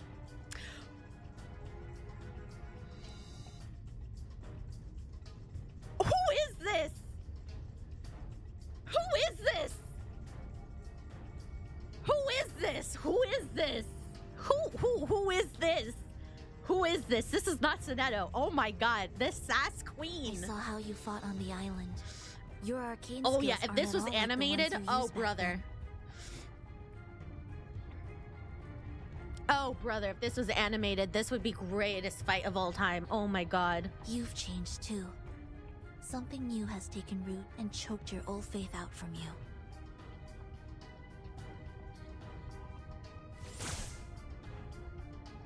A single streak of light finally breaks through, severing crimson strands at the preacher's temple. We must be close to the ritual site for you to show up. Which means Dr. Doris is close by, doesn't it? I'm almost scared. Sonetto is crazy insane right now. Like, she's just so blunt. And she's just countering every attack. Sophia steps forward to meet those silent, resolute, unyielding eyes as the surging black mucus solidifies into an impenetrable wall again. Miss Doris came to us led by nothing but her own purpose. But what of you, Sonetto? The preacher raises her hand. The little idol sways gently against her chest. What's your purpose in all this? Her grip tightens around her glass fetter, just as she's done countless times before. She raises it into the air.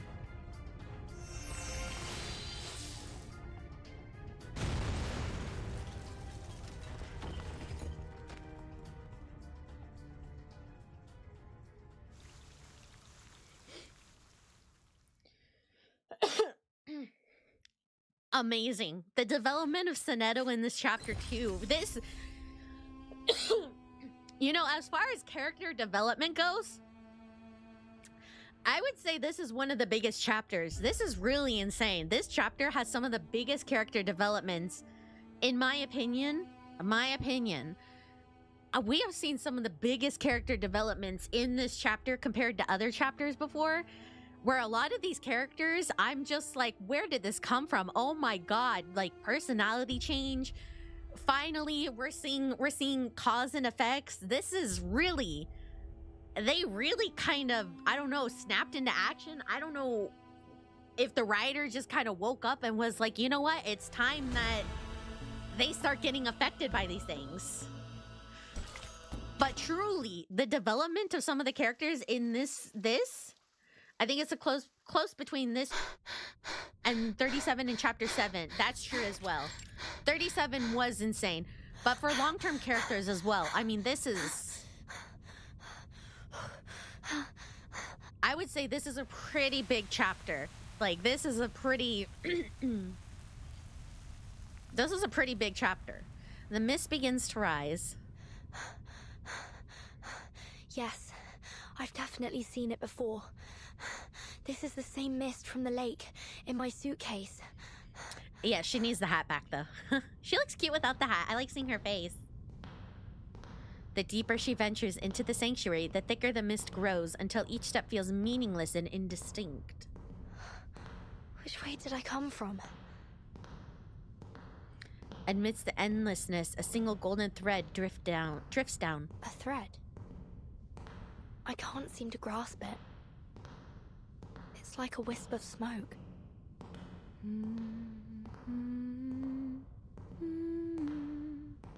Uh-oh, who is that? Who's there?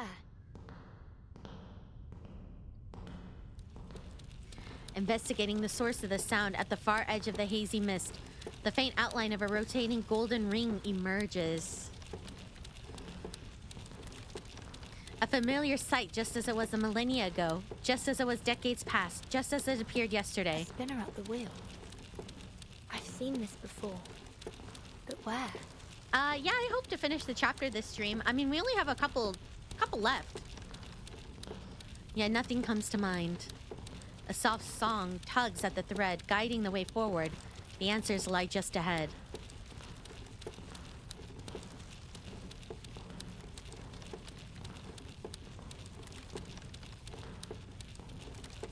What have I forgotten?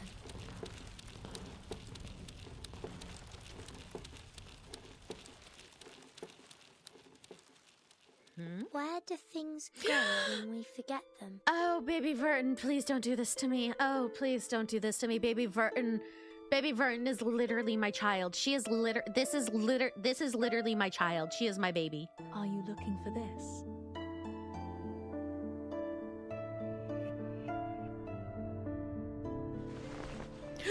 Oh!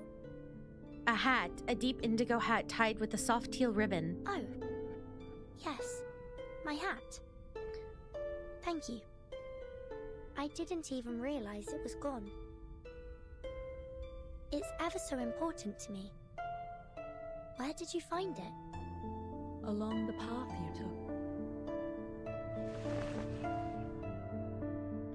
She points into the distance. The fierce summer light blurs her view of the SPDM. Must have been another one of Joseph's pranks. Thank you for bringing it back to me. Are you a new staff member in the school? I don't believe I've seen you before. Though, strangely, I feel as though we've met before. A long time ago.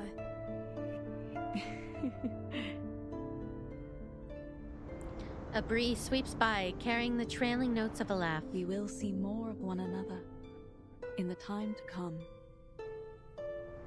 The wind rustles through her hair, then nothing. She looks down at her empty hands. When did that happen?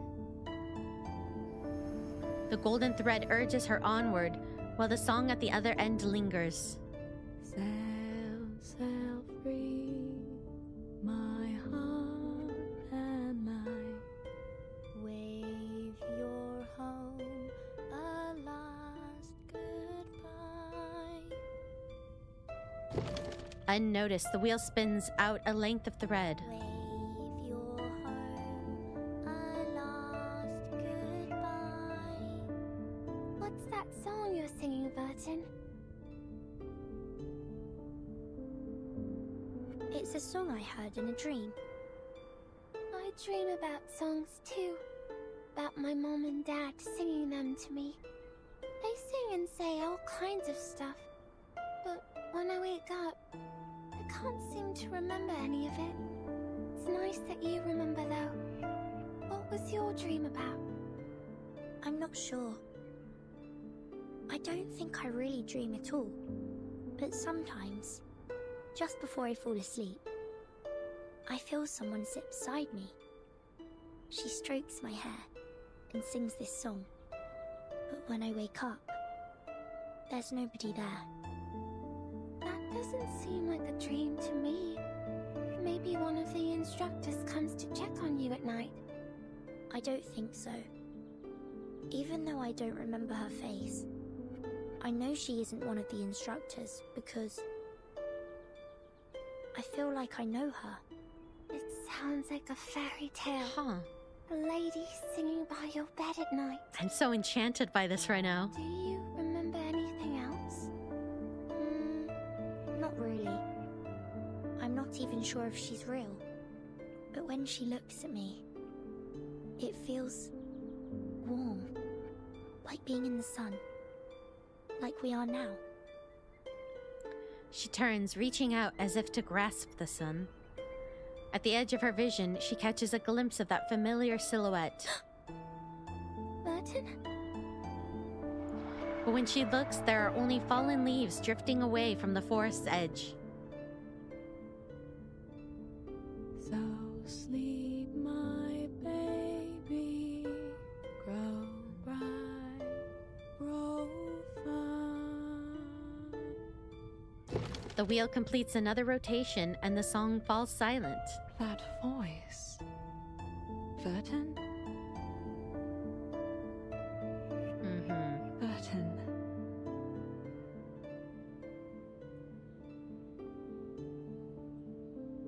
The same dream again. No. Is it even a dream? It feels different today. The familiar warmth of song is absent, replaced by a chilled silence. Cool fingertips trace across brows, nose, cheeks, lips, mapping every contour. At last, the hand that comes to rest over her eyes. My child. Tread the path you must tread. Turn the page you must turn. And seek the answer you must seek. A kiss falls on her forehead, cold liquid trailing after it like rain. This is the final farewell. The hand lifts from her eyes. The figure at her bedside rises and leaves without even a word. No, she can't leave like this. Wake up, shake off this warm, alluring slumber. Rise up to meet reality, harsh but true. Try to catch that scattering wisp of wind.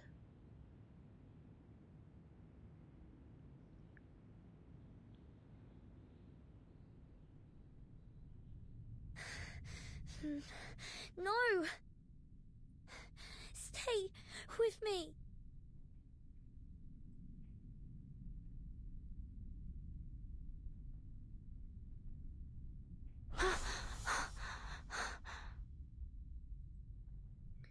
The scene in her memory dissolves, and overlapping with that figure she's been chasing is a face filled with concern. Are you all right, child? What is going on? What is happening? What is happening right now? What is happening, chat? Chat, what is happening? Huh? Oh my god. Dr. Doris? No. That isn't right. Who are you? Marta? Besmat? Erd? I'm Dr. Doris. My pen name is indeed Erd. I might have published a few stories under that name, but I've never spoken of it to anyone. How did you come to know it was me? I've been looking for you for a long time. I followed your trail across the world. I'm like, what just happened? Have you all figured out what the storm actually does? I mean, if there's something that hasn't been revealed, don't spoil it. I know everything up to right now. Doris has such good outfits. That is true. Ah. I can only imagine how hard such a journey must have been for you, dear child. Doris's hand rests upon her head, stirring a warmth thick with nostalgia. But I'm afraid the other names you mentioned don't belong to me.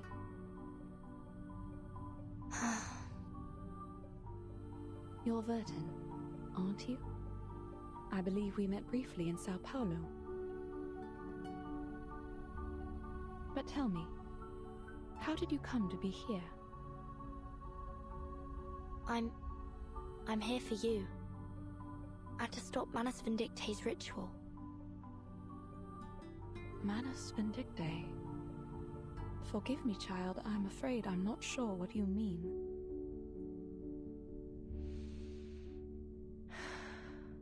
Allow me to explain. I'm an arcanist of the St. Pavlov Foundation. We have intel that a dangerously powerful ritual is soon to be performed here. In the interest of your own safety, I must ask you to come with me to the Foundation headquarters. I see. I will go with you. But not just yet. Not yet, not yet. You will find out. In this chapter? What are you talking about? There is something I must finish. These threads I'm spinning. Threads? Yes. Yeah, don't spoil, Others don't spoil. Seem to see them, but I do. It's strange. I don't know what they are, but I know how to spin them. Does that sound ridiculous to you? Not at all. The real storm is the friends we made along the way. I can see them too. Yeah, keep in mind, guys, I'm catching up to where you guys are in the story, so I only know everything up to this exact point right here. So if you guys are like, oh, something is happening, so like, oh, don't you know that this character does it? No, I don't know. No, I am literally catching up to the main story right now, so I'll catch up with you guys. But perhaps we should do it together. Soon. Later, when the danger has subsided. Hi, Turtle. I'm doing good. How are you? Slowly, firmly, Doris shakes her head. There may not be a later. Ooh. I must finish this now. Why? Is this worth more than your life? I believe it is. Okay, Dr. Doris. These threads must be spun so the all-ruling law may be woven. That is my purpose, my calling. That is why I was led here. That's why you're here too, is it not? To answer your calling? My calling? You mean? My child, I may be blind of sight, but my senses are clear. This is a path you must tread. A page you must turn. So everybody who's here is supposed to be here. This is the answer you must seek. The words sound familiar. No more is said. Doris turns away, hands returning to the spindle. And in that instant, her figure merges with memories of the past. No. She hears herself cry out in desperation, but the spinning wheel has already begun to turn. No! Stay with me!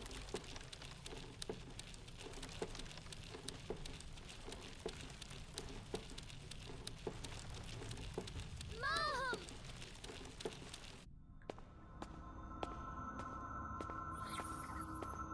This is... Vertin?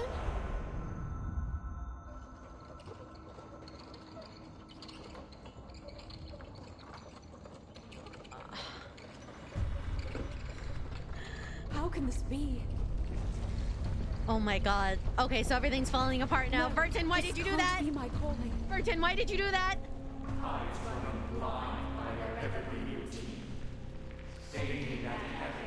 Oh my god. I'm getting chills. I'm shivering. What's happening? I'm like getting shivering again. The blessing of the coming age is near, and humbly we kneel to receive such grace. O glorious one, walk the earth again. Shape this land with your mighty, vengeful Oh, I'm getting shivers again. I'm getting shivers. Miss Earth, we owe you our thanks for starting the ritual. At last, we are no longer lost, for the guiding one is risen. Wow, thanks a lot. Oh, wow.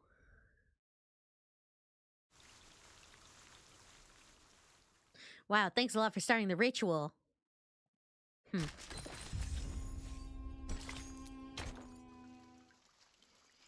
Oh boy. Oh boy. Oh brother.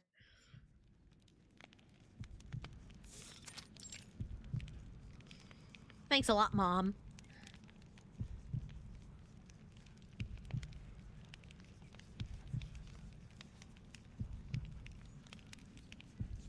That lump of flesh is Arcana? Oh boy. Oh boy. Oh boy. The threads, they are drawn away somewhere deep and lonely. This isn't right. She reaches to steady the spindle, only for golden wounds to bloom across her fingertips. And the wheel. I can't seem to stop it. Burton, you must leave. Spare me the theatrics.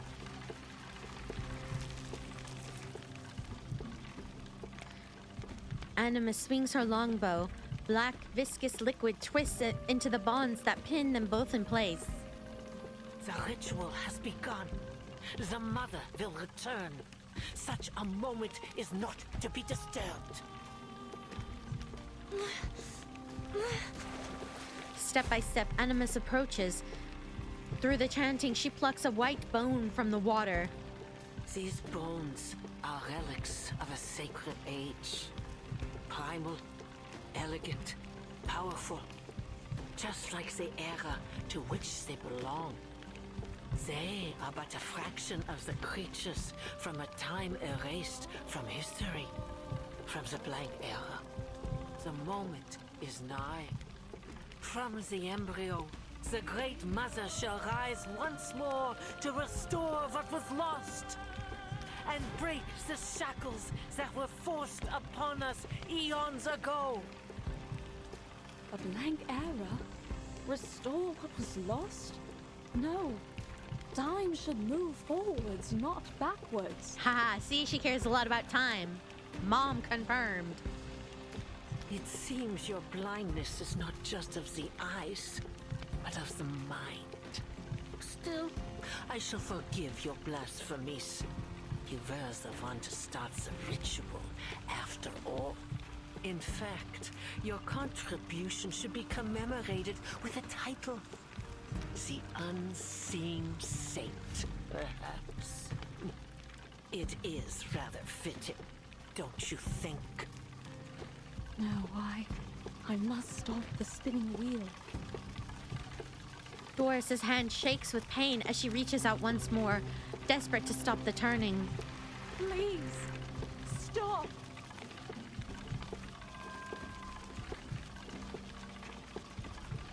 Not while I still draw breath.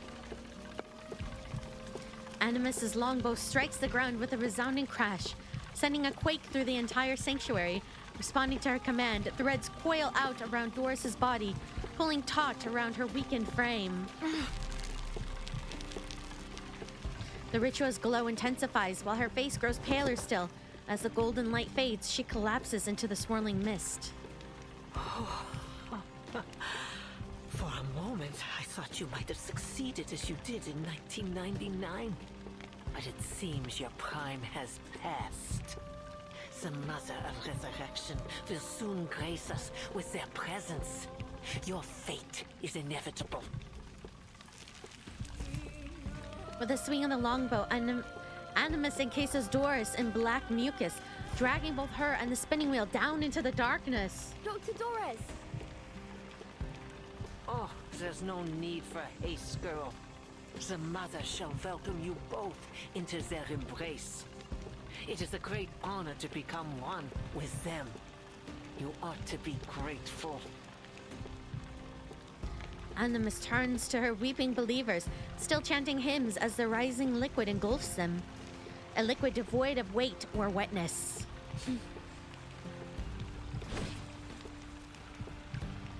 Behind them, an arcane item is about to activate. Is violently struck down. Well, that was amusing. But that's quite enough folly for one day. You think too highly of yourself. Just like that bull-headed fool who threw herself to the gate. But she realized her error, paid the price in her blood, and thus has been forgiven. If it is redemption you seek, then you must first make an offering of yourselves. The Mother, in their great mercy, shall alleviate you of your suffering. Nonsense. Nautica didn't enter the gate to gain forgiveness. She died for her beliefs. My, how ignorant of me. Do send her my apologies. After all, you'll be seeing her very soon. The ropes tighten in a sharp heave. Surrender unto them your flesh and blood, and pave the path Yeah, to the Nautica was Mother's brave. return. She didn't do this for whatever stupid reason you think. She did it because she did it for her beliefs. Through her obscured vision, the viscous hands from beyond the gate surged through the endless tube, grasping out over the mountain's heart with terrifying speed. Suffocation strikes instantly. Woo! Woo! The distant howl of wind escapes. Oh, it was wind. Enter into the Mother's embrace, and they shall reward you with their great might.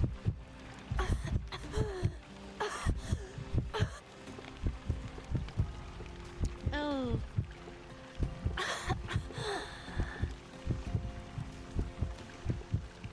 Oh, Vertin, no.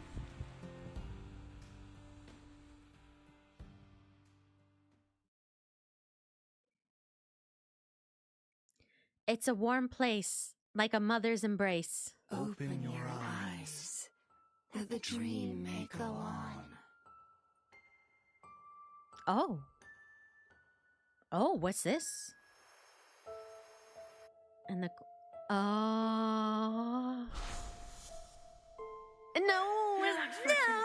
The best is yet to come. Oh, I'm triggered. I'm triggered. Oh, I'm triggered. Oh, I'm triggered as heck. Oh, boy. Wait till we take a breath of the real air. Okay, deep breath. Stuffed ourselves with Calm down. delicious food. And till we get back to our country. Oh boy, I'm triggered. There's so much more for us to be shivering at, but in excitement. That voice. It's... She moves towards the source of the sound, straining to hear. The ring. Is that you? Let's open it together. Don't do this. Yeah, okay, please don't do this to me. Please, okay, I can't do this. I like actually can't do this today. Like I'm actually gonna have a crash out. I talk about this chapter so much. I'm actually gonna crash out. Please don't do this. Please stop. Please. Oh, I'm begging. Please don't. Isabella? Please don't do this. Please don't do this. Oh my, please. Are they all here? Shut up. Please shut up. Please don't do this to me. Oh my god. I'm begging. Let's go!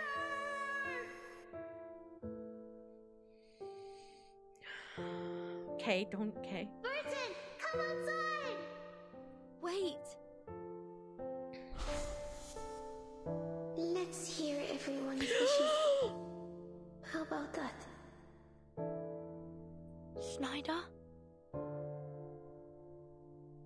My lord, you're actually lying here defenseless. We have been with you for a long time.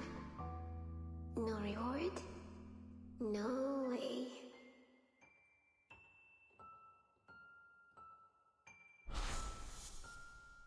I find myself uncertain of which way to go. Would you kindly give me some guidance? Miss Marta? No, but... The guidance I can offer you is limited, Miss Marta. I think fate knows its own fate better than anyone. Thank you for your advice. I think I understand. No. Don't go.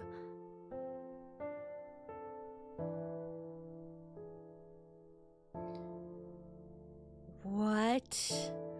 Why? What? Why must I endure this time and time again? For what was lost need not remain so. Step forward. Return to us. Our arms are open. Come into the warmth of our embrace. Oh my god, what is happening? Oh, okay, oh god, I should have worn a jacket or something because I am shivering again. No. This isn't right. Don't go to the light, Verton. This is the way I came. There are so many things to be done. So many questions to be answered. Yeah, you're right. This is the door you came from. Don't go back into it. My calling lies elsewhere. Okay. Oh my god. Oh my god. Oh my god. Oh my god. Oh my god. Oh my god. Oh my god. Verton! Verton!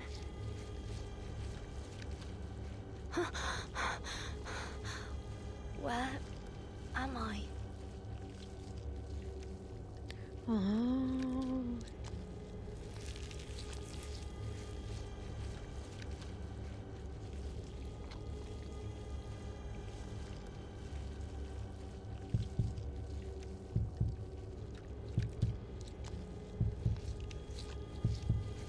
Am I inside the gate? Are these the offerings? Ah.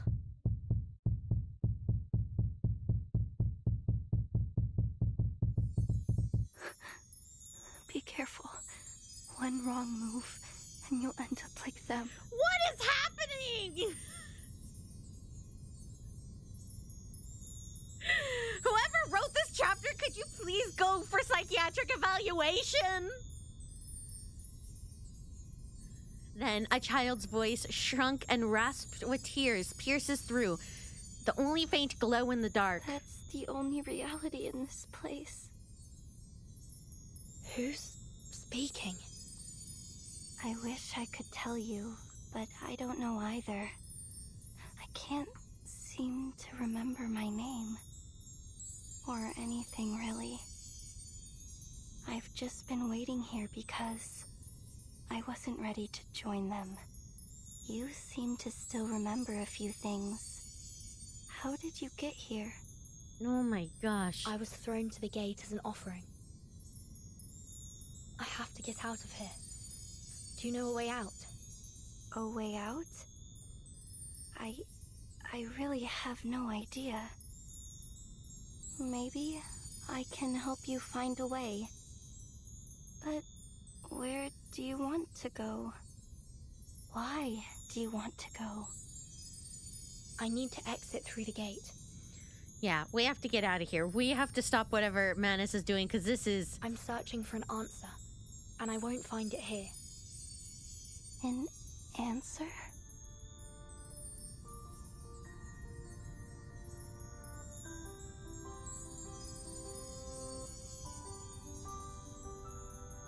Is that why you were thrown in here? You could say that. And you're still looking for it? Even after everything that's happened to you? I'm not sure.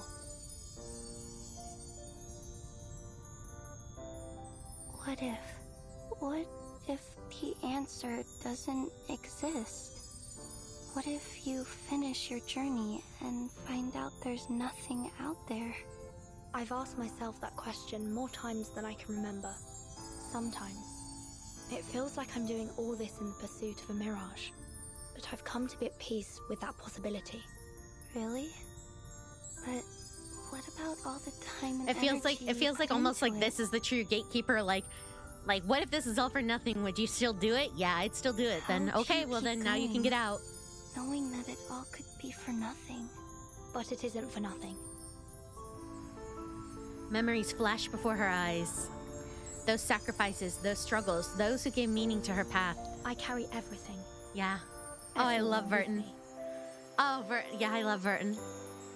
They were real. So even if in the end, the path I walk leads me nowhere, I know that. I will pursue the unknown, no matter where it takes me. Mm-hmm. The light trembles, uttering these words in a soft yet resolute voice. That's it. That's the answer I was looking for. The faint light flickers again, brighter this time. I remember now. I used to have the same belief. This feels like a Disney moment. That's why I'm still here. Why I wasn't cobbled up by this place. Because I died content. I died knowing I had chased the answer with all I had.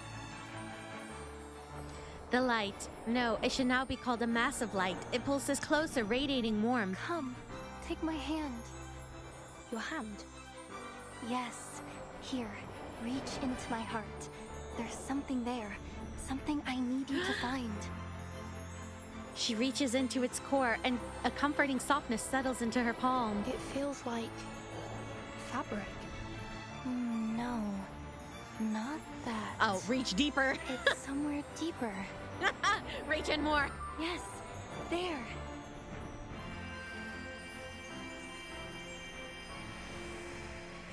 Yeah, there we go. I knew the voice was familiar. Yeah, I knew it. And there it is. I knew it. And curling her fingers, she reveals a pendant resting there, its tiny crystal reflecting the light that shouldn't exist. That's it. That's what I needed you to find. My purpose. A faint warmth seeps through the pendant, its surface etched with that familiar name. Nautica. Is that you? Oh, that's it. Nautica. That's my name. Thank you, Verton. I found it. I found my name. Flesh begins regenerating from the glowing mass. Then invisible hands grasp her. The path to home, held fast in night's tight grip. Unloosed by breath, a name spoke on the lip. As she speaks each word, the surrounding scene again begins to warp and dissolve. The mother spirit may not be here, but in my dream, she came to me and showed me the way out. Come, Verton. Come. Let's get out of here.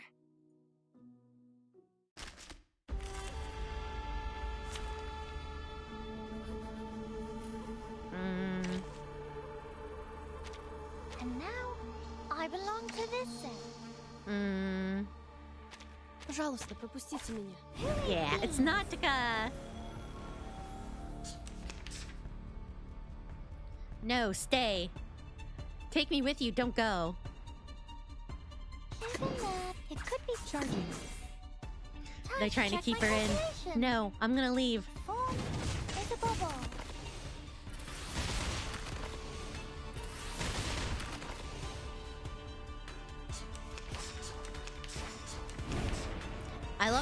I love how Lucy wait, what?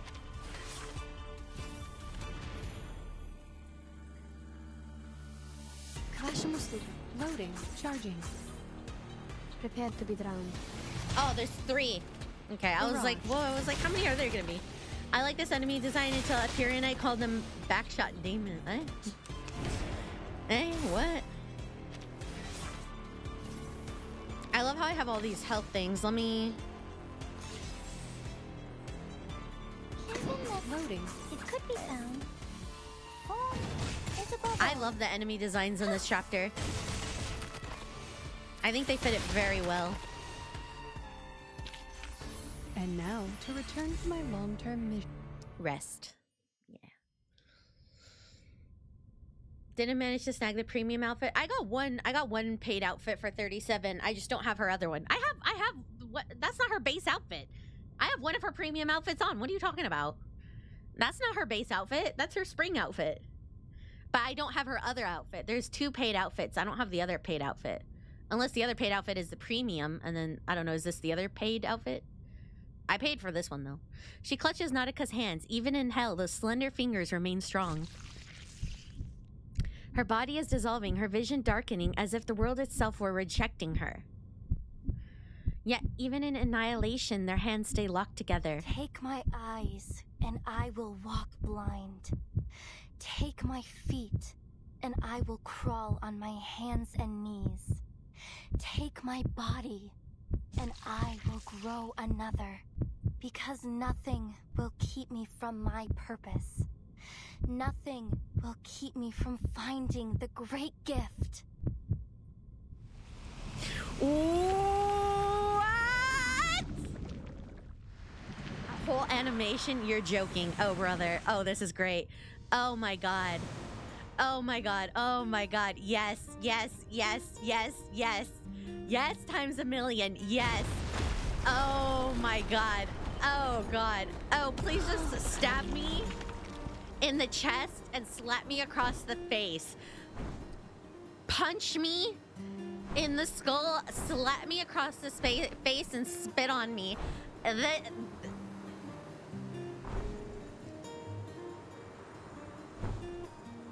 on request, but if you insist.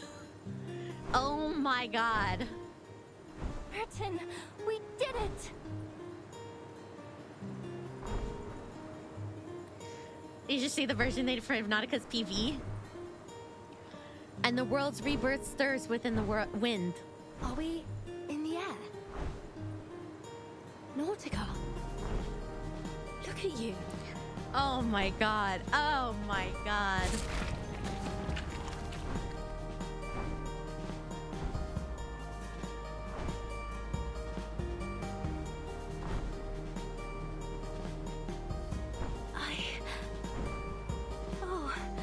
I look just like the Mother Spirit when she came to me in the dream. Oh my God, this is stunning! Chin lifted in pride, she shatters the boulders that line the sanctuary. She leaps and the wind follows. I know, this should be in the... This isn't in the jukebox because it should be. I need this to just play 24/7. Then she rides that wind upward, breaking free from the countless grasping hands. Martin, look! I have wings! I can fly. I can take us home. Watch out!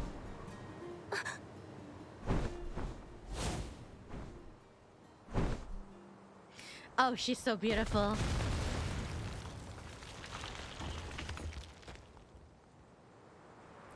She flaps her wings, dodging the flying debris, and turns towards the source of danger.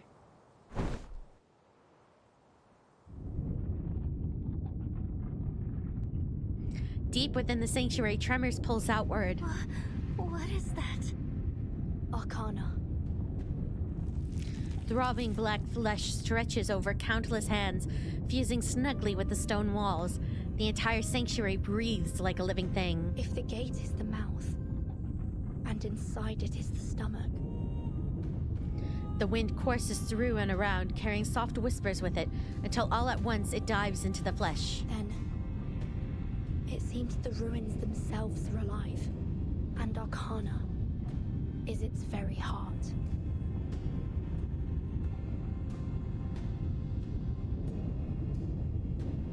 I fear it's only a matter of time before she's fully resurrected. It's like Nautica is the resurrection of good, and then Arcana is the resurrection of evil.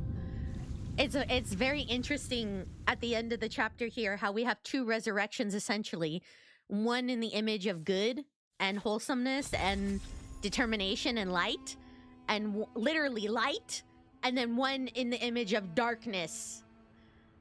Isn't that such like it's such an interesting comparison that Manus Vindicte does everything in darkness and evil, whereas the Foundation members are able to achieve all these things with light.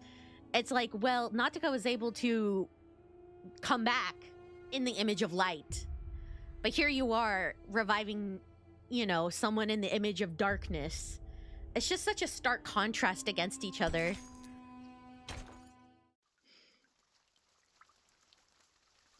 Arcana looks mostly normal, whereas Nautica is an eldritch creature. When does someone come back as prismatic? Next chapter. I'm kidding. I don't know. Oh, and these two are still fighting. Words fall alongside the arcane skill's radiance. Sonetto and the preacher's pupils each reflect the other's form. It seems you've already made up your mind. I have. My duty is clear, and I'll honor it no matter what. After a brief silence, another violent tremor rocks the sanctuary. Timekeeper. So, this is how it ends. Ends? What are you talking about? The preacher doesn't respond, setting down the idol as she walks toward her. Sonetto tenses, but the preacher merely brushes past. Remember your words today, Miss Sonetto.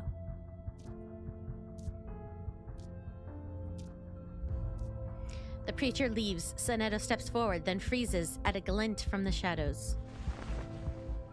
This is...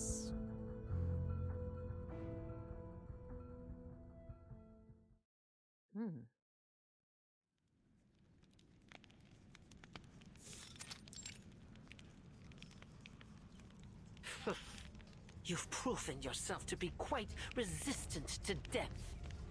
I should have known you'd have yet another shared quality with a cockroach. No matter. You have blasphemed in the face of the Great Mother. There is not for you, but damnation now. Oh, Burton, watch out! Oh God, she's so beautiful. Oh my gosh, she's so beautiful. Nautica swings her tail, scattering Animus's intense arcana energy. What do we do now? God, if I saw her, I would just be like so like enamored by her beauty. I would just drop everything. The flesh pulsates again, swelling more, now swollen to its limit. Sorry, Nautica. I'm afraid we'll have to postpone your plans to head home.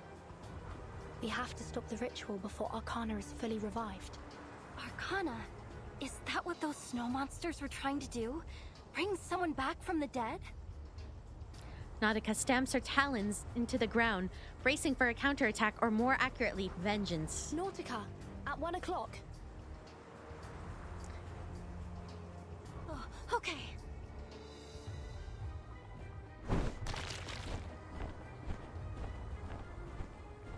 She swings her bone whip toward the flesh, but before impact, a rising surge of black mucus walls off each side.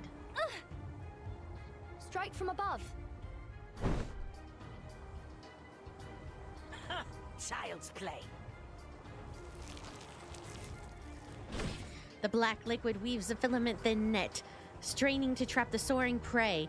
Still fumbling with her unfamiliar flesh, Nautica loses balance.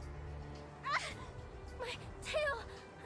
I can't fly! Yeah, I was gonna say, she just became this form. I don't think she knows how to fight in this yet. I know the moon, and this is an alien city. God, she said the line. Brother, help me. A transparent shield forms in the air, blocking off the sizzling liquid. Sonetto! Timekeeper, you're all right. And... is that Miss Amundsen? Oh yeah, Sonetto's catching up. Filthy little wretch. How did you slip past the mist? She trails off upon seeing the little bottle clutched in Sonetto's hand. Ah, that damnable preacher! How utterly feckless must one be to be bested by a child! That worthless, shameless, thankless imbecile! She was always unworthy of her role. Sonetto, take my hand!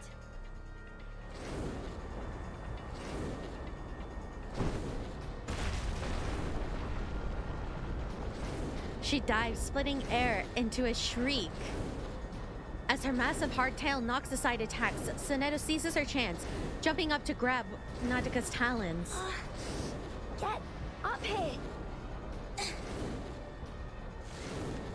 The once separated companion now meet again in midair, hands clasped tight.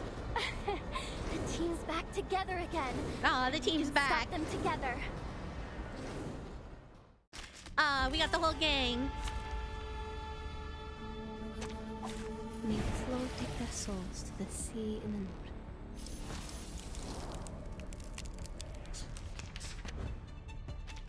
Yes, fly. Bask in the light of Arcanum while you still can. It shan't last long. For all the sins of humanity shall be cleansed by the Great Mother. Including you, you disdainful little worm who dare steal from the sacred gate. Charging. It could be found. Time to check Fight, my fight, fight! Eliminate target. Ooh, she's got a little zest to her this time. End of eye. It's not gonna be a one-shot. Let's do this.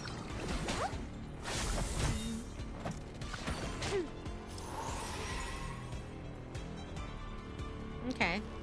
Loading. It could be found. Okay, okay, Aim okay. and shoot. She's got a little bit of grit to her. There's a bubble. Are you a rational numbers? Shell. Damaged. Let's do this. Okay. I think I got it. Charging. That's the direction. Are you a rational numbers? Mm-hmm. Nice. And that poor little guy left. We worked on this collaboration together. I'll write you.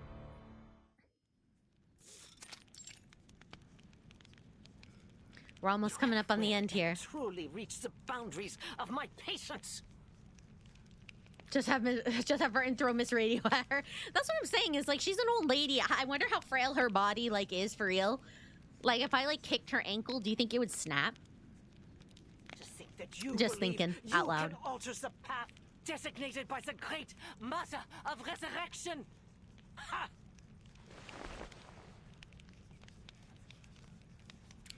Though forced back, Animus raises her longbow and lets out an ominous laugh. Utter futility. The final reckoning has come. And when you lay your eyes upon them, I shall delight in the melody of your screams. Animus is the first to kneel before the throbbing, swollen flesh. At her lead, every believer drops to the ground. I feel like I could crack Animus like a bundle of pasta. I'm saying. I'm like, I don't know. Once we've kicked to the ankle, I mean, I feel like it would crack. But I mean, that's just me thinking out loud. The mucus surges around them, forming a protective barrier for the ritual. What are they? Wait, are they offering themselves as the final sacrifice?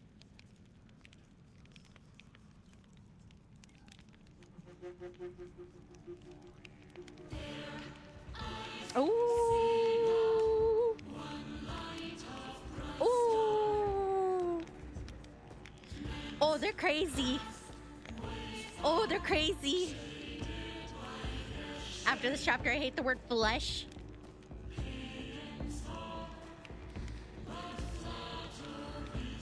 Oh, brother, they're crazy. Oh, oh.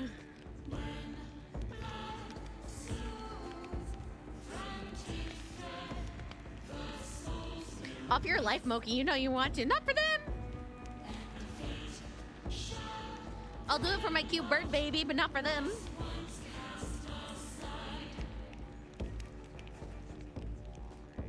Oh, I didn't get to read that one. This is bad. At last, the moment has come. Oh, Jesus. The sufferer Oh, Jesus, it's moving. Returned. For through flesh and blood, a vessel is forged, and so she walks among us once more. She shall right the wrongs of this world and lead us to our former glory. She shall restore the promised land. Let the great flood wash away all falsehood. Let the ages begin anew. Return us to the blank era, where Arcanus reign as masters of old. Return us to paradise. Restore the true utopia.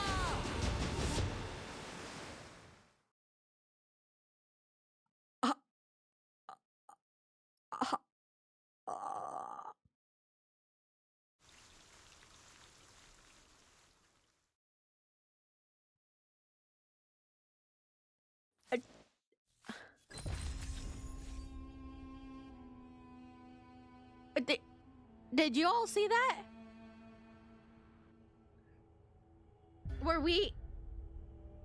Did you guys just see what I saw? Were we all watching the same thing?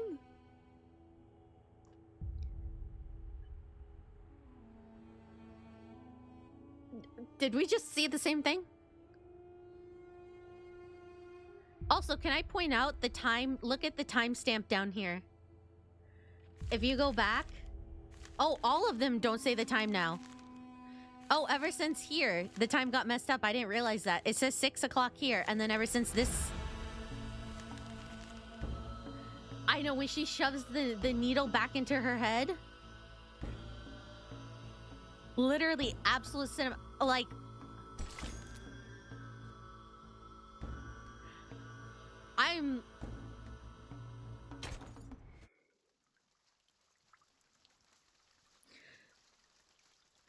I have no words. No words. I can't say anything. I have no words. Okay. I just have to keep going. I have nothing to say. What an honor it is to bear witness to her return with my own eyes. Great Mother of Arcanum. Guide us. Protect us in your infinite might. Let the flood come. Let all be reshaped. Bring forth the primordial garden. Arcana.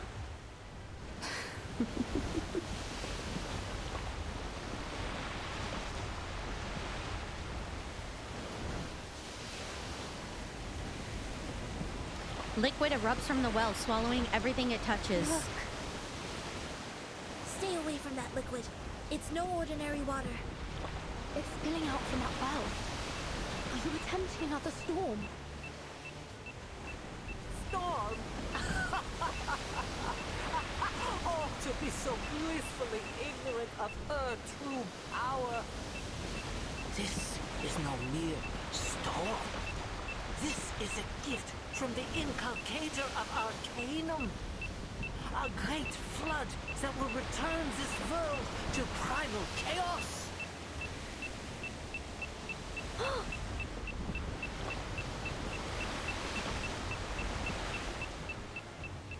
Oh my god, can somebody hold my hand? If I get chills one more time, I have to like turn up my heater or something. Can somebody just hold my hand? I'm actually getting scared. Sir, we're thinking. The water is rising fast. It's flooding over the deck. Stay calm. Find the breach. I love every time she does that pose, chat goes wild. Should I get that pose on my model? Hand holding in the stream? Sorry. But it's not seawater, sir. I need Animus to live long enough to see that Arcana cares more about Burton than... Yeah, could you imagine, like, Arcana just being, like, just beelining it to Burton? And then her being like, oh, my great leader, I did all of this for you. And her being like, yeah, shut up. Let me talk to my arch nemesis, Burton. Like, can you just imagine her being like, shut up. Let me talk to Burton. Like, I made all these sacrifices for you, great leader. leader, and then her just being like, "Shut up, old lady. I need to talk to Burton." That'd be very nice. Thank you. Yes, everybody hold hands. Captain, report on the enemy status. What is it? Oh yeah, and then the hat. Manus Vindicta have halted their attack. They're chanting on the deck. Chanting?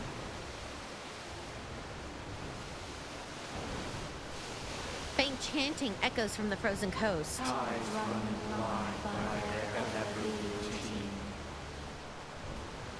Staining that heaven with obscene calamity. The breaker of death's shackles shall rule us all. From this day forth and evermore.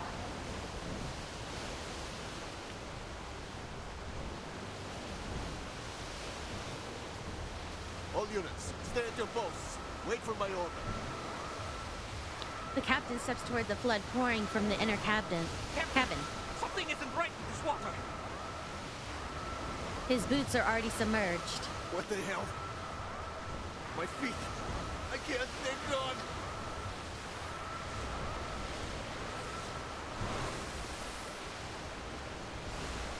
What's going on?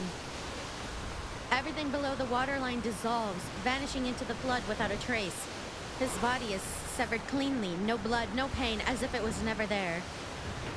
The water reflects no present image, only ruins from 10 years, 100 years, millions of years ago. Numberless water birds gather in flocks, dive and melt into the flood, like flames joining a fire, turning from the many into one?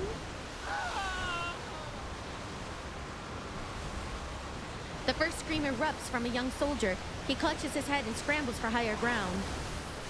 But before his second cry for help can escape, the flood swallows him whole. The blessing of the coming age is near, and humbly we kneel to receive such grace. O glorious one, walk the earth again. Shake this land with your mighty. Venge their hands. This flood. Chris warned me about this. Equilibrium umbrellas open, everyone. Get that Rosom on the line. Umbrella handles are lifted, the canopies blazing with light. This is just another storm. The umbrella's open. Yet before the words are spoken, the flood devours them whole, and soon after, the equilibrium umbrellas too. One by one, umbrellas and their bearers dissolve into the water. The soldier screams and the Manus sea beast roars clash. Then silence, absolute silence.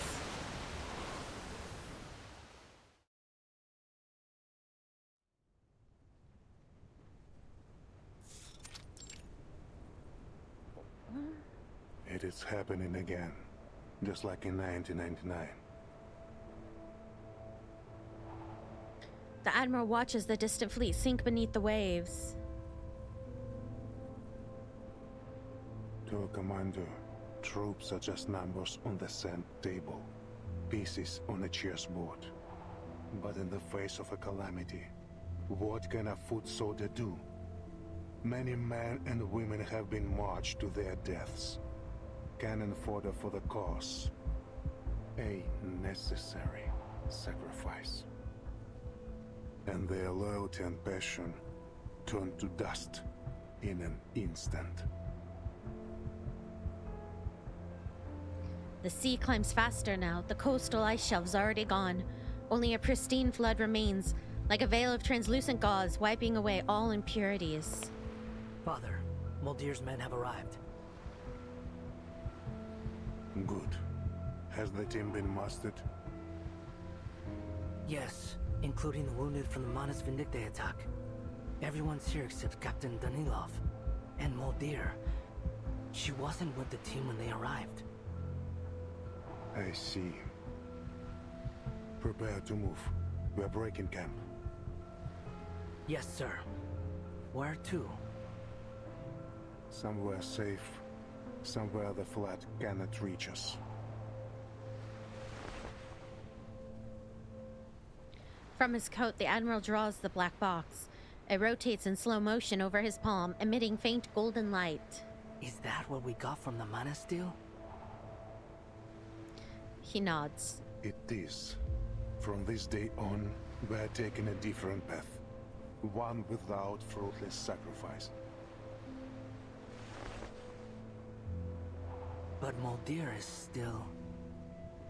She is walking her own path. Igor looks out towards the distant snowy peaks, seeing instead the long road that brought him to this moment. I have faith in her decision. Oh my god, what is happening?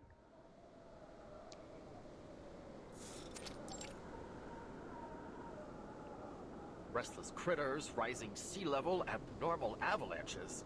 Ha, I forgot about Ulrich, I'm not gonna lie. It's the Manus ritual. It's already begun. We need to do something before it's too late. Oh, you've got to be kidding me.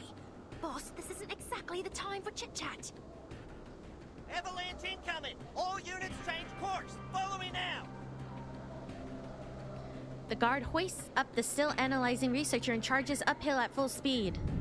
Heads up! Snow's coming down! Anchor your sail! In the collapsing snowfield, the guard struggles to steady herself, but the sheer force of the avalanche overwhelms them both. What is currently happening is the end of the world. A massive snow chunk slams into them, sending Ulrich's tank spinning into the void. Oh, for fluxes!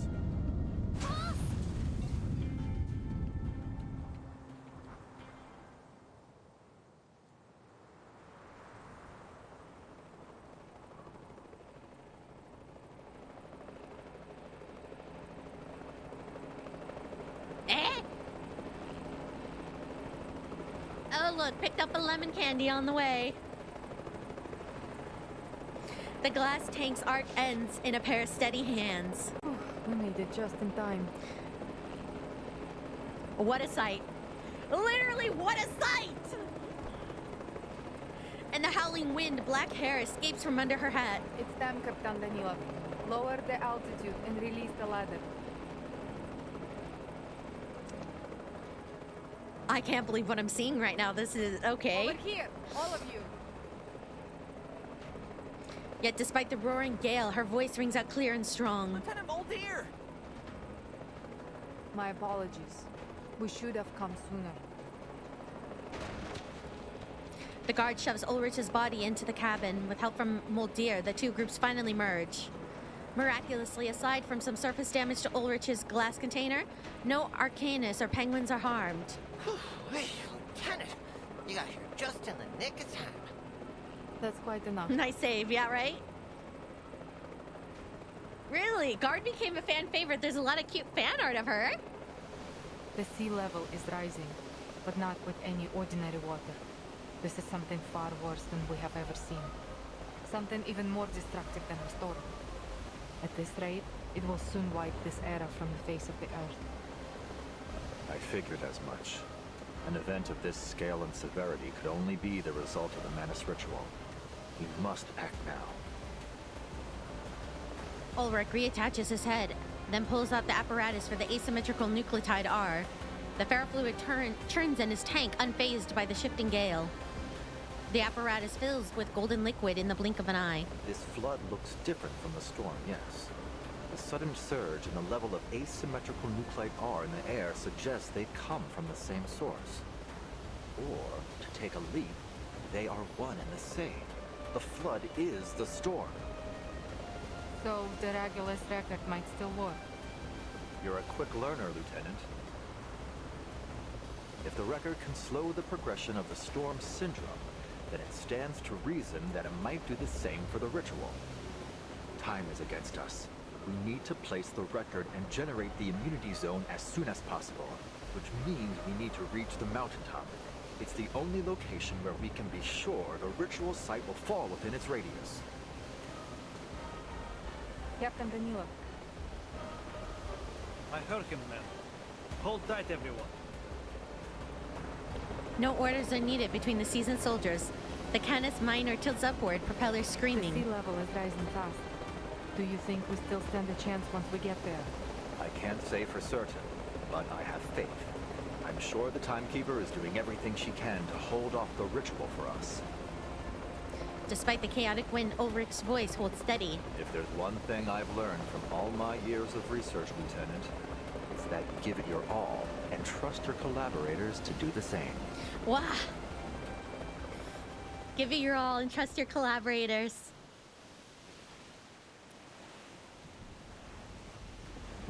The water's rising quickly. At this rate, we'll all be underwater in a matter of minutes. You know, someone needs to make a can I make a request? Can someone make a fan edit of this chapter to that one song where it's like the water's rising, does it look like a giver? Like that song, do you guys know what I'm talking about? Like, do you guys know that song? Can somebody make a fan edit of this chapter to that song? Or if somebody has made a fan edit to that song, can somebody send it to me on Discord? No Burnham, no. Bo Burnham, yeah, that one. Yeah, the Bo Burnham song. Can somebody make an edit of this chapter to that song? Can I make a request for it? Please? We must disrupt the ritual before the flood drowns us all. Oh, you say the ocean's rising like I give a shit. You say that, honey, it already is. That one? Somebody needs to make an edit of Reverse 1999 to that song. I humbly request. How about no? How about you take your opinion and... Rituals missed in the flood. A twist around the grotesque colossus. Attack Arcana.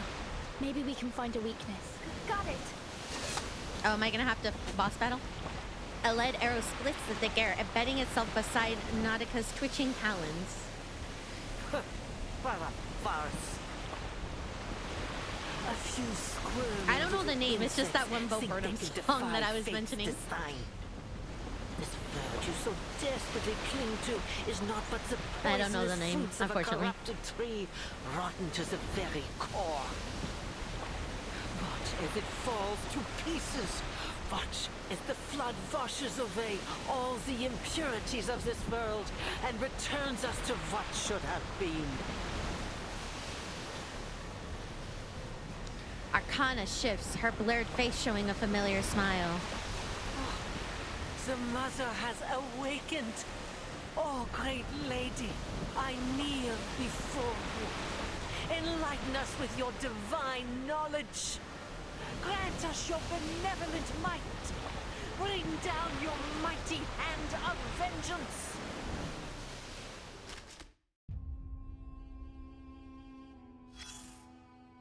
Oh.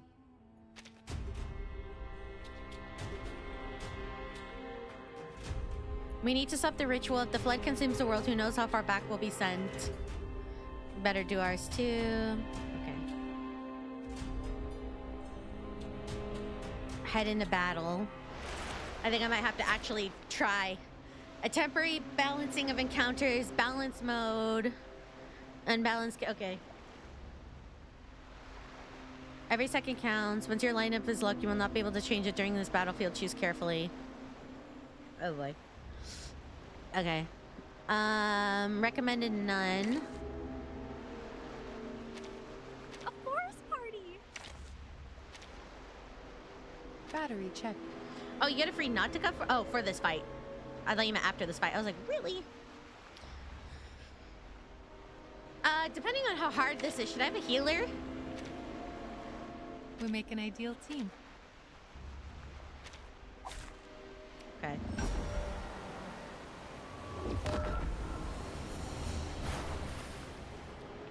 Okay, let's see.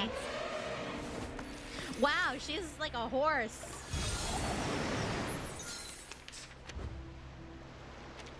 Children of flesh, hope become one with her. Join her on the eve of a new... Blood tide.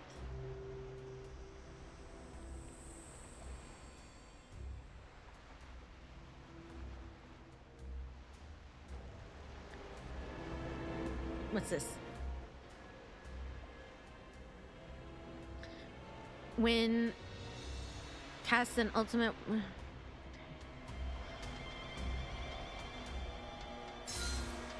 Oh, no, I don't. Don't do that.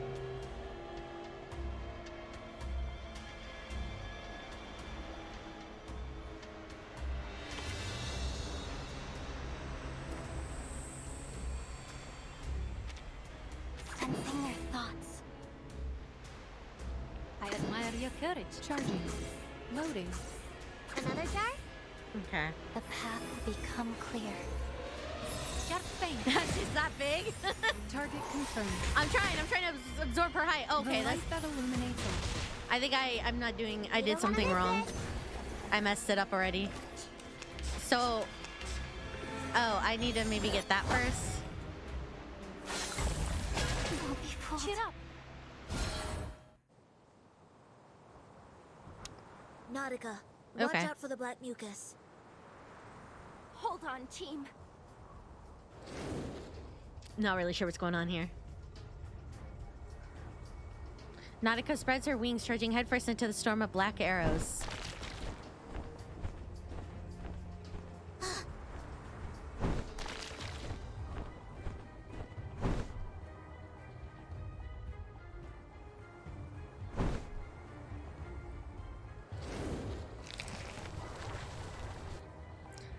At the last possible moment, Nautica folds her wings and slips into the narrow gap between the flood and the piercing arrows. Is everyone okay?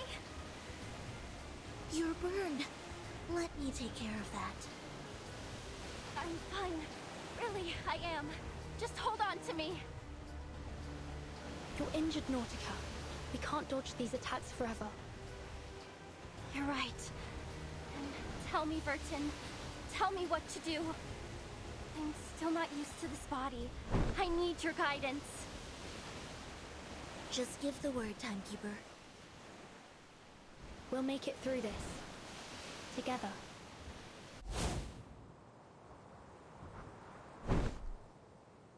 Ooh. Wings spread open again toward the sky while her friends hold their ground below. Oh, this writhing and squirming. It is utterly in vain. The flood shall summon the creatures of the blank era. Her words dig deep into the bone. And your elimination, along with those pitiful beings sneaking atop the sanctuary, shall serve as its foundation. So she knows the others are here. Timekeeper, Mr. Ulrich might be in danger. Don't act in haste, Sonetto. We'll do what we can from down here. Keep Animus engaged. Draw her attention away from Mr. Ulrich. And if possible, keep an eye out for Dr. Dorez. Understood. Ah, beautiful. Stunning. Man, the artwork in this chapter has just been amazing.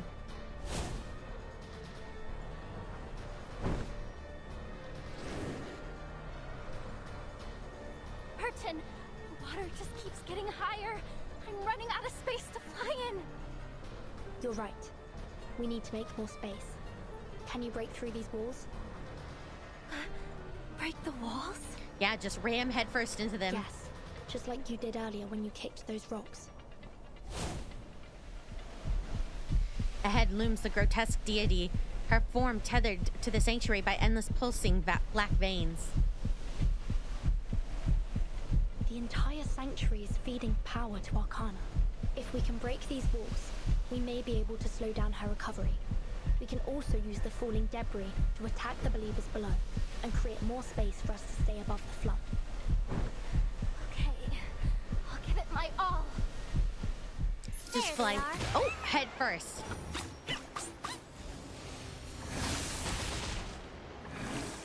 Oh, see? I didn't just do 1 damage. Oh, wait. I will remember. Charging. It's newly made this year. I admire your courage. Taking a peek inside. Heart there. Faraday's miracle. Okay, okay. Okay, we're doing good. Let's get it over quick. Together, we are fearless. Face the truth. It's wrong. Don't worry. she's hitting good. There they are.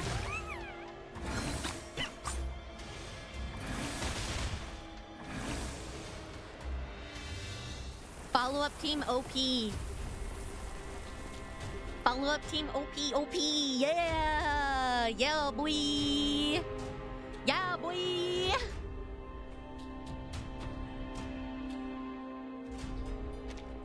Now assist Ulrich. We've reached the target area. The sanctuary is directly below us. This will be a race against the clock. Before the helicopter can even stabilize, Muldir leaps out, guiding Ulrich from the cabin. Now's the time. Give me a hand with the record player while I generate the magnetic field.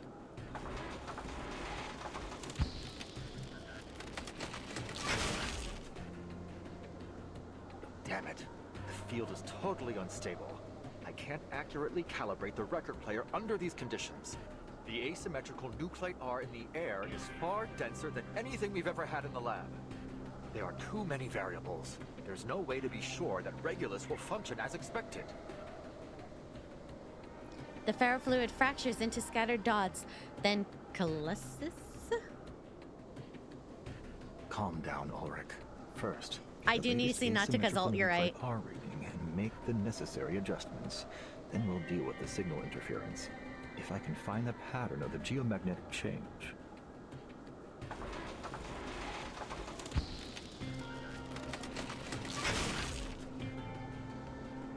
For fuck's sake! The device is frozen. Somebody help me out here! Coalesce. Another quake in ice and earth all but topples Ulrich. Above, a lit screech pushes the air. Be careful, Ulrich. Muldir is steady as Ulrich just in time. Leave the monitoring device to me. I can fix it. Buddy, keep those creatures off of us. Ain't gotta tell me twice. But, Lieutenant, that thing don't look like no Lydio I ever seen. Oh, Lydio. A great bony creature spreads its wings and dives toward them, followed by a swarm of Lydios eager to feast. Heavens to Betsy! Now this'll be a tough nut to crack. Prepare to engage. Hold them off while Ulrich works on the record. There's no room for error.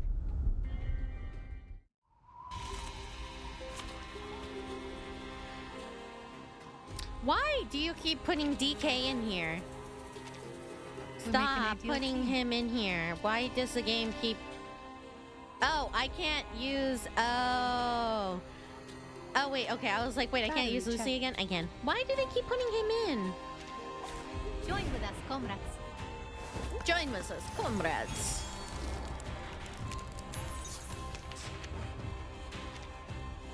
Another jar? Whoops. Excuse me, another jar? Charging. Got you. Him? They keep putting DK... Her. Sorry, Kerr. Sorry, Kerr. Eliminate target. Sorry. My bad.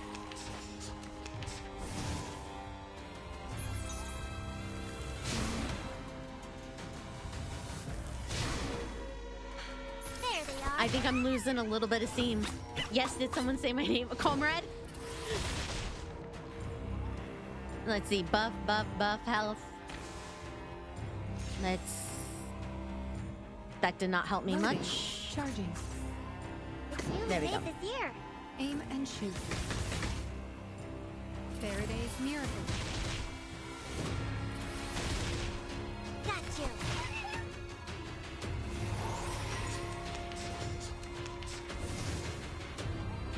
It's one last little bony winter guy. I can do it. Loading. I can do Another it. jar? It's newly made this year. Barrage.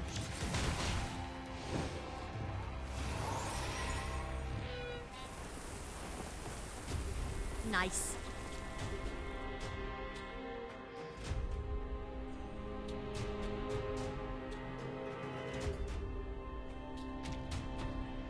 Oh my god, so we have to finish all these fights before we can get back? Activated. I know. I'm surprised this is taking this long to get through this half of the chapter. It really does go on long at the end here. Especially because we have all these battles to finish at the end. Not have it. I will not allow you filthy creatures to desecrate our sacred land. But we're so close to the end. Arcana's changing. And Animus appears to be more agitated. They Maybe added all Mr. these Ulrich is battles making right at the end progress up here. there. Time to press our advantage. Yeah, there's like 3 more boss rounds. I admire your courage. Taking a peek inside. Sensing their thoughts. Charging. It's newly made this year. Together, we are fearless. Face the truth. The path will become clear. Faraday's miracle. Enjoy! Close your eyes. I should have aimed for that one, but... You have about 15% left. Go. Damage. Yeah. There they are. There we go. Let's get that one. Taking a peek I want to see her... inside. Oh, I don't think I can see her ult. She doesn't have a bar. Loading. Another jar? It's newly made this year. It's too late for a Another buff. jar?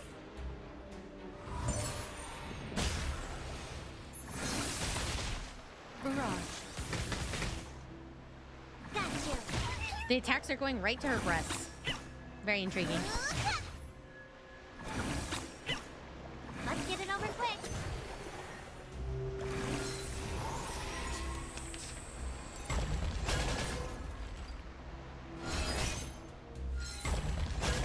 Attack. Eyes up there. Her Moxie's different. Got you.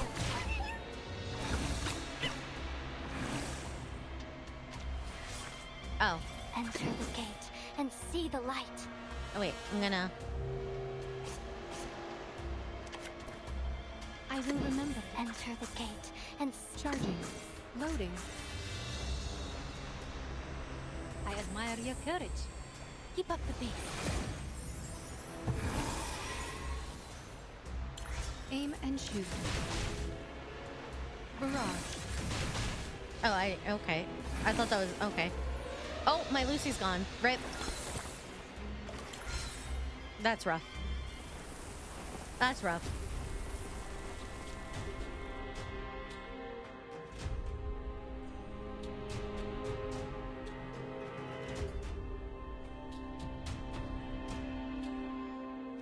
Okay, next boss battle.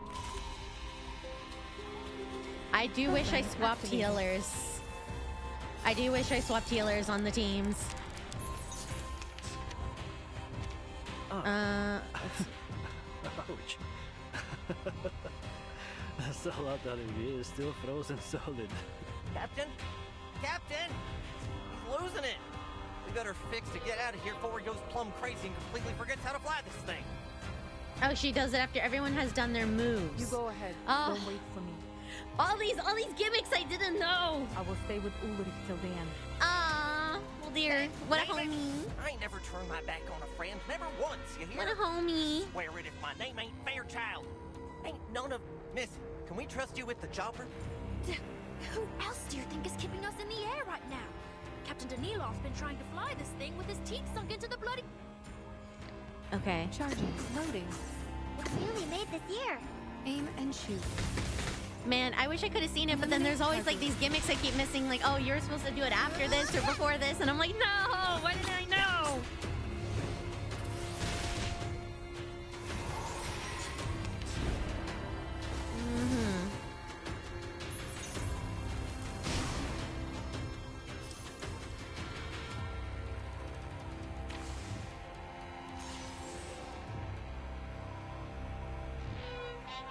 I will remember. Charging. Loading. I'm just gonna buff Lucy. Sharp fang. Barrage. Faraday's miracle.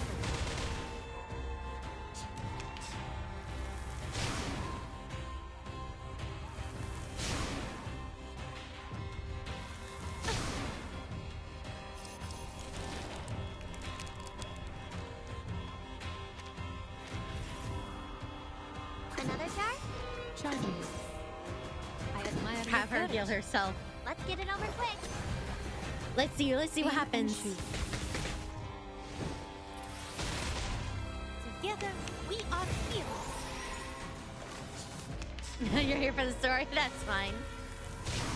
Oh, there's still one more little guy to show up. What's wrong? Got you.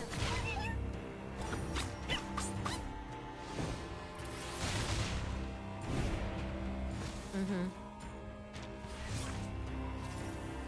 Circuits functioning properly. Really made Charging. Okay. I, robot, child of science. Child of science.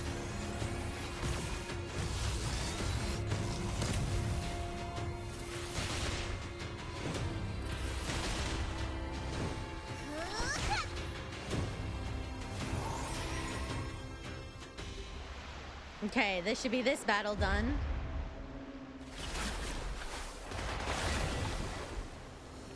Program activated. Oh, she comes back. This battle only seems to be getting more difficult. We'll stand with you, Timekeeper. This isn't the first hard fight we've had, and it certainly won't be the last. Okay, we I'm got just this. glad We that got I'm this. here for you this time. The Okay. sanctuary is losing its structural integrity. Just hold on a little. Okay. Button. So I need to use this at some point too.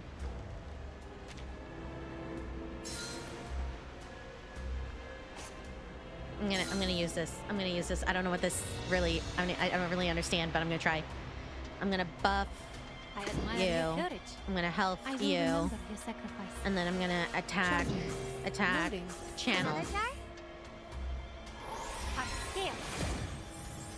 For the good of all. Okay. Faraday's miracle. Target confirmed. I can't see what I'm aiming at. Don't use the heart. My bad. You don't want to miss it. You're a little late. It's on a delay. One shatter can now remain. Don't use that. Nautica uses that for a dance. Oh. Ooh! Oh, that's beautiful. Oh my god. Somebody loves Nautica on the team. Excellent work, Nautica. Close your eyes.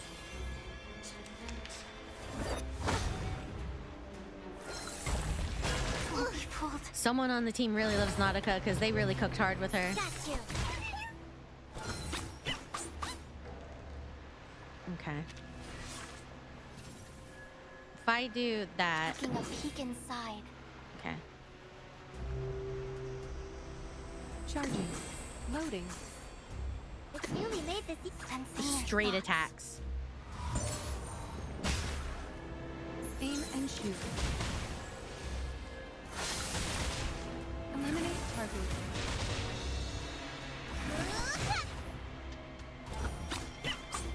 Though it may come with pain.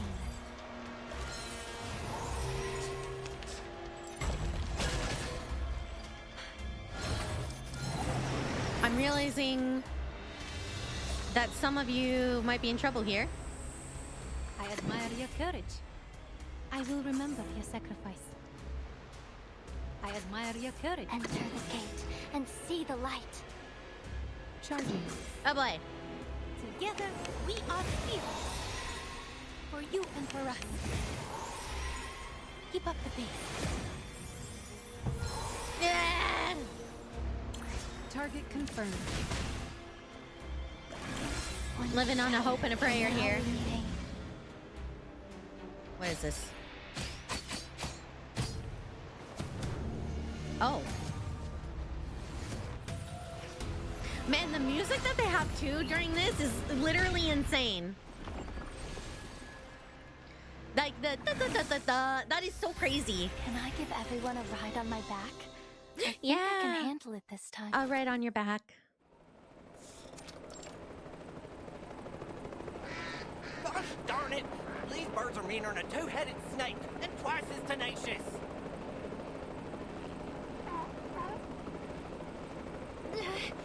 Captain Danilov's spiraling. I can't hold on much longer.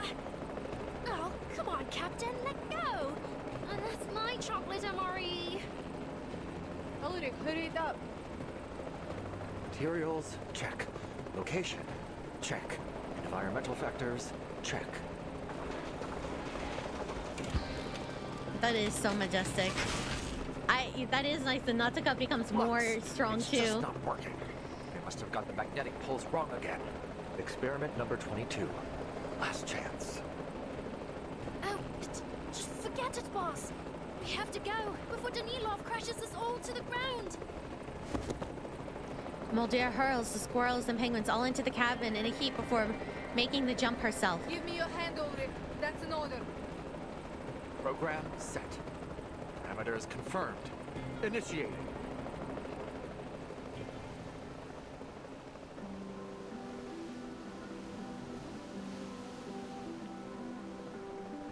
Oh, yes. I love how you see them in the corner. With a yank on Ulrich's collar, Mulder hauls him skyward just as he presses the needle onto the record for the 22nd time.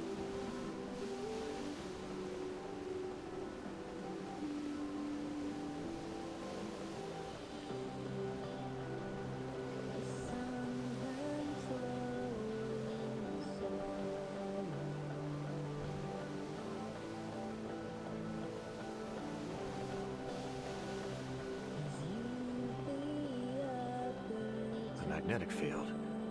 It's stabilizing. It worked. We did it! Look, the water stopped rising.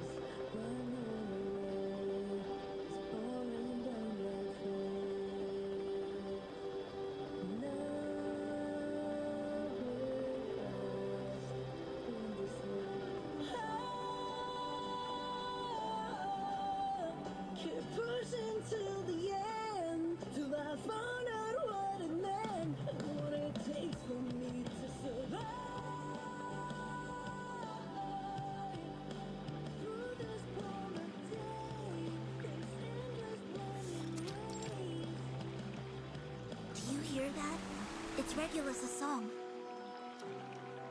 Welcome. I'm glad you found me. And look, the flood has stopped. Mr. Ulrich made it. Nautica, this is our chance. With the pounding beat of the song, the last pillar crumbles under Nautica's strike. I did it! Well done, Nautica. I love the music in the background. It's such a great contrast to all the chaos. Stay sharp. The sanctuary is coming apart. Watch out for falling debris. Turtle man. Nautica weaves through the crashing boulders. With a final quake, the altar collapses into ruin. Rubble buries all life below. Only the edges of the believer's black robe still visible beneath a crush of stone.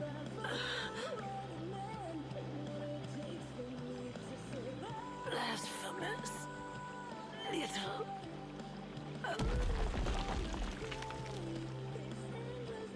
Another stone falls. A gasp, a spurt of blood, then silence.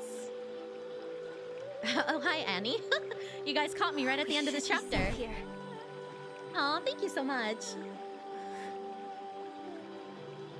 Nautica extends her wings, careful of the narrow space, sheltering the pair from both the flood and falling rocks. Everything's been buried beneath the flood. And yet, Arcana...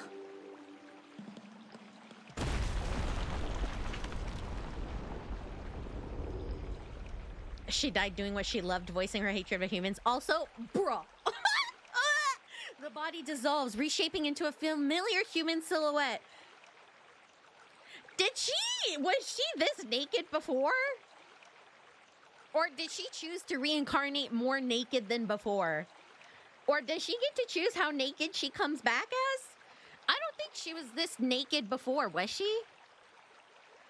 No. Okay, that's what I thought. Looking respectfully. Looking disrespectfully. Why is she...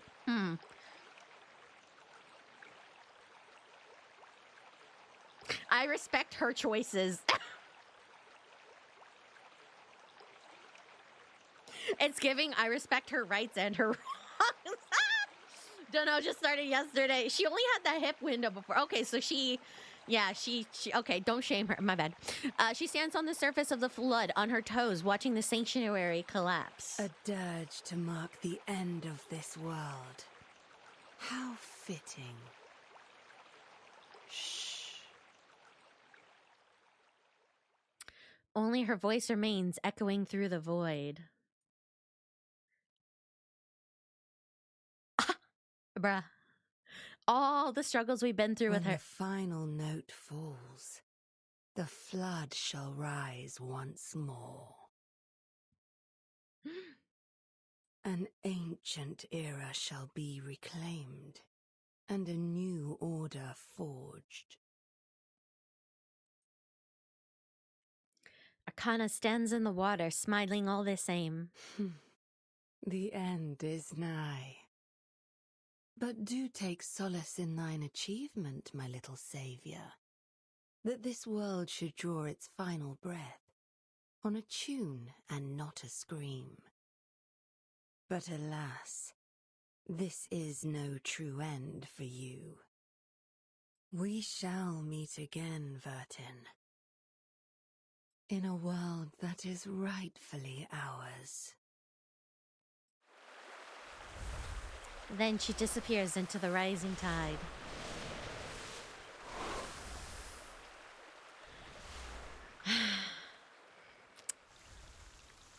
All of our efforts,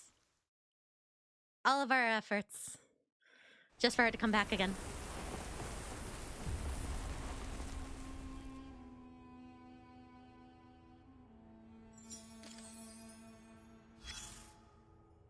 Heavy rain will eventually I'll be a good cause girl. a flood. It's an obvious deduction. This is my final report. The era of mankind and birds is over, and the era of fish has begun. The era of fish has begun. Yeah, I could get behind that. Yeah. But the fish will have to wait a little longer, because you've delayed the doomsday by about an hour. Every living person now owes you an hour of their lives. This is a positive development for Moki. I'm not going to do the next chapter today, no. I'm going to split it because, number one, we've been going for almost 5 hours. I would like to eat at some point today, but also, it's usually better to separate it by chapter, so when people watch the VODs, they know how to find it. I'm not pro management dictate. I'm pro era of fish. Even if you don't want to hear it. Thanks to gravity, those on higher ground live longer in a flood. Which gives you plenty of time to cuddle up with your greyhound and watch the end of the world together. Water pup, you hear that? Or you could do what a soldier would and follow your orders till the very last moment. Nah, Water pup and I are good. We're gonna cuddle up and eat the fish. Find that right. I am the flood. You know how important this mission is.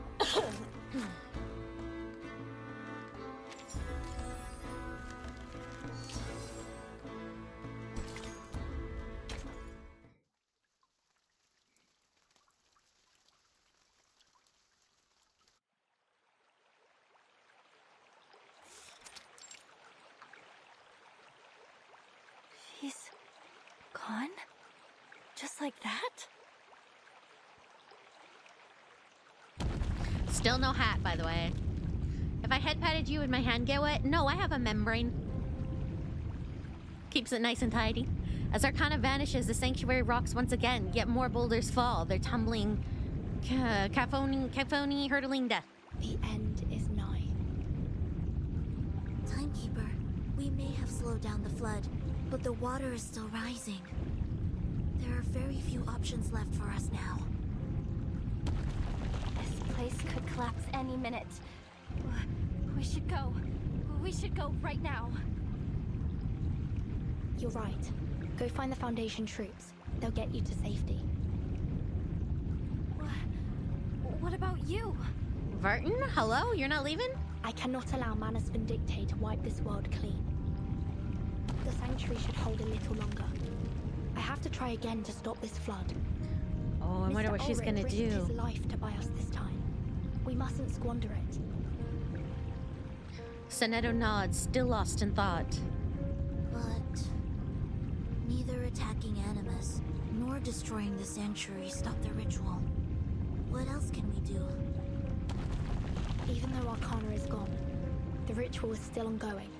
She must have left the source of its power here in the Sanctuary. They needed Dr. Doras to start the ritual. Perhaps the power source is tied to her somehow. I need to check the altar again. But it's under the flood.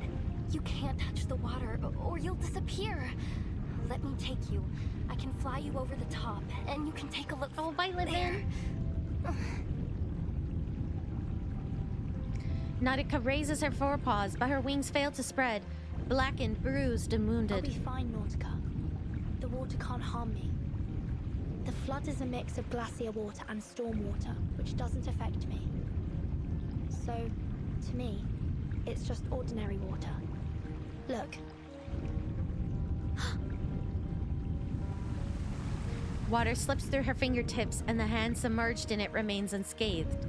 Time has left no trace. See? I'm fine. It's a little chilly, but nothing more.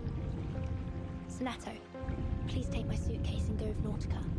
I'll catch up to you later. She turns around, searching for a suitable spot to enter the water, the icy water sending shivers up her thigh, all the way to her neck. Timekeeper. Behind her, Soneto clutches the suitcase, holding off her desire to speak. Soneto, it's dangerous here. I'm your assistant. It's my duty to stay by your side, no matter how great the danger. I'm staying. I'll wait here for your return, Timekeeper.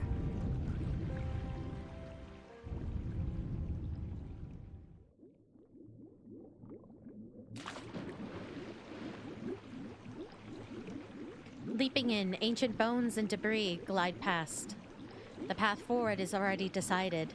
If I remember correctly, the ritual began right after Dr. Dorez spun the wheel. The threads, they were drawn away somewhere deep below me. This isn't right. And the wheel, I can't seem to stop it. Vertin, you must leave. The ritual began when Dr. Dorez turned the spinning wheel, and once it started, it kept turning as if it was sustaining the ritual. So the wheel must be the key to all this. That's what I should be looking for.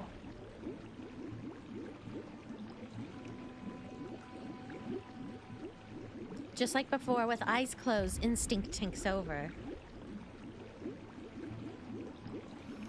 Upon reopening them, the golden thread flickers into view once more. A thread? Is Dr. Dorez guiding me? It's leading me deeper. Yet it stretches without end. Oh.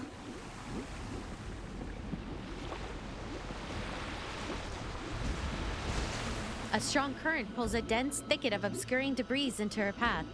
The guiding thread vanishes from just beyond her grasp. The current's growing stronger. Regulus's song must be coming to an end. Time's running out. I need to find the wheel as soon as... Huh? Where did the thread go?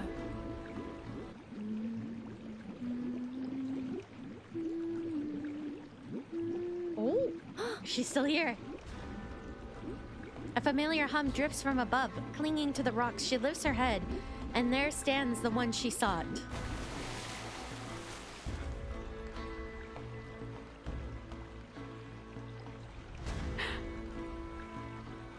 Dr. Dorez! Vertin, you came. My instincts were correct. I knew you'd find your way here. The threads are no longer under my control. It's as if they're flowing down into some sort of well. I believe it is the source of the flood, too. If we're to have any hope of stopping this, I think we'll have to halt the spinning wheel first. Agreed. Stay where you are, Dr. Dorez. A singular fixed detail catches her eye. Doris's feet are gone, as though they never existed in the first place. She now maintains her balance by gripping the sides of the spinning wheel. What happened to your feet? What? They were gone when I woke up. They must have touched the water when I was unconscious. My apologies. I would bring the spinning wheel to you, but my body will dissolve in the water. No problem. I'll come to you. Be careful. The current is strong here. I tried several times to escape, but the conditions are too unpredictable. I think it's because this is shriek cuts her off. The flood churns below them. White waves spiral, coalescing into a fathomless vortex. Eye of the storm. Careful, Burton. The spinning wheel is resuming its pace. Doris cradles the wheel. Its rotation seems to match the trembles of the current's pulse. Stay right there, Dr. Doris. I'm She lets go of the rock wall and tries to move forward, but the raging waves grab her and sweeps her away. Despite a moment of panic, she manages to steady herself on another rock. A sharp slice coats her palm in red. Fortunately, the water's icy chill numbs the pain. Coalescing. Thank you. Hi. Her blood dissolves quickly in the water. Next to them, the whirlpool is growing ever larger. It's all right. Just try again. Another attempt, then 3, 4. Each time the waves slam her back against the rock. As the current grows fiercer. Burton! Resolute, she tears her dress's hem, lashing the spinning wheel to her body. Wait there. I'm bringing the wheel to you. Dr. Doris, no! Propped against the rocks, Doris drags herself to the torrent. The cold racks her with shivers, but she moves undeterred. Soon, half submerged, only her arms cling to the shore as the flood devours her lower half. The raging cold batters her slender frame, yet she and the spinning wheel keep bobbing up amid the waves. Just a little closer. That's far enough. Just stop right there, please. Don't. Lasso lock. An unusually successful arcane skill anchors her to the rock, defying the pull of the rushing water. She leans, stretches, yet those final meters feel insurmountable. The wheel shudders ever more violently now.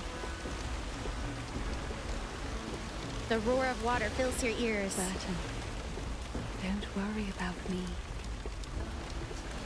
Doris's voice cuts through the roaring waves, calm and gentle. I'm glad to have seen you again, child.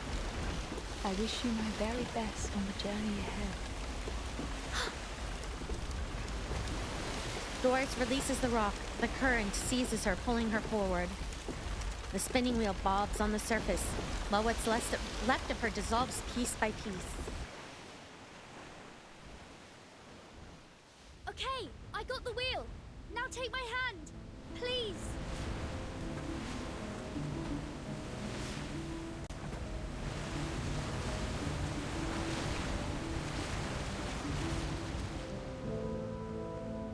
Oh, Burton. Oh, no, baby.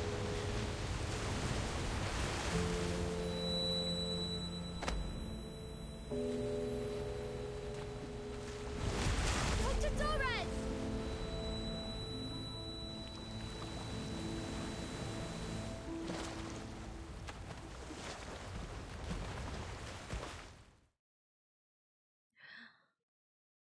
And the spinning wheel stills, and the furious waters grow quiet.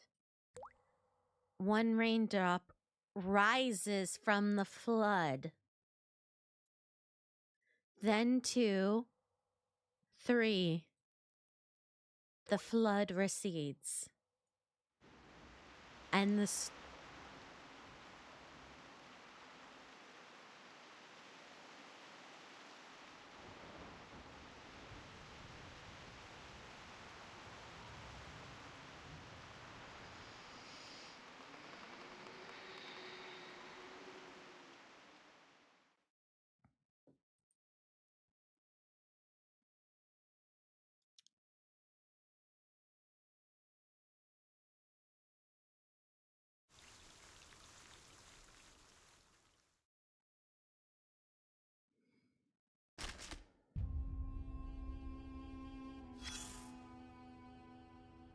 Another near drowning. How nostalgic. Take it easy. You can't move yet. Just stay right there and listen to the report.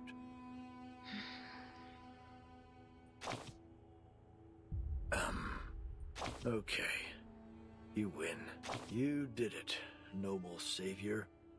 You turned the tide and saved the world at the last moment. And I didn't see it coming. There. Are you satisfied?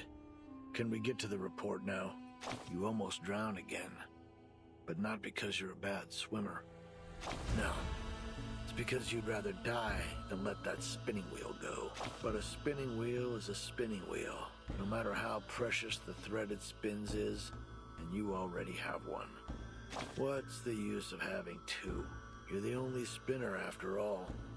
And even if you tear it apart, its broken components can't be used to fix yours. Just because two things look alike doesn't mean they're interchangeable. This is a universal truth. Not just for spinning wheels, but for animals, fathers and sons, mothers and daughters. Sure, you deserve a moment of quiet, savior. Forget about the mess out there. Take a break. Don't rest for too long, though. The Greyhound's on her way back with your hat. If you're not awake by the time she arrives, there's no telling what she'll do.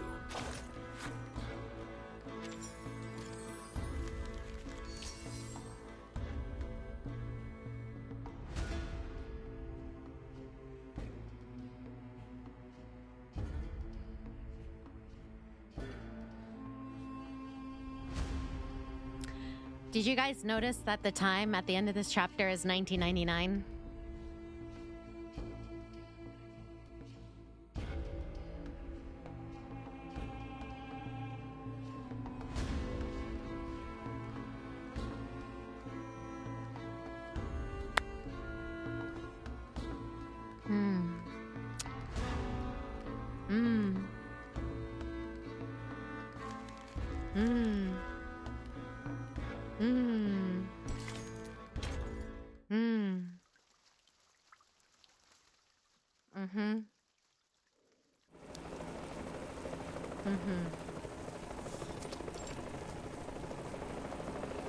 This is...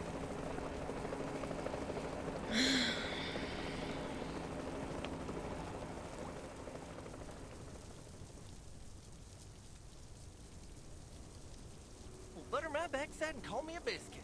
Rain pulling itself right off the ground and rising up into the sky. I ain't never seen nothing like it.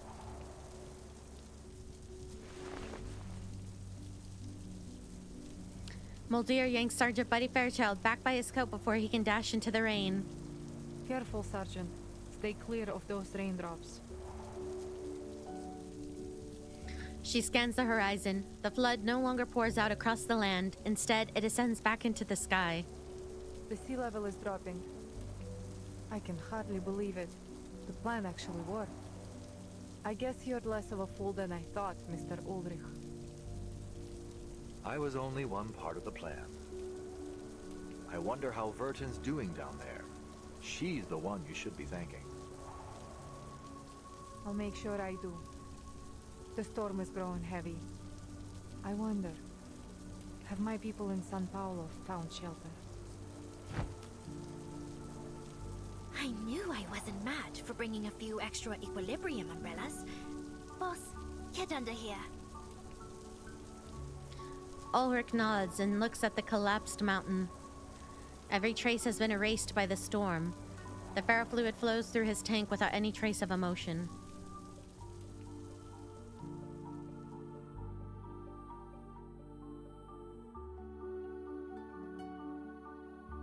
The ritual has been disrupted, and the flood is turning into a storm. Then does that mean... all the storms were the result of a failed flood?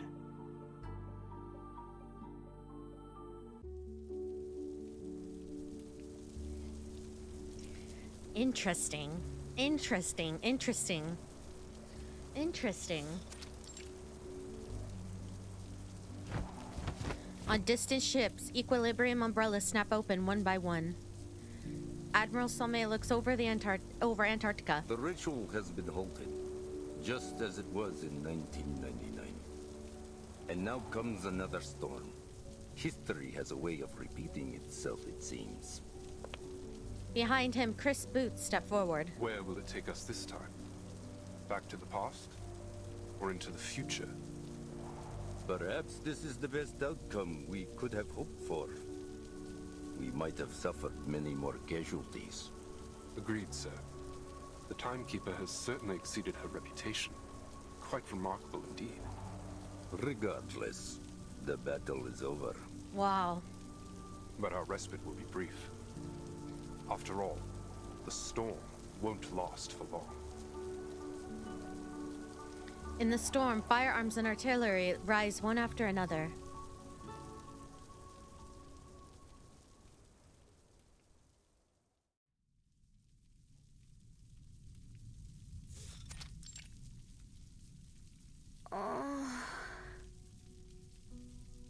Timekeeper. Sonetto? Nautica. You're awake! We were searching and searching, and we couldn't find you anywhere. And we were so worried, and... We found you in the sanctuary ruins after the flood subsided. I don't see any issues with your physical condition, but how are you feeling? Any discomfort? The spinning wheel. The only piece of it we found was the one that you were holding in your hand when we found you. It looks almost identical to the one we have in the suitcase. I assumed it was important, so I put it in the suitcase for safekeeping. Ah, smart, Sonetto. Probably best to keep it in there for now. Wait. Is that rain I hear? Yes. It's the storm. The flood transformed into it. But don't worry, we're safe within the sanctuary walls. Pushing upright, she looks out.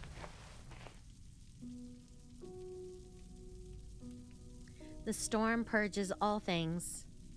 Yet at the edge of vision, a familiar silhouette appears like a haze within the rising rain. That's... Dr. Doris. Her feet move on their own, chasing the distant image. Dr. Doris, wait! I still have things I need to ask you. The figure stops. This time she turns. Burton. The storm blurs her face. We all walk our own paths, seeking our own answers.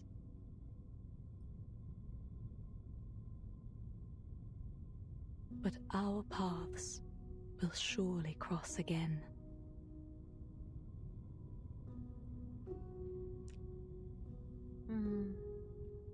The rain dissolves the figure, carrying it away. Impossible to tell whether anything truly stood there or if it was just a waking dream. Except for the song, familiar and bright, drifting down from beyond the sky.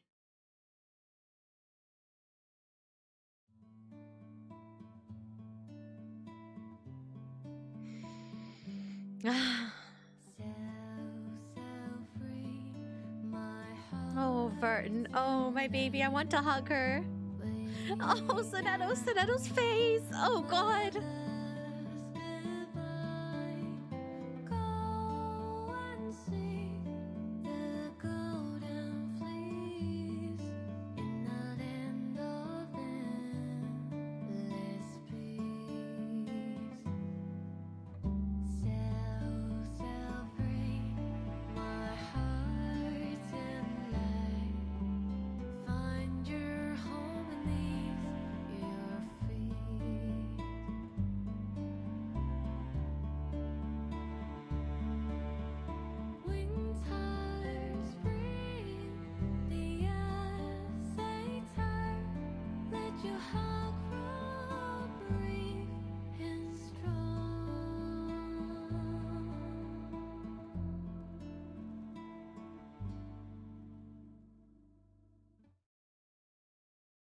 Oh, God. Ugh. What an insane, I assume, ending to the chapter. Oh my god. The end. The end. Oh my god.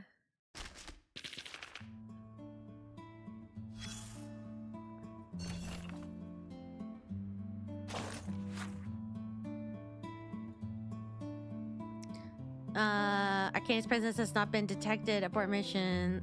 I'll read this later, I promise. Don't yell at me. Okay, so next time I go to the next chapter. Arcana knows she won this round. She did.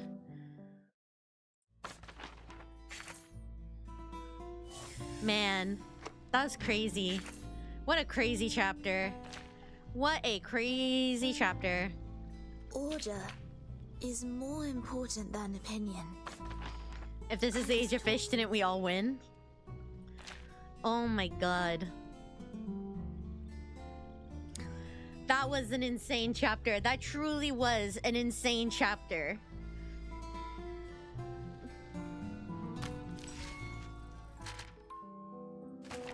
So now, next time we go to this one. I'm scared to click it because I don't want it to go inside. If I click it, what happens? Yeah, now we're caught up, right? Because this is the next chapter. A long, long way. This is the newest chapter. So now we're caught up, more or less, right? Ish. So this is good. So now we can do this next time.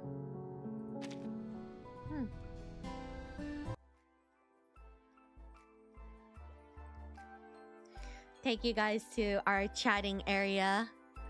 Hear the OST first. Yeah. So our next stream, Warframe, is going to be delayed to Thursday.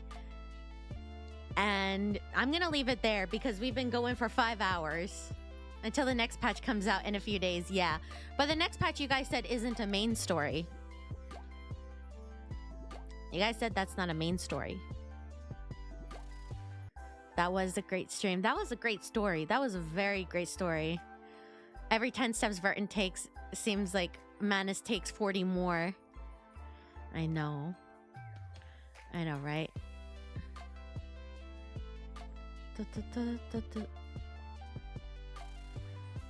Chapter 11, A Long, Long Way, is the first chapter to be based off a book made after the 2000s. Oh, I thought it was... Isn't it based off... What's it called?